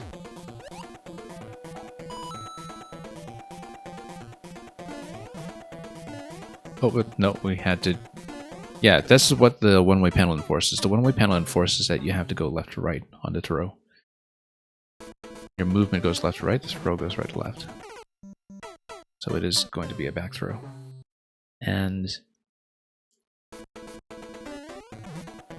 yeah, naturally, that whole... or the setup is kind of... very prone to acquiring an SD from the player. But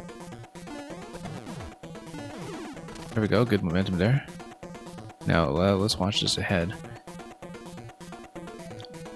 I think we just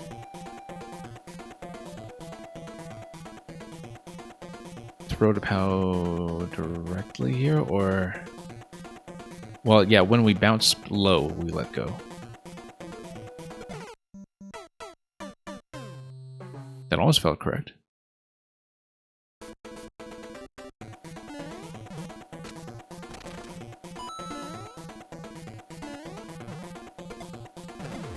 Might be tight spacing if you do it that way, but...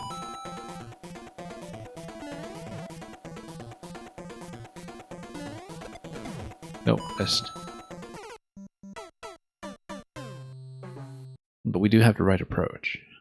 At least as far as that room.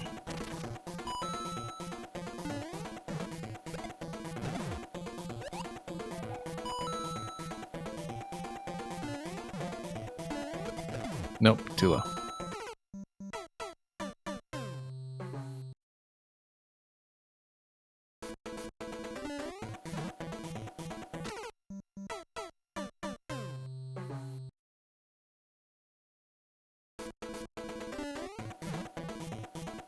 Okay, let's do it this way. Nope, missed.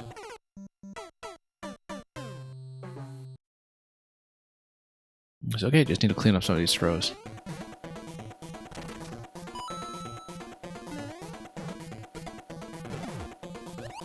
Nope.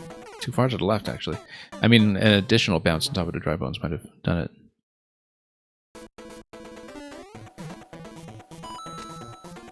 Yeah, whatever. Nope, never mind. We actually did need to take that out. Maybe not an absolute need, but certainly a boon. Nope.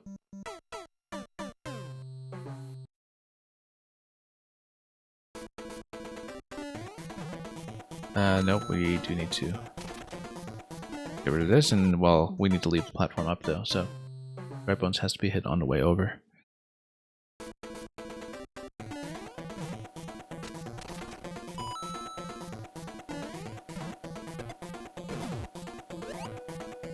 Okay, there we go.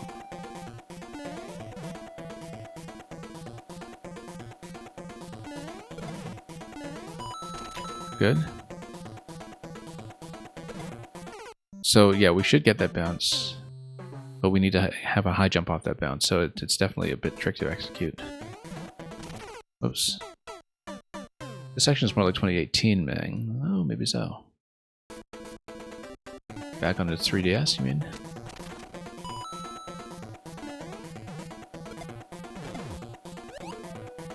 Pretty impressive for 2018.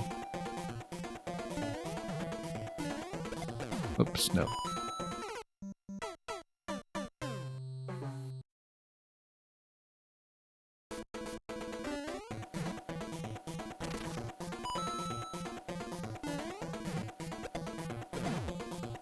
Okay, let's do that. Nope, too late.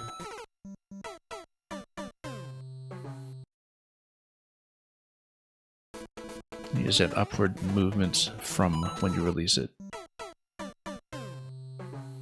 Each of those POWs that you throw in this section.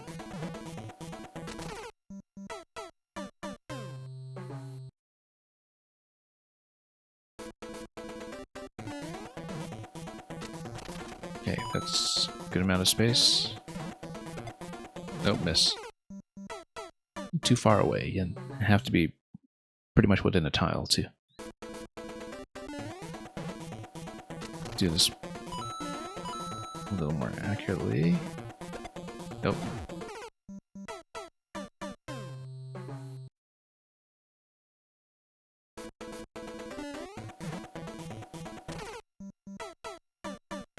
It's okay, we'll just go round and round.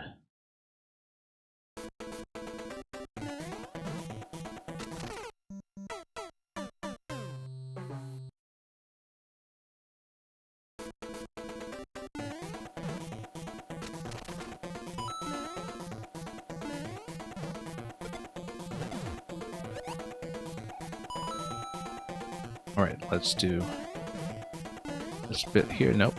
Too late to release, just too far away. I'm definitely overcorrecting for something. Because previously we got all the releases just fine, but it's starting to slip away a little bit.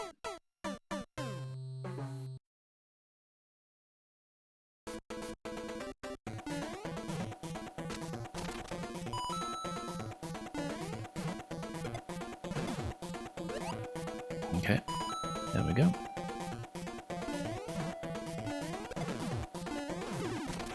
Very good. Okay, now this is a tricky one here. Nope, because we're not supposed to hit the muncher, it's supposed to go under the muncher. So that means that you pretty much have to release it right at the bottom of the note block being lowered, which also means that you have to do it at the same time you're trying to get the high bounce.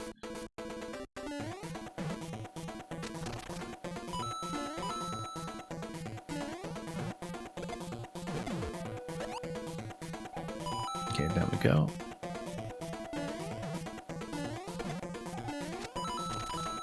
Oop. Okay, glad I made it over. That was uncertain. There we go. And then you wrap around down below. Then it's on top of the big bones, on top of the small bones. Then there's something with the top right wall there with the coin markings. That's just the first time I've seen that, so we need to read it. Nope.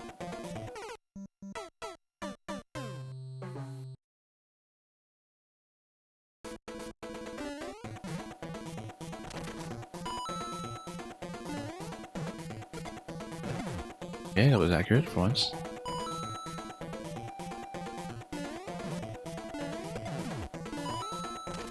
Yep, that actually worked out quite well that time. Nope. Too early release.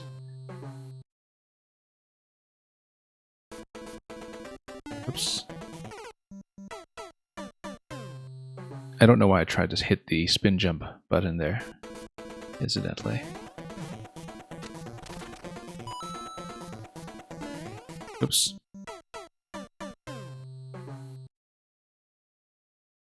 And yeah, we know the general principle of what to aim for much of this. Whoops.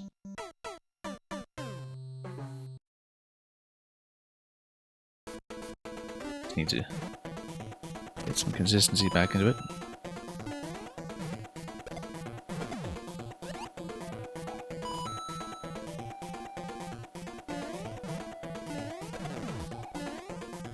That's a bit more accurate.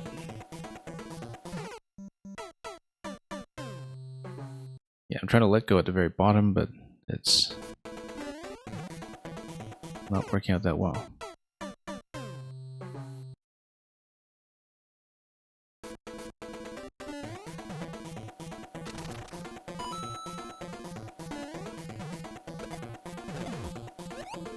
Okay, down we go.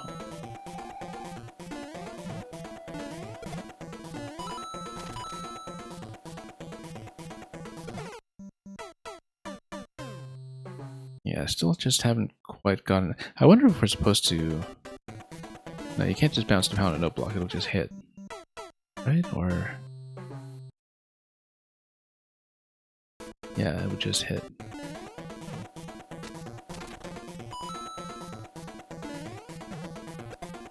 Nope.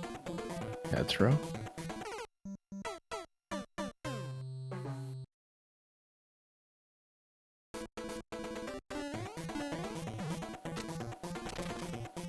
Lost the platform that time, it's okay. we don't need it if we're accurate enough. Is there as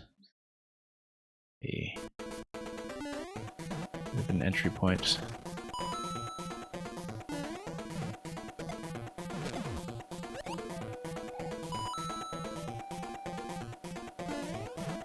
Okay. Nope. Everything needs accuracy.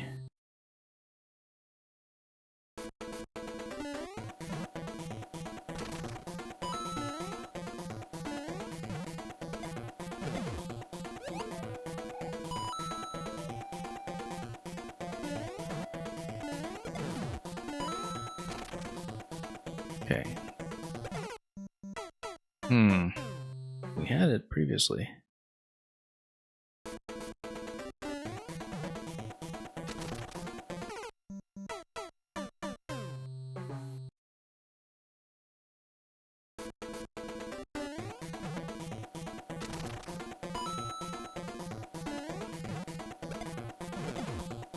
Nope, missed.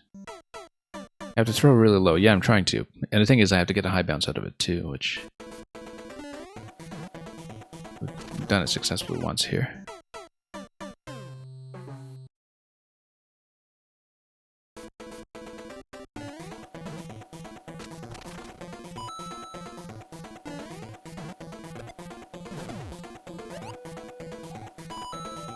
Okay, let's grab that POW.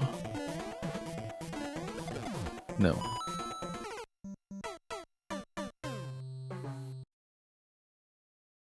Yeah, throwing accuracy does matter quite a bit here.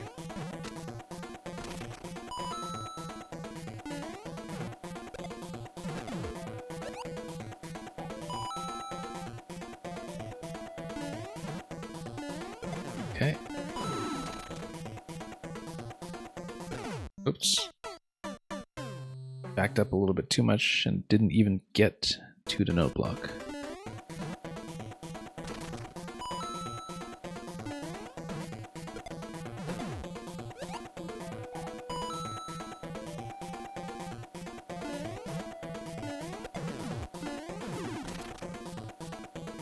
Okay. Oh, oops. Lost too much momentum. Yeah, I didn't want too much momentum because we'd just run into the bunches before they're lifted, but everything is just dependent on the throw going well.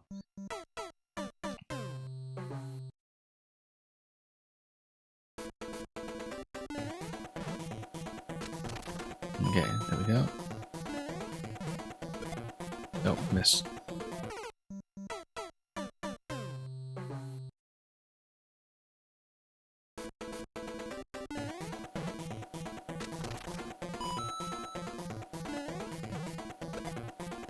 Nope. Overshot.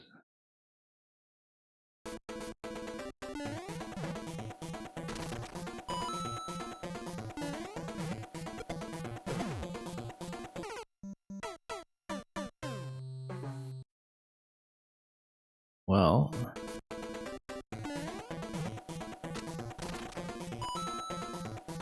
let's see what our range of options are here. Oh, no. Dunk them into the lava. I hadn't seen that before. This is one of the possible outcomes.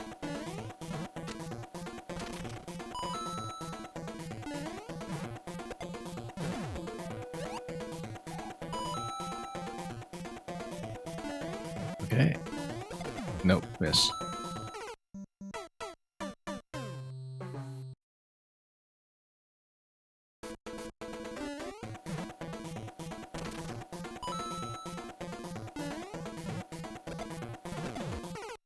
Yeah, the images always look like they overlap there, not actually within collision.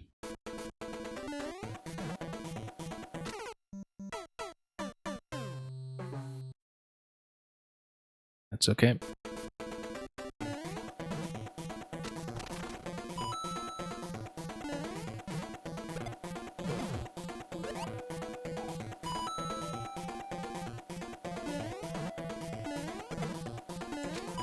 Okay, didn't even detonate that time.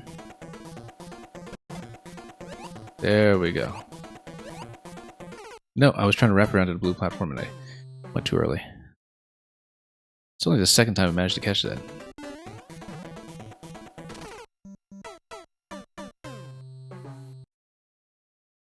Defender, we see lots of good concept platformers in Maker 2, because Maker 2 is so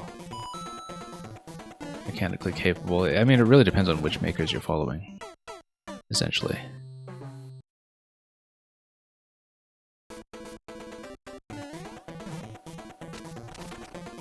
Definitely there has been a big cultural shift in what the active communities in Mario Maker do, or tend to do. Whoops.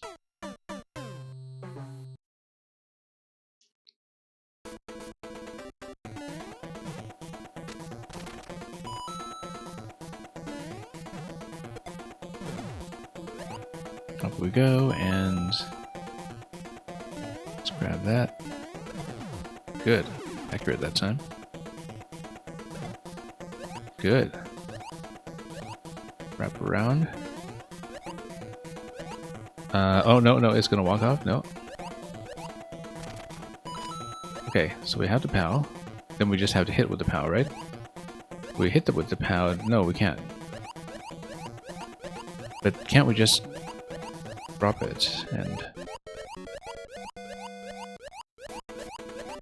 If we hit with the POW, we lose the other munch that we need to throw towards, though, so we... Can't we just... I'm gonna clip this one.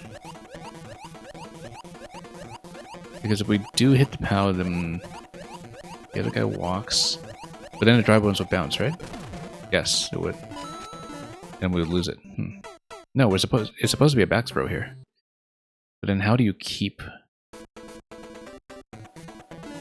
the POW?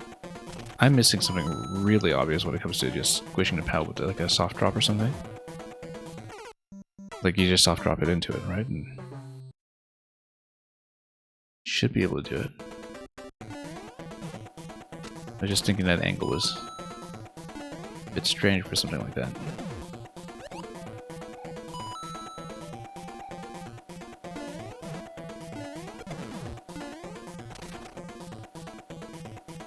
Nope. And back to with this little progression wall.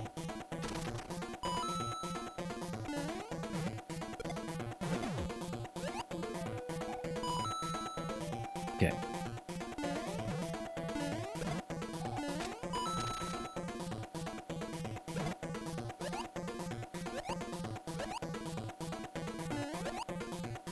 Oh, oops.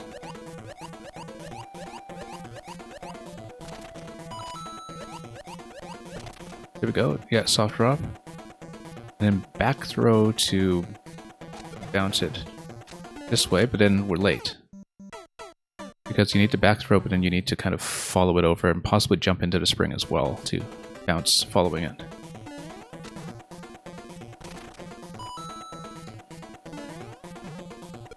Because that's really the only path that seems plausible for Mario. Nope. You can drop it, it's just Jenkin doesn't kill dry bones if you drop it against a wall, yeah.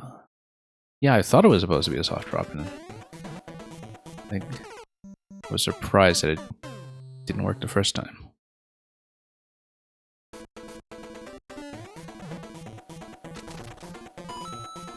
Because we do that kind of thing in puzzles all the time, or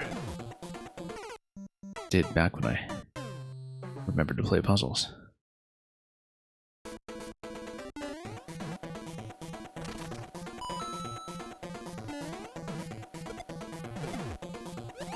Okay, down we go.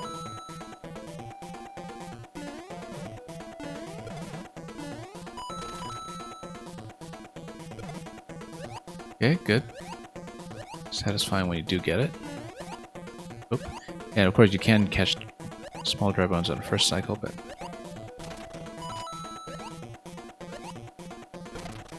Okay.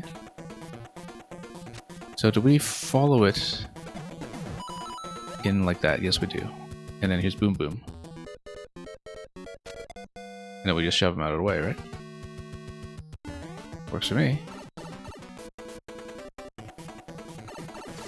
And then we try not to die here. Yeah, I guess we had to wrap around back to the flag. So it's really just for Boom Boom's whole bonus segment. Took a little too long to process what was going on with respawning back into the Bowser fight. We just need to kill him again with the power, really. And work our way across.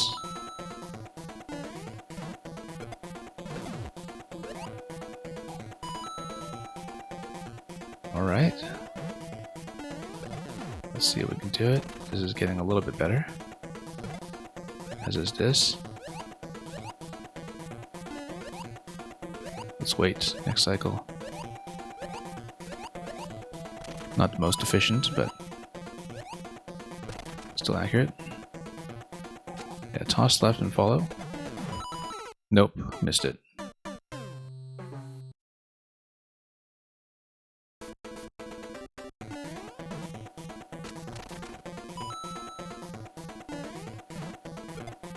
Nope. After all that work to shove Boom Boom out of the way, too.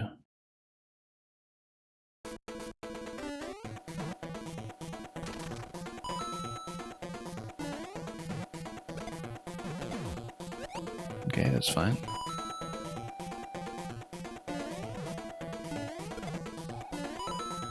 I love how the POW survived on the back deflection that time and landed on top of the skull platform. That's very fancy.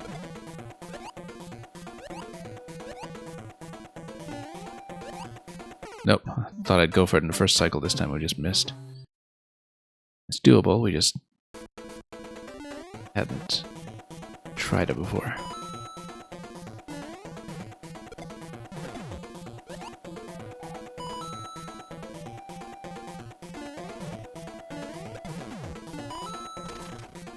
Okay. That's getting a little better at least. Let's wait. Not fast enough to do it the standard way. Oh, here's the wall interaction we'd heard about. Ooh, almost fell off the edge there. Okay. And then whack the ceiling because we bounced top of the bones too soon. We actually could have gotten a second bounce off of him after the ceiling and stayed alive.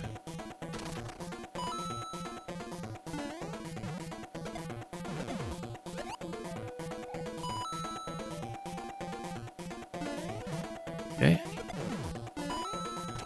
Works for me. Nope. Too early.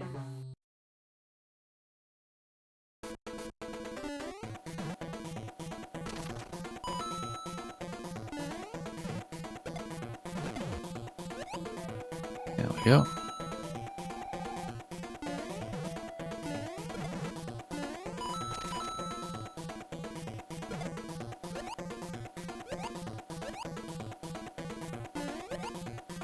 Yeah, very satisfying when you can get it to work. Let's see here. Nope.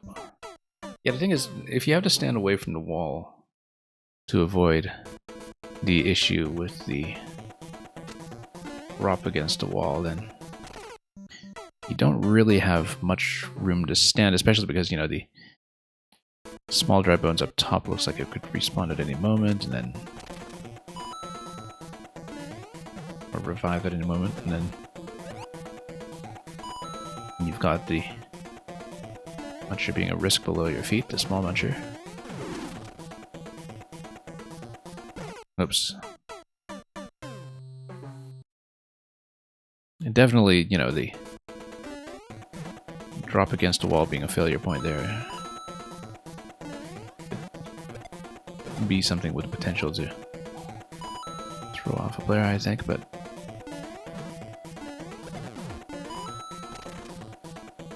let's see here. There we go.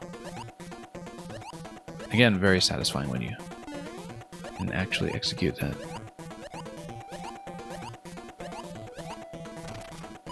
Oh. I mean, this works too.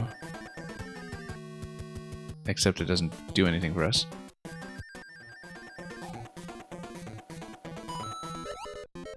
Oh, except... Okay, now we have a problem.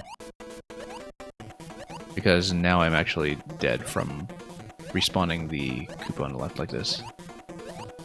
So that's a bit of an issue.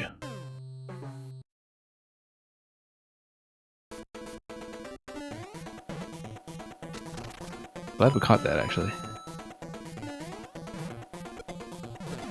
Seems to be a pretty extreme edge case.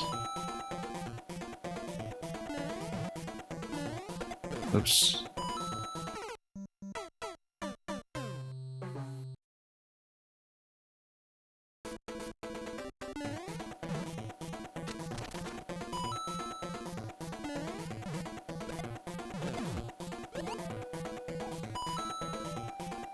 Okay, let's try it.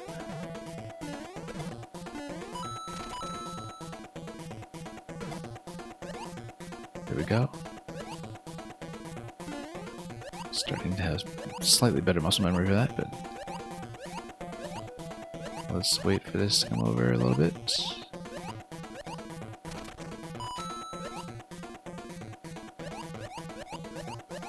Nope. Yeah, just not much room to stand over here, I think. Because I'm trying to avoid the wall. I should just drop to the left, and then pick up on the left, and hopefully not miss. Comes with its own risks, of course, if you drop too far to the left, but we should face away from the wall, I think. Do that. Alright.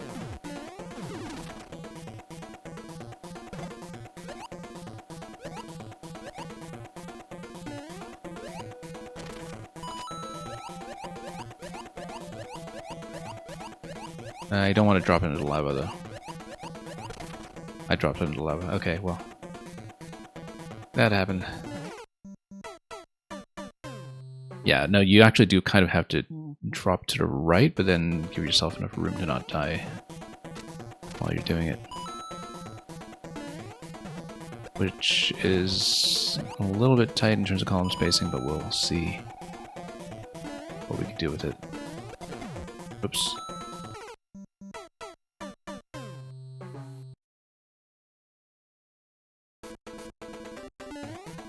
Yeah, Mang always got the right emotes for the occasion.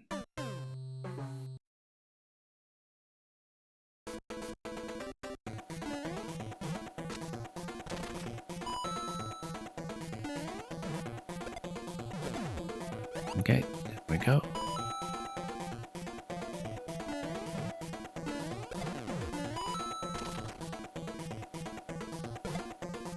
It's becoming a lot better. Oh, nope, we need to let this revive. It's okay, as long as we don't despawn it. We'll have more chances.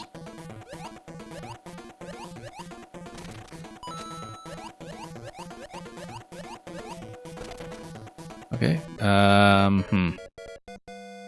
Oh, no. I was trying to approach her from the left and it just blocked me at exactly the wrong spot.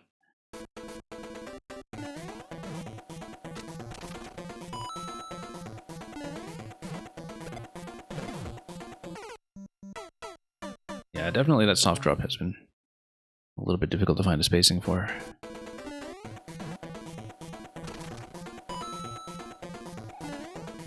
Whoops.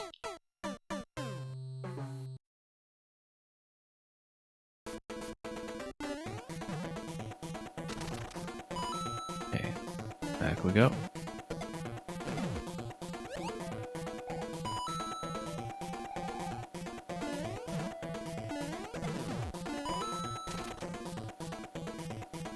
Nope. Dying to this thing again.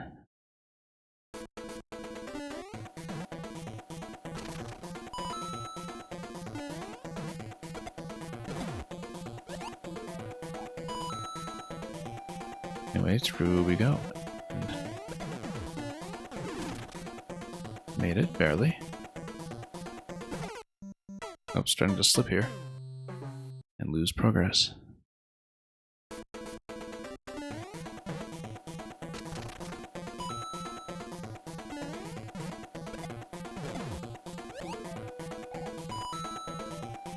Well, let's try to fix it up.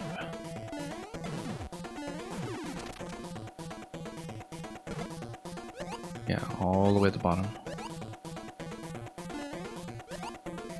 Nope. Revive it. Need to do a soft drop from higher, perhaps. No, because then it'll have a bit of a rightward drift to it that will hit the wall. Maybe that's okay. Nope, once again, same problem. Let's try to get proper approach from it. There we go. That was tricky. Okay, now we try to follow this over to... Oh, bad jump. Yeah, good night, Defender. I mean, you saw me get past this back to Bowser. We know we can do it. And you have a great day.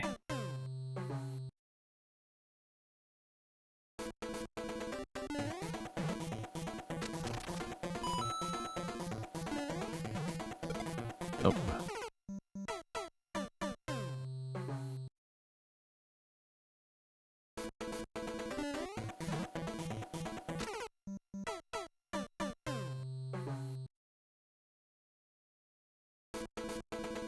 Let's try to get back to where we were.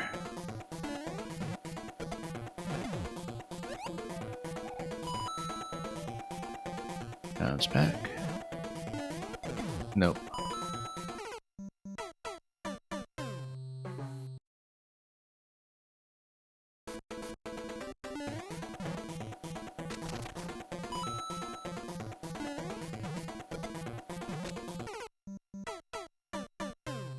Well, starting to slip on a lot of these rows, but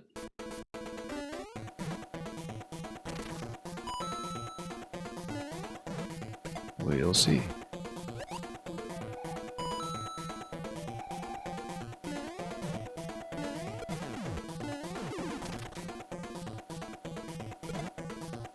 Okay. Got that roll once. Let's wait. Nope, missed.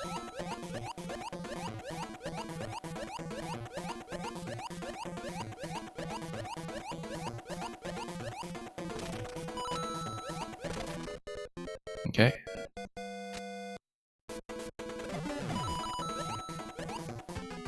Okay, got it. First time in a while. Okay, let's not die. See, Bowser... yeah, that's the thing, is that because of the way the ceiling restricts you, and because it's also invisible, I'm getting thrown off by that when I'm trying to dodge the bullet, so... Because I'm always expecting to jump slightly higher, and then I remember, oh yeah, okay, that's a hard ceiling there. That blocks off the pipe, and then so that catches me by surprise. And that was exactly the same thing we died to last time.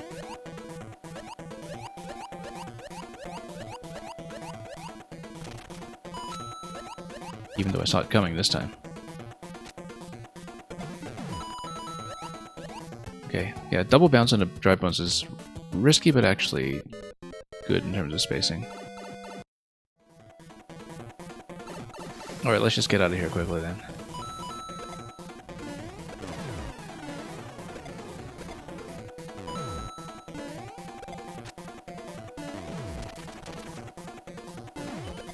Oh, that was close. And we can just touch the axe from this side, right? No, we can't. Oh, we need to lift this. Yeah, that's right. Okay, I only just noticed that because we didn't have to engage with that mechanic previously. Yeah, because it's got the skull underneath it. That means we lift it. There we go.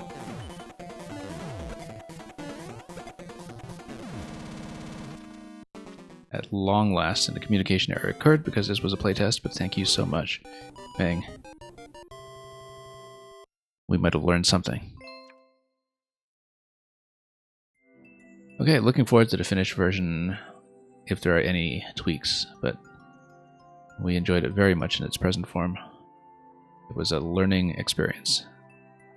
Yeah, very readable though in terms of what to do. It's more that we had some issues with the execution. And yeah, I'd forgotten that the soft drop gets killed by the wall, because it's rare that we see that difference demonstrated quite as vividly as in that little soft drop near the end.